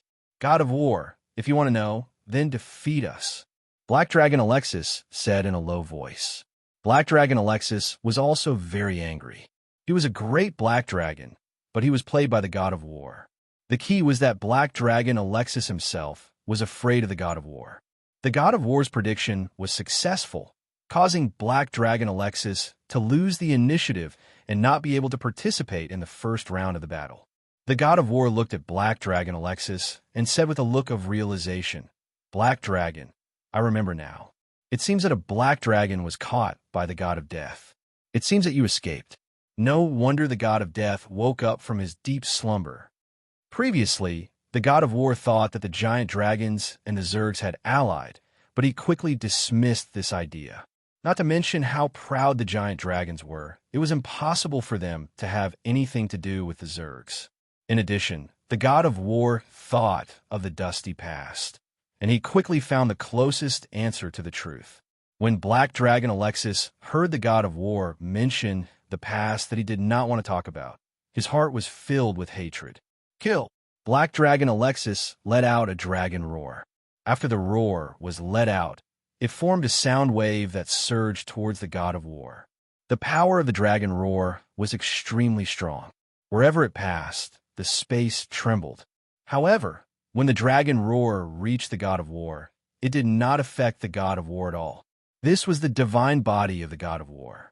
In the great world of God, Black Dragon Alexis could not hurt him with just a dragon roar. Unless it was a direct attack, this kind of long-range attack would have to be approved by the world law in order to hurt the divine body of the god of war. The world law would not allow the ruler of the world to be hurt by other laws. Just like how David had the support of Yggdrasil and the world law of the small world in his soul space, he became the ruler of the small world. Therefore, he let Yggdrasil release the aura of the small world so that the three god ranks would not be affected by the god of war's soul suppression. Seeing that the dragon roar had no effect, the Black Dragon Alexis' huge dragon body rushed out with unusual agility and rushed towards the god of war. The Titan Golden-Armored Emperor's clone and the Blade Mantis Emperor's clone saw the dark dragon, Alexis's attack, and followed suit. The three god-tier powerhouses launched a counterattack in a triangular formation. The god of war stood still. Although the opponent had also learned the talent of the god of war, he was confident in winning. The Black Dragon Alexis was in front. The Titan Golden Emperor clone and the Blade Mantis Emperor clone followed closely behind. The Black Dragon Alexis Golden Battle Axe contained the terrifying power of the Black Dragon, the talent of the god of war again. The god of war saw the way the Black Dragon Alexis attacked, and couldn't help but exclaim in his heart, "When did the basic talent of the god of war become so common?" The three god ranks all obtained the talent of the god of war. The god of war thought of Lord Arthur in his heart. These three god ranks were all summoned by Lord Arthur. If there was a possibility that the talent of the god of war could be leaked out, it would only be when the god of war's consciousness carried the talent of the god of war when he descended. In the end, his consciousness didn't manage to escape. Thinking of this possibility, the god of war started to pay more attention to Lord Arthur's special ability. The Black Dragon Alexis had already rushed in front of the god of war. The golden battle axe turned into a golden light and slashed down. The god of war's body rushed forward as if he had predicted this and just happened to dodge the attack of the golden battle axe. The golden battle axe in the god of war's hand swept towards the divine body of the black dragon Alexis at a strange angle. The black dragon Alexis didn't even think. He used his other dragon claw to block in front of him and block the attack of the god of war. However, the black dragon Alexis didn't have it easy either. He felt the heavy blow from the god of war's golden battle axe spread from his dragon claw to his entire body. The black dragon Alexis had two choices. The first was to take the heavy blow from the god of war's golden battle axe head-on. If he did that, his body would shake, and he would lose control of himself like the clone of the Blade Mantis Emperor. The second was to retreat and dissipate the power of this heavy blow. The black dragon Alexis chose to retreat. He felt the difference between himself and the god of war. It was a difference in all aspects. In terms of power, the god of war, a god of faith, had a body that surpassed the black dragon Alexis, a god-level life form. This was something very unimaginable. As the black dragon Alexis retreated, the clone of the Titan Golden Emperor and the clone of the Blade Mantis Emperor rushed forward together. Their golden claws and blades attacked the god of war from both sides. The god of war slashed twice and blocked all the attacks from the clone of the Titan Golden Emperor and the clone of the Blade Mantis Emperor. However, the god of war also lost the chance to chase after the black dragon Alexis. The clone of the Titan Golden Emperor and the clone of the Blade Mantis Emperor took the brunt of the attack from the god of war. Their divine bodies swayed slightly and dissipated a portion of the force. The rest of their divine bodies were able to withstand. When the god of war saw the divine bodies of the golden-armored Titan Emperor and the Blade Mantis Emperor, he was so shocked that he almost lost his composure. This was because this was the god of war's way of dispersing power. In terms of the talent of the god of war, the black dragon Alexis, the clone of the Titan Golden Emperor, and the clone of the Blade Mantis Emperor were all beginners. Although they had mastered the talent of the god of war, they were still far behind the god of war in terms of application. The god of war also knew this, but he didn't expect the clone of the Titan Golden Emperor and the clone of the Blade Mantis Emperor to be able to learn the advanced application of the talent of the god of war in such a short period of time. The god of war was indeed very powerful. On one hand, it was because of his talent. On the other hand, it was because he could use the talent of the god of war to increase the strength of his attacks. At the same time, if the difference in strength between the two sides wasn't too big, he could easily disperse the opponent's force from his divine body. The clone of the Titan Golden Emperor and the clone of the Blade Mantis Emperor obviously didn't master the advanced application of the talent of the god of war at the beginning of the divine war. However, in the process of the divine war, they only fought with the god of war once and learned the advanced application of the technique from the battle with the god of war. The black dragon Alexis was also a little depressed. He believed that his intelligence was definitely much higher than the clone of the Titan Golden Emperor and the clone of the Blade Mantis Emperor. The souls of the clone of the Titan Golden Emperor and the clone of the Blade Mantis Emperor had been purified. In the absence of David's mind, they were only left with their instincts. The black dragon Alexis didn't even need to master the advanced application of the talent of the god of war to convert the talent of the god of war into real combat strength. In fact, the clone of the Titan Golden Emperor and the clone of the Blade Mantis Emperor didn't have much of an advantage in terms of intelligence. However, their souls had been purified twice. Without David's mind, the purity of their souls was the limit of what they could achieve.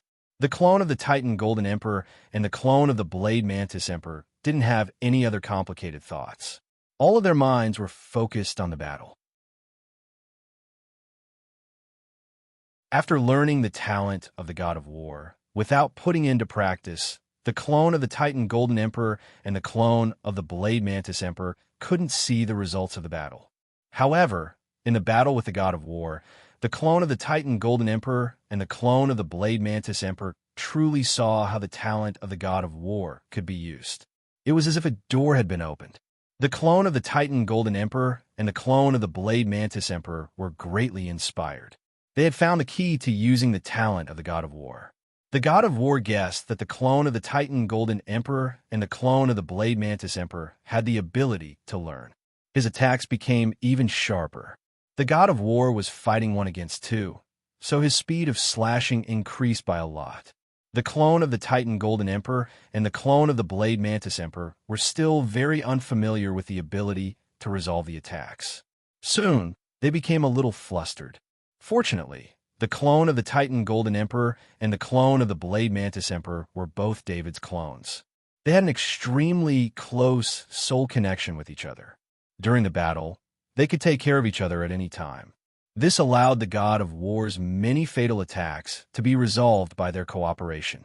If the god of war was given another 2 breaths of time, he would definitely be able to successfully hit the clone of the Titan Golden Emperor and the clone of the Blade Mantis Emperor.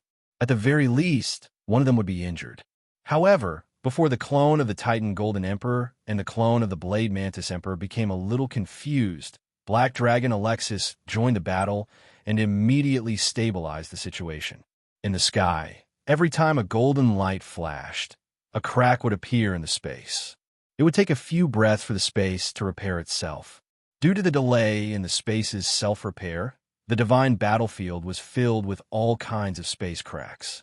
Perhaps these space cracks could be easily blocked by the divine bodies of both sides. However, for non-divine beings, this place was a terrifying hell. These space cracks were fatal. Especially in the divine battlefield, there would be heavy attacks with divine power. Every time, a 1,000-meter space crack would appear in the sky.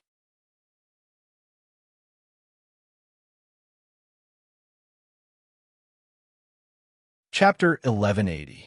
Fight! Fight! Fight! The god of war was in a state of madness. His shouting had no effect at all. He knew that soul attacks were ineffective, but such shouting could increase the god of war's fighting spirit. The god of war hadn't had such a good fight in a long time. No other gods could fight him. Even if it was 1 against a few, his attack power could make his opponents collapse. However, today was different. The 3 god-level beings, Black Dragon Alexis, the Titan Golden Armored Emperor's clone, and the Blade Mantis Emperor's clone, had used the god of war's talent ability to fight the god of war to a standstill. This greatly stimulated the god of war's fighting spirit. His strength increased as he shouted, and his speed increased. Black Dragon Alexis relied on his rich fighting experience to cooperate with the Titan Golden Emperor's clone and Blade Mantis Emperor's clone.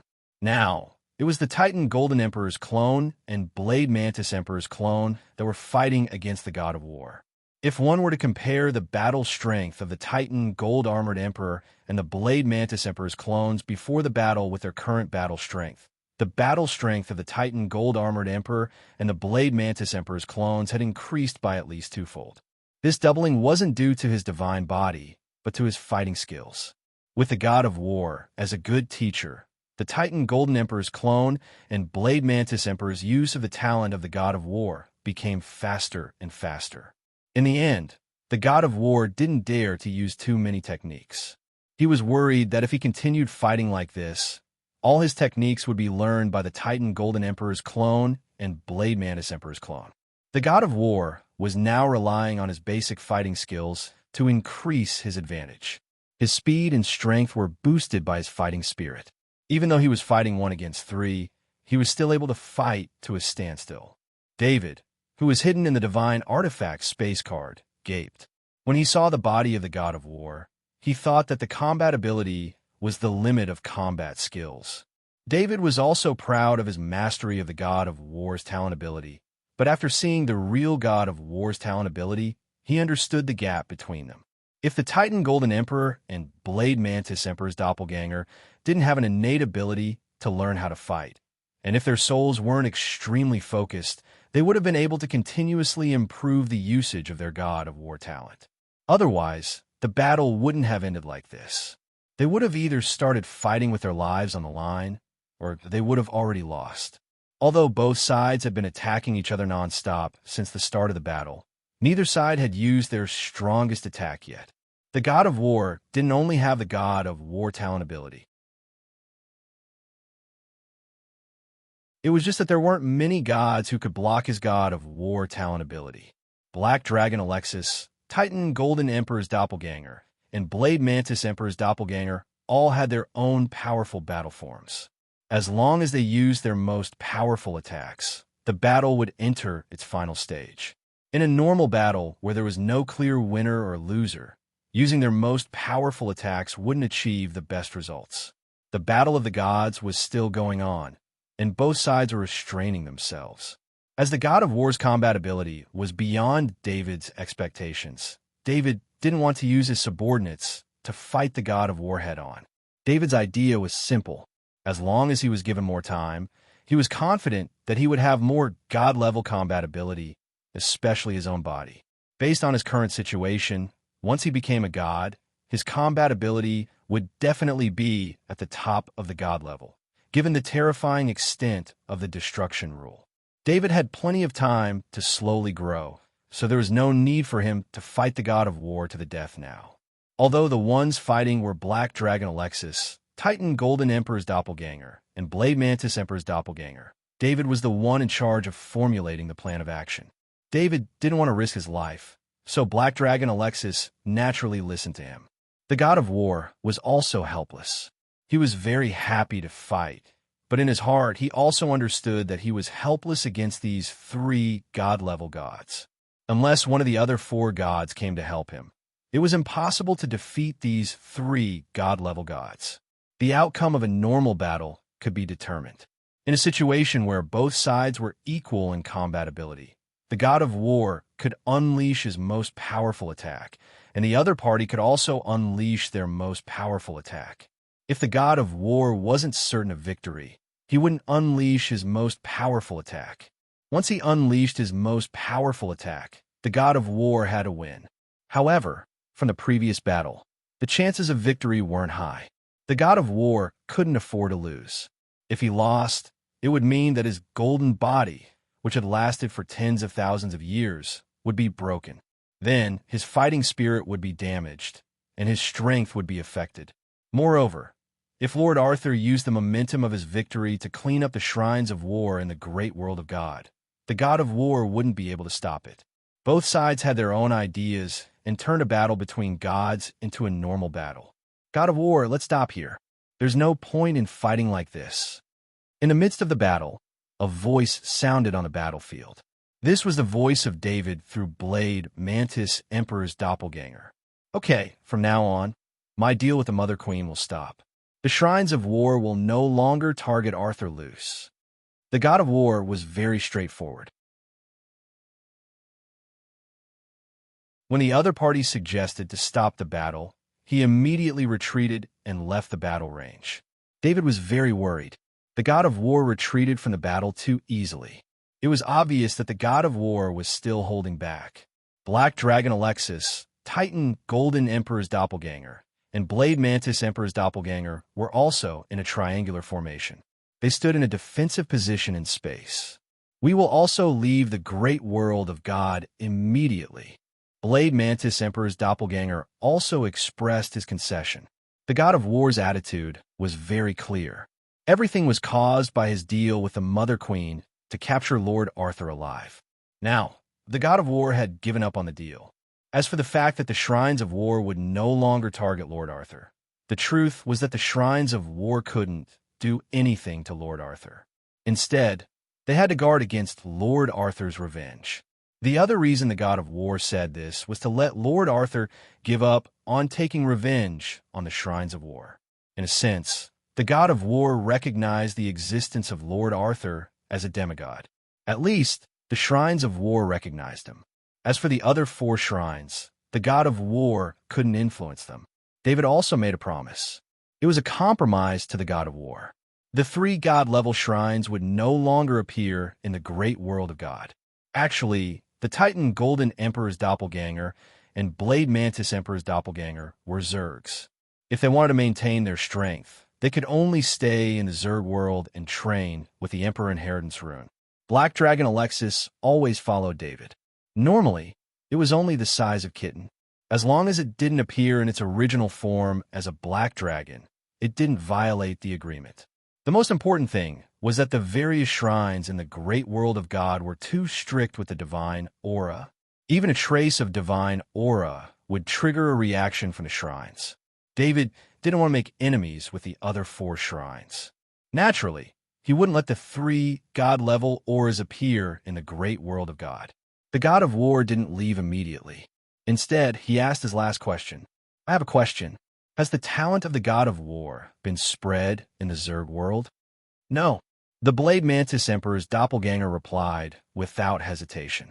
The god of war didn't doubt the answer of the Blade Mantis Emperor's doppelganger. There was no need to lie, so he was relieved. If the talent of the god of war was spread in the Zerg world, he would have to consider the threat of the Zerg world. The greatest use of the talent of the god of war was to magnify one's strength. Mastering the talent of the god of war meant that one would be the strongest in the same realm. Next time, I'll find help. Let's fight again. The god of war looked at the 3 god-level experts and said. After that, he waved his hand and released a golden divine power. The divine power turned into the gate of faith. The gate of faith opened. The god of war entered the gate of faith, and the gate of faith closed and disappeared. David didn't come out of the divine space card immediately. He let the Black Dragon Alexis, the Titan Golden Emperor's doppelganger, and the Blade Mantis Emperor's doppelganger leave this area before he came out of the divine space card. After he came out, he immediately opened the wormhole that led to the Zerg world's safe spot. He put the 3 god-level experts into the divine space card and flashed into the wormhole. The god of war returned to the small world. Through the perception of the shrines of war, he discovered that the 3 god-level experts had disappeared from the great world of God. The god of war didn't feel happy about the departure of the 3 god-level experts. The way they appeared showed that Arthur Luce could summon the 3 god-level experts at will. This meant that there was a secret passage between the great world of God and the Zerg world. The god of war still needed to observe how to deal with Arthur Luce for a while. His curiosity didn't disappear. Instead, it became even more intense. However, before he had the confidence to deal with the 3 god-level experts, he wouldn't attack Arthur Luce again. The higher-ups of shrines who had been monitoring the 3 unfamiliar god-level auras and the god of war's aura through the shrine's divine aura detection system had mixed feelings. Archbishop McIntyre was already standing in the control room of the divine aura detection system in the main shrines. He was personally observing the situation of the god-level auras. The 4 god-level auras were entangled together for a long time. During this time, the god-level auras were violent and violent. That was a sign of a battle between gods. After that, the 4 god-level auras separated. The aura belonging to the god of war disappeared first. After that, the other 3 god-level auras also disappeared after a while. Did he win, or? Archbishop McIntyre didn't dare to think further. If he did, he was worried that there would be problems with his faith. No matter what, the god of war must be fine. Otherwise, as an archbishop, he would definitely be able to sense it. Archbishop McIntyre didn't dare to ask the god of war. As an archbishop, he wasn't liked by the god of war. He deeply felt this. However, he had to respond to the 4 archbishops of the shrines. He couldn't always say no comment. Otherwise, he wouldn't be able to interact with the 4 archbishops. Cancel all actions against Arthur Luce. The shrines of war will no longer interfere with Arthur Luce's affairs. Just as Archbishop McIntyre was having a headache, a godly message came. Archbishop McIntyre's spirit was lifted. He could see many things from this message. First, this battle between gods must have something to do with Lord Arthur. The god of war wanted to capture Lord Arthur alive to trade with the Zergs. Although not everyone knew about it, the shrines and the upper echelons of the nobles all knew about it. This time, Lord Arthur probably brought 3 god-level experts to settle this matter with the god of war. The god of war probably didn't win this battle. Otherwise, he wouldn't have made any concessions. Secondly, the god of war didn't make many concessions. There were no conditions for compensation. From this, it could be seen that Lord Arthur's side also didn't win. In other words, In the battle between the three god-level experts and the god of war, no one gained an advantage. In the shrines of the god of knowledge, Archbishop Ambrose was looking at the magic circle in front of him. It was a real-time image sent back by the scanning magic circle on the scouting starship through the near shrines. The scouting starship of the Shrines of Knowledge had been waiting at the periphery of the battle for a long time. It was to obtain first-hand information about the battle between the god of war and the three god-level experts. This was an extremely important matter for the Shrines of Knowledge. The Shrines of Knowledge placed great importance on collecting all kinds of data. The God of Knowledge had also asked the Shrines of Knowledge to use this opportunity to investigate the God of War's strength. The last time the God of War fought with his godly body was nearly 10,000 years ago. After 10,000 years of cultivation, the God of Knowledge was also very curious about the God of War's strength. The scouting starship was a little far from the battlefield. It took 2 hours at full speed to get close to the battlefield. 6th-level, 4-sky knight priests flew out to investigate the starship. They needed to search the area and see if they could find any fragments from the battle. If there were any fragments, they would be extremely precious treasures. This was the battlefield of the battle between the three god-level experts and the god of war. Whether it was fragments of godly weapons or flesh, they were all god-level items. For the Shrines of Knowledge, they were extremely valuable for research. Although they clearly knew that the gods had already left, the 6th-level 4-sky knight priest still maintained an extremely careful posture. After more than 2 hours, there was a dead silence. The level 4 priest walking in front suddenly stopped. Then his body split into 3 parts and blood gushed out from his body. When the blood spread out, 2 invisible space cracks appeared. The blood that passed through the space cracks was forcefully pushed away. The remaining 5 4th-level heavenly priests couldn't help but feel their blood run cold as they looked at their surroundings.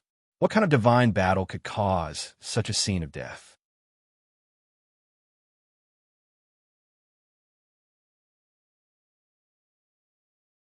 Chapter 1181. Archbishop Ambrose ordered the starship continue to investigate. Find out the range of the battle between gods and mark it on the star map. The level 5 priest on the starship conveyed Archbishop Ambrose's order to the 5-level 4-sky knight priests. The 5-level 4-sky knight priests didn't have any objections. They didn't expect this to happen before, so they had a plan.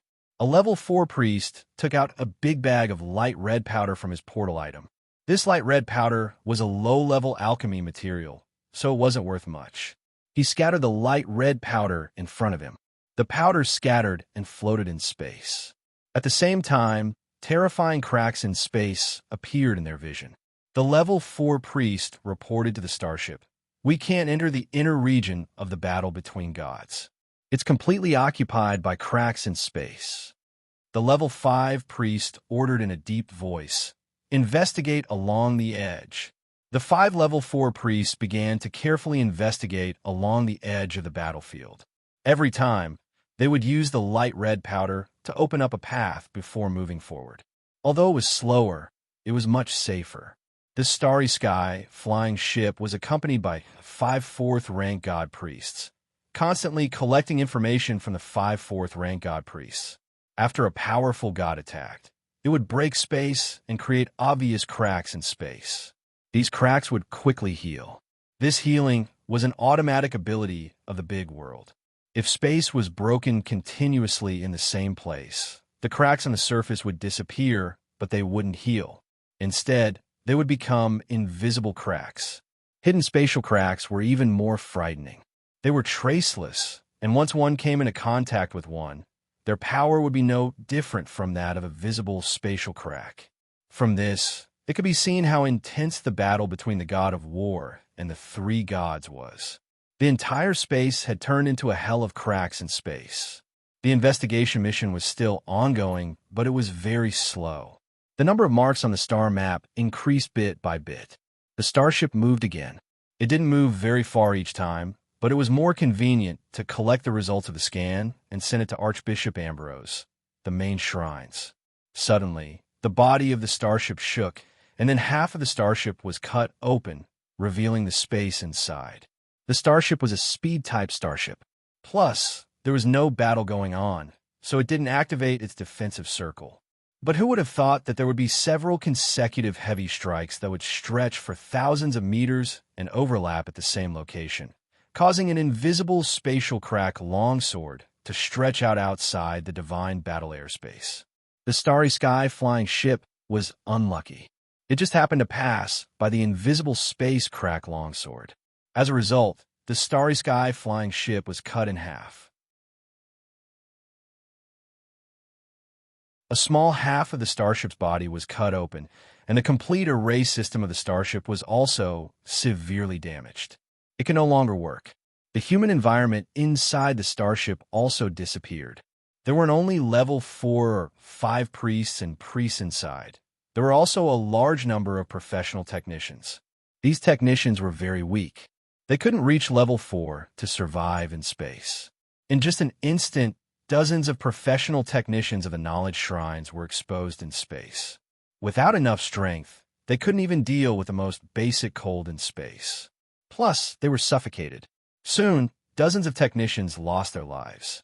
Level 5 priests and a few level 4 priests stood in space with ugly expressions. They could only watch their comrades die, but they couldn't do anything. The cruelty of space was terrifying. Anyone below level 4 would die if they lost the protection of the starship. Archbishop Ambrose, the main shrines of the knowledge shrines, noticed that the scanning data connection was broken. He knew that something had happened.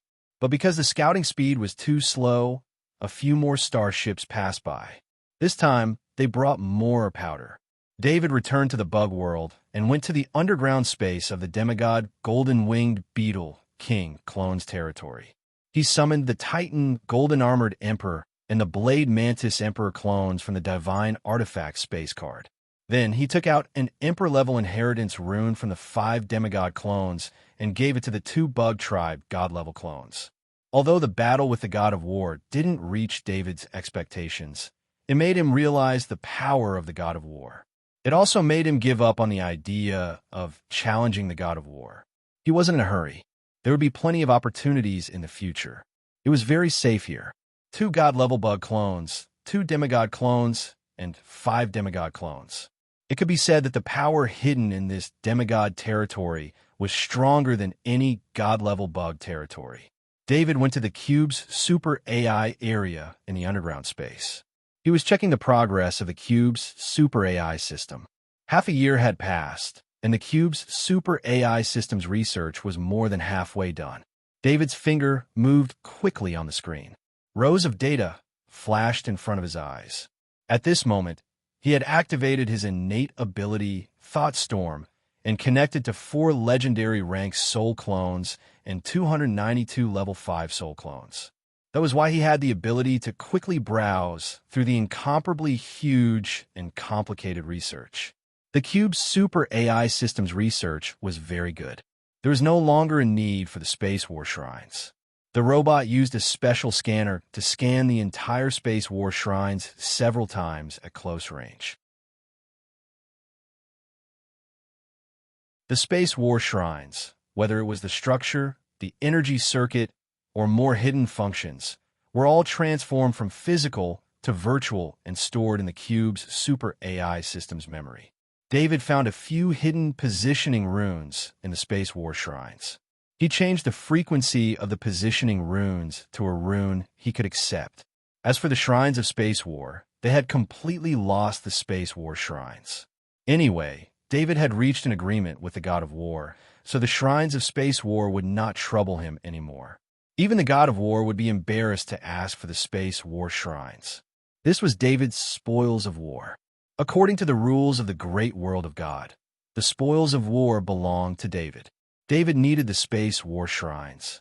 Otherwise, his plan to restore the surface of planet Gamma would be a lot more troublesome. He walked into the Space War shrines, and then his mission was to reactivate the shrines of Space War. In the hall, David saw the empty statue thrown on the ground. Of course, other than him, no one would dare to blaspheme the statue of the god of war. Last time, he used the divine artifact Death Chain to seal the statue of the god of war.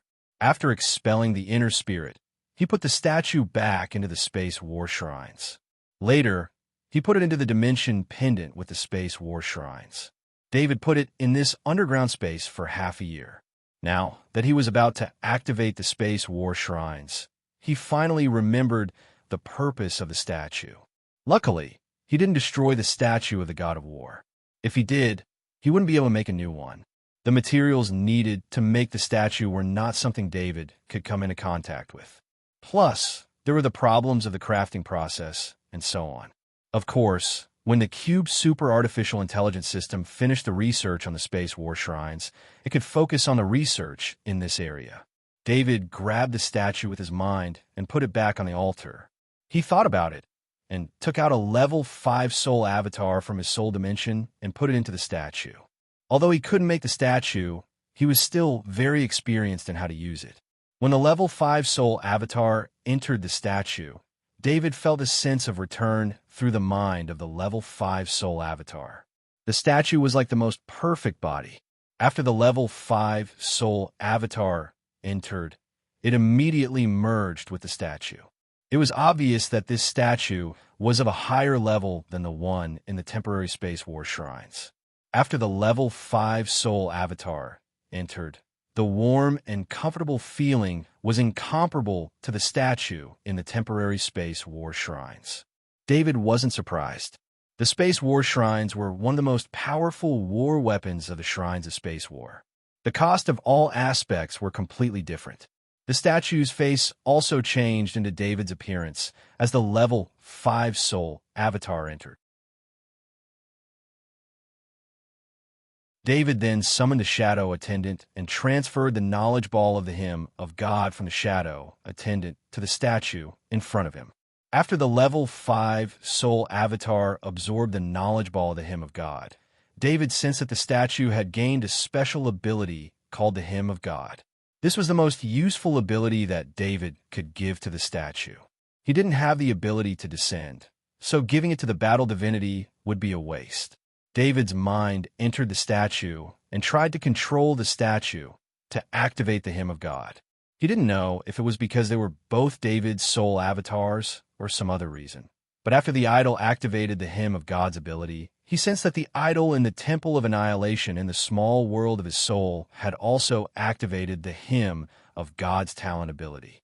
The hymn of God talent not only had the ability to increase the power of faith, but it also had the ability to connect with other hymn of God idols that had activated the hymn of God idols through the power of faith to form a network of faith. In a divinity major world, the temples that were spread throughout the major world were connected through the innate ability of the hymn of the gods. After the hymn of God connection was successful, a large amount of faith power was transmitted from the Space War Shrines in the Soul Dimension to the Shrines of Space War through the Faith Network. At this point, the space shrines in front of him should no longer be called Space War Shrines, but Space War Shrines.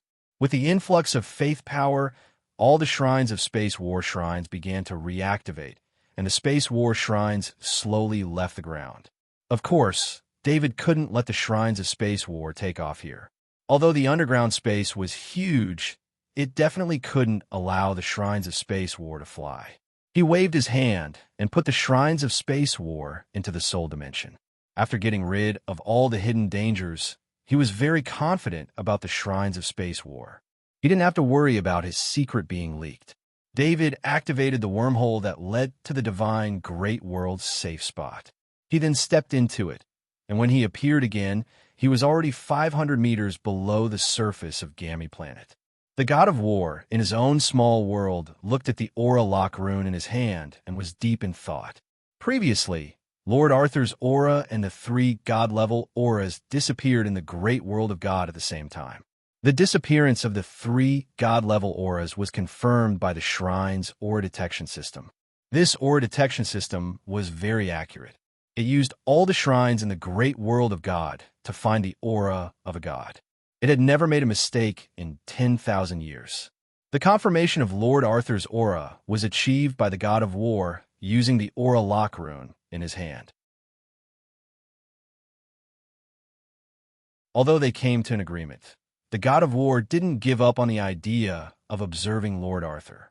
This time, the god of war was sure that Lord Arthur had either found a special space tunnel, obtained some kind of space artifact, or obtained some kind of space talent ability. All of these could allow him to travel freely in the great world. Although there seemed to be many ways, they were all theoretical.